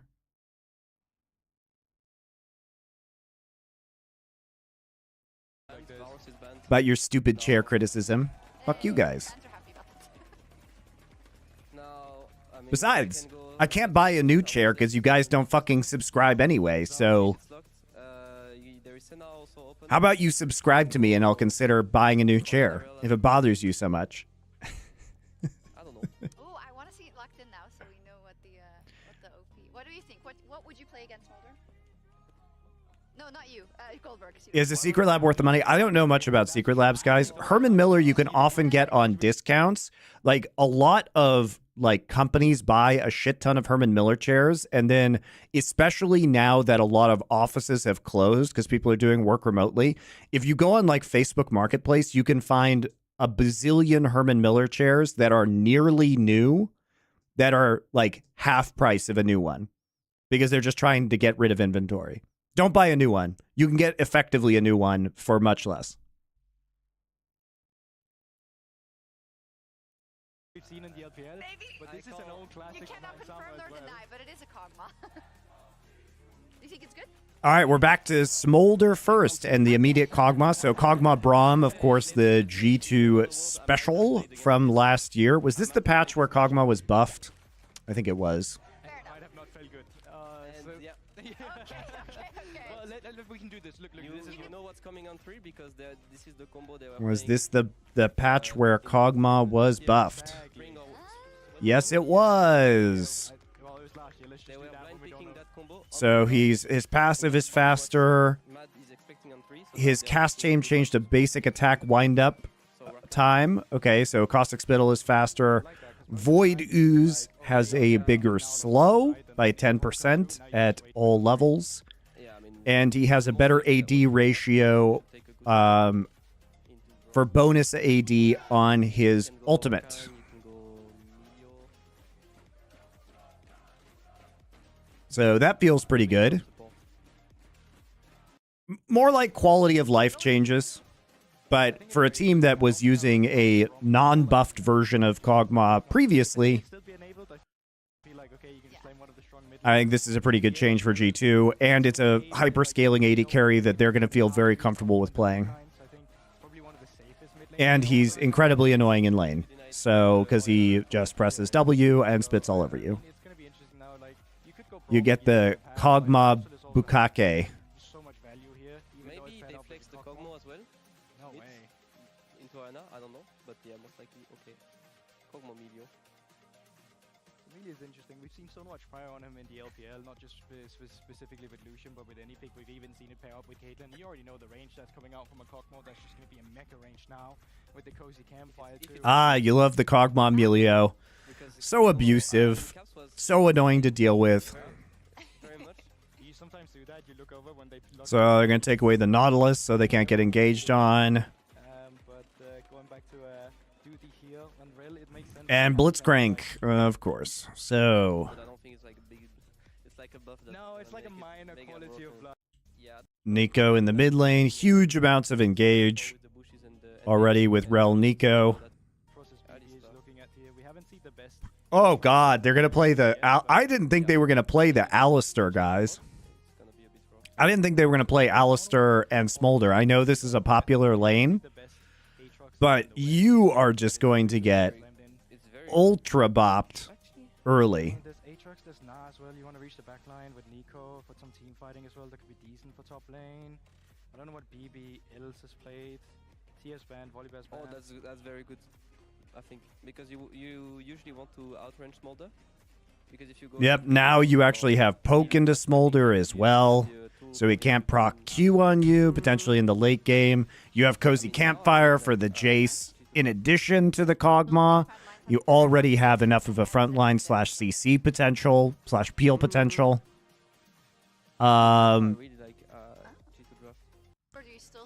They also, I mean, they have a ball delivery system with Alistar, but if you go in on Alistar, then you're not able to potentially peel for your Smolder. Plus, G2 should win the bot side pretty hard. Let's get on to Summoner's Rift for our final game of the day. Mad Lions Koi taking on G2 Esports. Only 2 teams have won on red side so far this spring. G2 being one of them against BDS yesterday and SK earlier on. It's a blue side favored Rift, it seems, here in the LEC. Mirwin. Don't face check it, Mirwin. You don't need to. Just hang out in that pixel bush. That's what he's going to do. Is he? Or G2 deciding if they want to back or not. Line of scrimmage laid out by MDK. Yeah, I thought that G2 were moving up here to essentially do what we've seen for like the Twisted Fates and stuff, right? Which is try and get that deeper ward so then you can continuously harass with the Jace and start to push in the wave and make sure you're in a good spot. And not let Mirwin really get into a position where he's able to contest wave state or have a safe opportunity, but not going for it. Instead, maybe expecting some sort of counterplay, but I'd be kind of surprised with the level 1 that Do I see Ivern? Elioya and Milwin now stepping in. Ward placed. Looks like that's going to be all that happens. Elioya gets the ward in. Obviously, Ivan, he's clear. Very much facilitating. So that's the Faker ward at Raptors, close to 130. And then you can smite 1 or 2 as and when. Hansama and Mickey were covering this blue side jungle to make sure that there was no invade from MDK. So they are second to the lane. Alvaro and Super waiting. Oh, there's a stack. It's happening. Super's on his way. They'll never recover from this. No. It's over. It's 2 stacks already. Okay. Hansama has no stacks to the 2. So there's Wing Cog away with Alistair during his W, so he can't get extended trades down. Nice job of harassing here, though. Alvaro ended up taking the head boost. Thank you, Surf, for your gifted tier 1 sub. Very generous of you. Does mean that Mickey just getting some nice harass down onto Alvaro. You know, some of the rest of you should consider generosity, right? The level 2 here first, which is not something that ideally happens when you're in the double. I give you hundreds of hours of free content a year. My trade offer is you give me Twitch Prime money. That's my trade offer to you. Who's going to take me up on it? Looking for this top side. Could even go for an invade, but Elioya has already cleared away his blue and his wolves. So now Thank you, Tory Black 13. Caps. A gank possibility. Yike running in. Caps with the root. There's the stuff. Oh, it is a Phaeton 1112's birthday. So shout out to you, Phaeton 1112. And thank you, MSI HS. Thank you, Management Man 228. Thanks, guys. Pathing towards mid as Fescawi has fallen down to about half HP. As has Caps. A gank possibility. All right, Caps is just in fine form, guys. All right, we're just going to double flash onto Frescovi, and he's dead. Sexy. Flash forward from Caps. Manages to set up the root and then easy pick up. So Yank, even just getting that transitional gank is beautiful because yes, it costs him a flash, but like from a timing perspective, he's totally fine. He's just gonna be able to clear his bot. Oh, and Gar MVP on the YouTube side. Thank you for your membership. Appreciate you guys. All the way pushed up to our tower. Elioya could have invaded during this time. So with the wave being in the position it was, Super now losing some health means that Mickey and Hansama could react if Elioya steps in, which he did do a little bit, but the blue was already being taken by Yike, and with the smite should be able to secure it. Super and Alvo now waiting around the corner, but Yike able to get his blue. Is a camp behind. The Scuttle Crab will fall. Good knockback there with the fire kick as Hansama pops the ghost. Alvaro going in. Mickey flashes the wall and Alvaro falls. Elioya now needs to get the hell out of here. Gar MVP on on the Twitch and the YouTube. That's dedication, man. Thank you. That red at least, and he does burn the flash. G2 2-0 with almost Garmvup. 1,000 gold leader. He's doubling up. All right, let's take a look at this play. Obviously seems pretty dangerous here to go in on this. Bounces Alvaro back immediately. Supa extremely low. Does flash Q onto Mickey X. Mickey X still has heal. He still has flash, so he gets over the wall. And Alvaro's dead because he uses flash to Q. Even though Mickey X is next to a wall and has flash and heal. Not sure about that one, guys. I'm not sure why we're opting into this fight. The Nova Matthias. Thank you for your Twitch Prime sub. And that was my biggest worry if Madeline's Koi tried to go for some sort of invade was just how low Supa was. Like Supa not really in a position to really threaten aggressively in those fights because he was already Yeah, that opting into that fight I think is quite questionable. Able to get his blue is a camp behind. The Scuttle Crab will fall. Good knockback there with the fire kick as Hansama pops the ghost. Mickey X also having a very good week so far in the games I've seen. Elioya now needs to get the hell out of here. He has the flash, but can he get out? Red buff and blue buff, healing him up just a little bit, that red at least, and he does burn the flash. G2, 2-0 with almost 1,000. Volks Brothers, thank you for your Twitch Prime sub. Also follow the channel, guys, or subscribe to my YouTube, or both, better yet. We'll be doing another power rankings this week. Threaten Super off of the fight, and then Mickey, good flash over the wall, and now we're looking for the Hex flash on Frescowi. Thank you, world class. Didn't get a Scuttlecraft, now goes back up towards his top side. Razor beats the probability. The control ward did spot out Yike as he went for that second mid lane gank, but let's have another look at this bot lane play. Yeah, Super's just so incredibly low here, and you get a ton of value off of Mickey having that cozy campfire here as well. So Super already pushed out of the fight because of the positioning here, and then they try to turn on to Mickey, but it ends up being a flash over the wall. Then you overextend here as Alvaro to try and set that up, and the cozy campfire, given the extra auto attacks, just means that Oyoya has to run for the hills. That's actually a crazy good cue as well for Mickey to stop the combo mid-air when it was blocked. Yeah, You just cue the bush. Mickey played that very nicely. There, but perfect timing for Mickey. Kicks away the cow, and because of it, G2 get their second kill of the game. Leads in mid, jungle, top, bot, and support for G2. And it only gets worse as well, because Yike, yes, hasn't really cleared a lot of his camps, but like Elyoya, not really in the best of positions now because you've got advantages across the board. So, say, looking at Void Grubs, opportunity to try and play up towards that if you really wanted to. Dragons also become a big factor for G2, although I think you have to kind of prep the waves a little bit more here off of like the bounce back in mid. Mickey even just hovering mid here to make sure the caps isn't going to be on the business end of some attention from Madeline's Koi's. Yeah, it looks like we're just going to get a swap, so Elyoya going to move up towards Void Grubs, and looks like it'll be a dragon take here for Yike. Super still has the flash here. Mickey's on his way down towards this bottom lane. Flap goes Super over the wall, gets to safety. Wave, it looks like it's actually pushing towards G2 at the moment. Hans will be pulling out a few of these minions, but it's going to be a lot of CS lost for the MDK AD carry. Ultra Mega Fire Kick stops his recall. Mickey being a Is Quickshot ever coming back? I hope so, man. This sucks. I was hoping he'd come back this split. It's pretty ridiculous. Alvaro though, hovering mid, caps. Doesn't have his flash just yet, but able to keep far enough back. And I like the Madeline's Core trying to put some pressure on towards the mid lane to maybe look for something back, and then you can try and turn in towards Dragon with the numbers advantage. But ooh, of this fight, Elyoya and Alvaro collapsing, now realizing maybe we can't take this. Frescowi needs to back, so G2 will get the first Drake of the game. And I think this is a mistake. I think you should have just... I mean, as far as I know, Quickshot is still a full-time Riot employee, so I have no idea. Position in the map in mid as well, but instead they kind of overforce in the mid lane, hoping that they're going to be able to get some sort of play onto caps. Doesn't work out. No, he hasn't been the manager for LEC Broadcasting in like a number of years, guys. He has not been managing that for a long time. He did that years ago, but he stopped doing that like 2 or 3 years ago, I think. I wouldn't be surprised to just teeter over towards those. He was just full-time, but he was he's been casting. Scuttlecrab will spot him out if he does go the conventional route. Can jump the wall though. Kai Christofferson, thank you for your Twitch membership, and Mayane1872, thank you for your Twitch Prime sub. You guys are very generous. Yeah, he stopped, I guess Jerky knows, he stopped doing it in 2021. It's been a long time since he stopped doing that. Riot sabbatical? I think he might be on a mandatory sabbatical.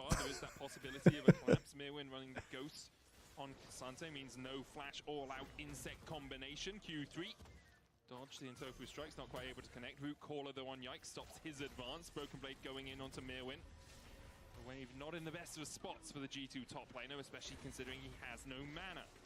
Yeah, getting the flash out from BB is pretty nice here. You're just sticking around to make sure the Mirren can be a pain as they try and push in this wave. Super going to take a little bit of damage on the way out. Going to do a lot of work here. Living Artillery coming out. Oh my god, he flashed. He's still in the cozy campfire. One more on him. Ah! Okay, good. He got the ult. Woo! Goes down. How now will he fall as Broken Blade dies in the top lane? Yike and BB look for a little bit more. Broken Blade caught out. That flash influential, as you say. Caps looking for Frescowi. Pop Blossom catches him out. Down to about half the Tangle Barbs as well. Shockwave will bring Caps back, and Frescowi actually wins this auto attack trade. Clockwork Wind Up doing a lot of work for the Orianna. Still hands of Mickey. getting some revenge for finals. There's a lot of back and forth kills in between these 2v2s, but it's Hans and Mickey that are coming out on top in this one. But BB getting a nice response from Miran on that top side, getting that kill. So It's a good flash by Hansama. That was fun to watch. realistically, these two AD carries are going to be the focal point, but we're going to get a replay here on this top side. BB has no flash, using the melee stance to try and return a lot of that mana. That's something that was very nice about the changes to Jace, but not respecting Mirwan's engage. And then you're going to have the all-out come through as well. Yeah. Kind of just going to provide the shields, a little bit of extra moral support as well. Whoops. Fall down when it comes to 2v1. Just a little bit too greedy there by the G2 top laner. Wanted to get the shove into the tower, but Mirwin kept him at bay, and that's MDK's first kill. Inspired me to read the Count of MonteCristo. I've been loving it so far. Yeah, it's a fun book. Carry for G2. Ginsu's Rage Blade already complete as well for Hans Sommer. Expect to see a lot of Blade of the Rune. It's not the deepest book. It's not the greatest piece of art, but it is a very fun book.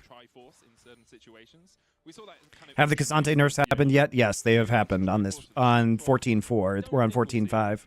But it's a possibility. Yeah, I think more than likely going to go for Blade of the Rune King. But he's still very popular. Awful lot of the times you see the Blade of the Rune King first because you want Opinions on the movie? The movie is dog shit. All film versions.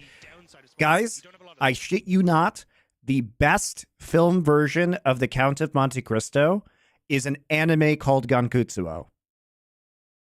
That is literally and even then it's not very faithful because he's actually a space vampire in that one. But him being a space vampire, an anime space vampire, is more true to the original story than any other filmed version of the Count of MonteCristo. Go for a greedier build in a lot of these situations. Now Yike being a bit greedy himself, starting to push in, has Mickey and Caps here. Needs Hans Sama to come across to guarantee they've got the numbers advantage, but they may even just look for the dive and say screw red buff. This dragon's alone. Flush over the wall. Mom called. Cannon minion still standing though for the moment. A super might be locked up in a second. Caps takes them. Hans Sama did all the work, and Caps reaps the rewards. There's another tower plate as well. As the G2 bot lane begins to open up. 200 gold bounty already sitting on the head of the Cogmore. The Melio obviously mitigating some of that healing loss from not going the Blade of the Rune King versus for Scowie now caught. Pop Blossom will go bounty already. You're kind of fine to go for a greedier build in a lot of these situations. I do love how aggressively G2 is playing here. Like they're really just trying to capitalize on this bot lane advantage and keep the smolder down. I wish more teams would do this. Just go ahead, take the angle, wrap around, make sure you get the kill. He just gets corralled straight into Hansama. And then they're able to transition that into plates. The G2 bot lane begins to open up. 200 gold bounty already sitting on the head of the Cogmore. The Melio obviously mitigating some of that healing loss from not going the Blade of the Rune King versus for Scowie now caught. Pop Blossom will catch him towards the side as well. Daisy doing everything she can to even out the playing field as Yike can just jump across this wall in a second, but with Mickey on the way, Cozy campfire enough to heal up Yike. Oh my god, Mickey X again with the Q knockback? Cap splashing the wall, looking for Fescowie. Can't quite get enough damage down to take him out, but Mickey Free Drake in 27 seconds. With those Qs to stop Alvaro joining the battle. Big time, and the fact that you actually end up winning out on that skirmish that could have gone so disastrously is massive for G2. You got a 1.2k gold lead in bot, a 1.3k gold lead in mid. G2 are taking these skirmishes so incredibly well, and turning on to Frescowie here, like you're kind of just running out of damage. Unfortunately for Caps, where he just doesn't have enough cooldown reduction, the flash away from Frescowie on towards the Q means that he's going to be fine as well. And then this is where it gets dangerous for Yike, but Mickey quicker on the roam, the shield, the cozy campfire heal. Flexing into the AM shirt, yeah. Into the am.com/LFN. They have a 40% off basic sale right now, guys. I am a big fan of I've been a big fan of their clothes. Stone-faced as Yike looks for the engage here. Magnet Storm not quite off cooldown yet, I don't believe. Be up soon. G2 though aren't going to make the same mistake that Mad did earlier on. They'll back away. They accept that they can't fight this Drake. They didn't have Prio in mid. And looks like Hansama wanted Rel Nico combo is bad. You buy Mercs and they have 0 damage. I mean, they have a Jace and a Kog'Maw. Pretty sure they still have damage, guys. Plus, the amount of CC, even with Mercs that they provide, is going to be very good. They have Engage and Peel with Rel Nico for their poke line. Keep him safe from a lot of the lockup that might come through from, say, like Elyoya, but even then, there's not a lot of backline threat to be realistic. And with the control you have in mid for Caps as well. As a T1 fan, you want to know what's wrong with them against Gen G? Watch the Monty and Wolf show. We talked about that. I'm sure we'll talk about it on Summoning Insight as well. It does get very difficult. Mirwin. He goes back in, but Hansama has reinforcements. Mirwin with the all-out Magnus Storm. Unstoppable with the Pathmaker. Hansama falling low, but Mirwin falling lower. Mirwin. He goes back in, but Hansama has reinforcements. Hansama just literally gets pushed around this entire fight, but it just doesn't matter. He goes back in, but Hansama Because of the crowd control that's here. And the healing that's coming in from Mickey X on the Milio. Milio ult, heal, Cozy Campfire. Thought he could take the 1v1, and he definitely could have. But unfortunately for him, G2 reinforcements arrived. Knockups don't get diminished from MR boots. Yes, I know. I am aware of that fact. That tenacity does not affect knockups. Even at this stage as well, picking up more turret plates on this top side, plus you got the void grubs that are going to be there that he's picking up as well. Like, again, G2 very much... Traveling to Korea this year, got any suggestions on where to go? Sure. Go to Gyeongbokgung, the palace. Go to Insadong and walk around. If you're in Seoul, those are some very fun things to do in the center of the city. Go to Namsan Tower.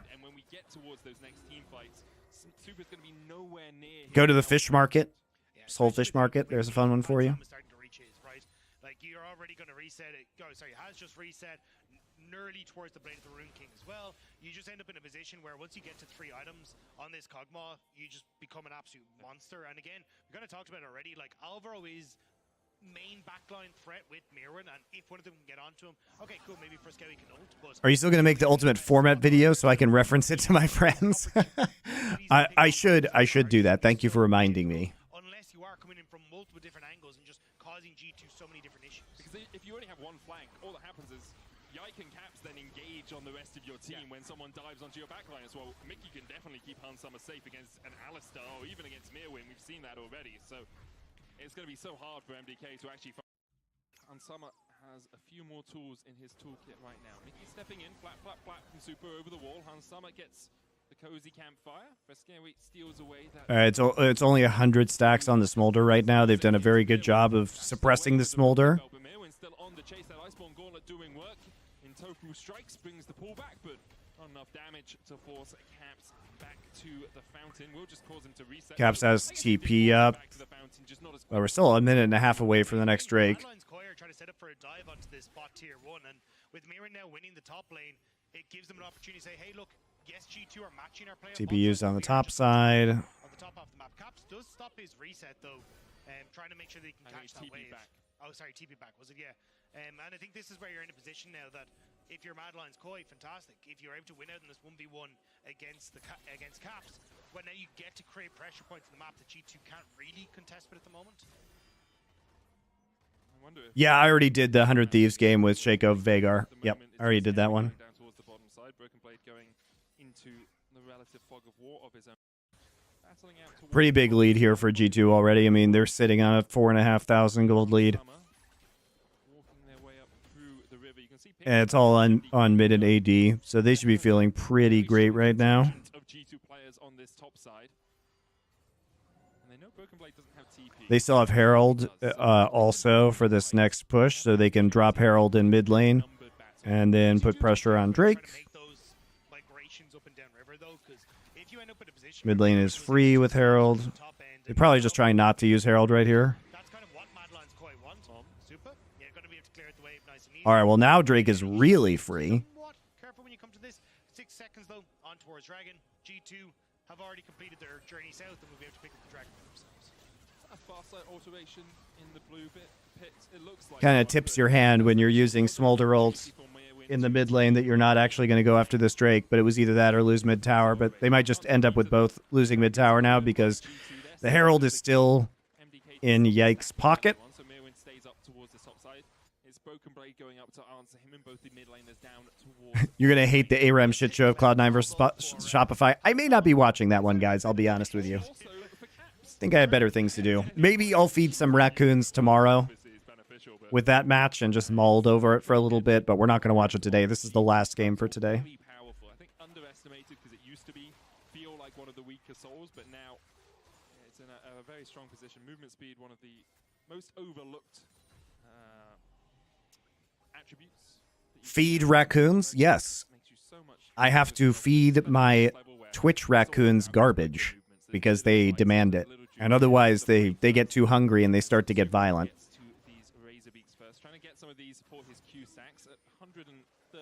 That's why we have the raccoon emotes. And the trash can emotes. You guys who are my actual subs can show them. Yeah, I'll probably watch Vitality BDS tomorrow, to your point. Feels like they really want to hold on to that one, but still that mid lane tier 1 stands for MDK, so they are forcing G2 onto the back foot ever so slightly, or at least delaying what G2. I haven't seen the Fnatic games yet. I'll be watching some Fnatic games tomorrow. It's probably going to be a lot of LEC games tomorrow, guys. Lots of LEC. They're making G2 work for it, right? You've got the push now on top side, which is why Madline's quite feel comfortable to just take a bit of a nose in towards the top side jungle to see what vision control they can get down. Let Mirren play that little bit aggressive, but it's also trying to open up an avenue for Mirren where he can just try and collapse across. Like if you guarantee that there is no vision here, as soon as Mirren dips into Fog of War like this, it becomes a lot more difficult for G2 to be able to put pressure into the mid lane or contest you on the mid wave, and again, that just opens up more room for MDK. Perhaps it's just the least subtle move. Say, oh, I wonder if this minion was actually able to come from that bush. Amps walks in, Super has to back away. The rest of his team were on a reset, so... Are we going to top side? Hiopai official. Thank you for your tier 1 sub. Thank you, thank you. Eventually may get there, as Broken Blade is pushing out that wave. So Tower in the mid lane falls, G2 finally get the prize. They've had that... Will I be reviewing JDG versus FPX? Probably on Wednesday. I think that's gonna be a Wednesday review. Don't think it will get a charge. Mirwin's underneath the tower already. Depends how safe he wants to play. He does have a bit of vision control around him, so knows that he is not being collapsed on, at least by the majority of G2. So G2 starting to move in. I think the big one that you're looking at is to see, okay, can we try and get to like another item breakpoint for Super before we really have to fight? Because if you can get towards like Spear Shojin as well, you're in a good spot, but G2 don't really want to let him get there. Super's needed to flash that. The Magna Storm comes out. Super's locked up. Yeah, okay. Okay, Super. That was greedy not to flash early. The thing is, like, if you do flash, Yike can hold his and wait because it's just flash Q, but I really feel that Super after he... As soon as I'm done, guys, LPL is on tonight, so I'll probably raid Nymira. Because he co-streams on the days that he's not, that there isn't an LPL cast, so you guys should watch him. Do your reviews follow a certain schedule? I normally do streams 6 days a week. You know, usually for 4 or 5 hours a day. Starting typically around 6 hours before right now, wherever you are. But all of the VODs are available on my YouTube channel, and if you use the VODs command, you can see there's a different channel with all the individual games. So, if you guys miss it. And then I also do, you know, highlights and cut downs on my main YouTube, which is GG MonteCristo on YouTube.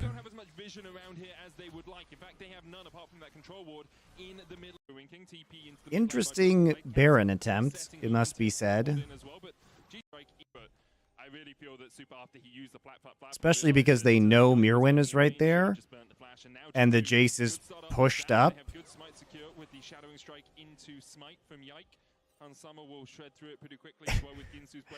And they see Mirwin, and I guess they just figure that Jace is going to TP on the mid wave. Caps is still TPing. It's going to get knocked around by Daisy in the pit. But I guess because Smolder is dead, they're just really not afraid. They had to use 2 TPs, though, for this. They need to kill Mirwin. Should be able to get him, though. Mirwin just trying to clear out of the wave. Locked up by G2, and it's 8-1 the score.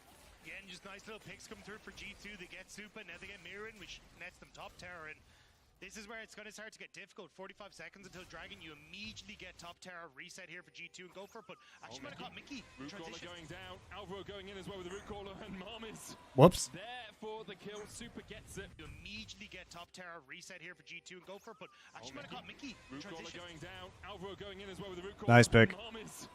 There for the kill. Super gets it with his ultimate. Importantly, G2 did burn double teleport to make that Baron play happen. They're dragging up in 25 seconds or so. And with Mickey getting caught out, MDK have a bit of a window as Super flashes forward. Burn double teleport to make that Baron play happen. They're dragging up in 25 seconds or so.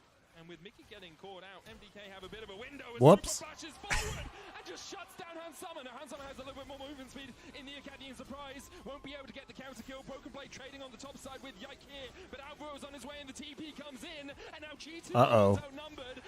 Are we happy gaming again? Is G2 happy gaming again, guys? Yike trading with Mirwin. Yike should fall in that battle. Broken Blade should Uh-oh. Smolder's getting unfortunately close to 225 stacks too.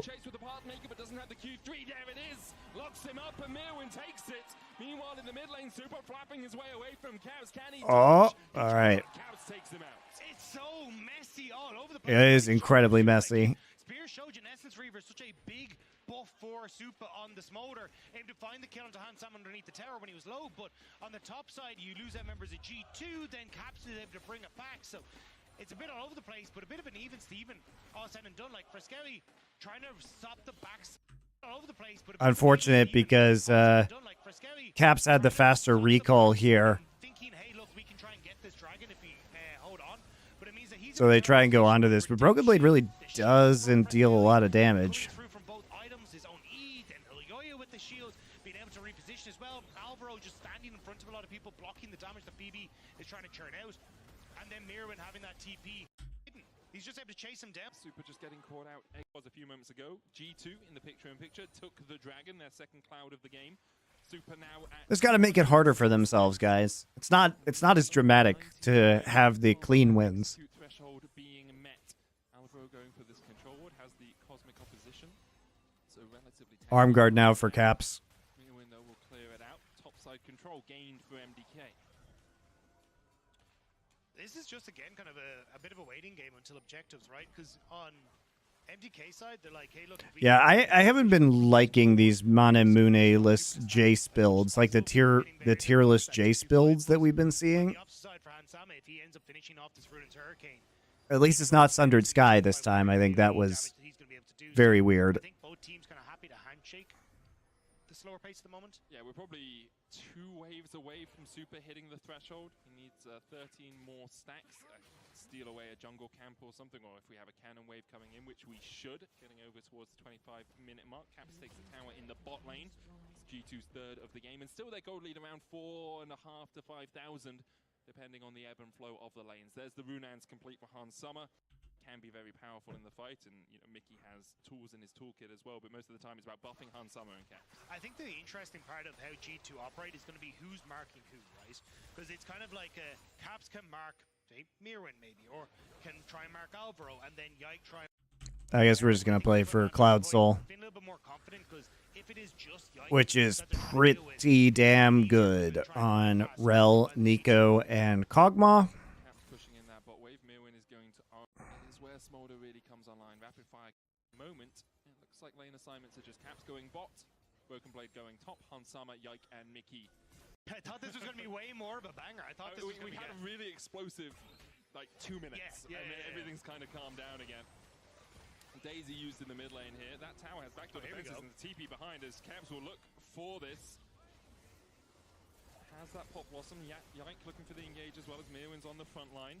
The Scowie force off towards the top side of the fact. Hansama has a wall between him. Caps still on the flank. He can get punted out. Oh, he flashes the W? Okay.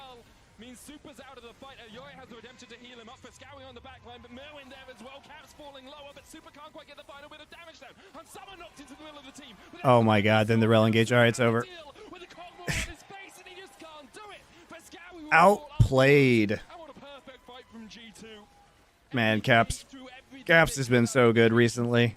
But at G2 in the end, come out all 5 players alive. Both teams trying desperately to get onto the enemy AD carry, but with his dying breath, Alvaro thought maybe he'd secured it, but yike. Just like Wow, decisive end to that game. Very decisive end to that game. Caps is playing really well recently, guys. Really well. G2 has really good clarity and focus in these games.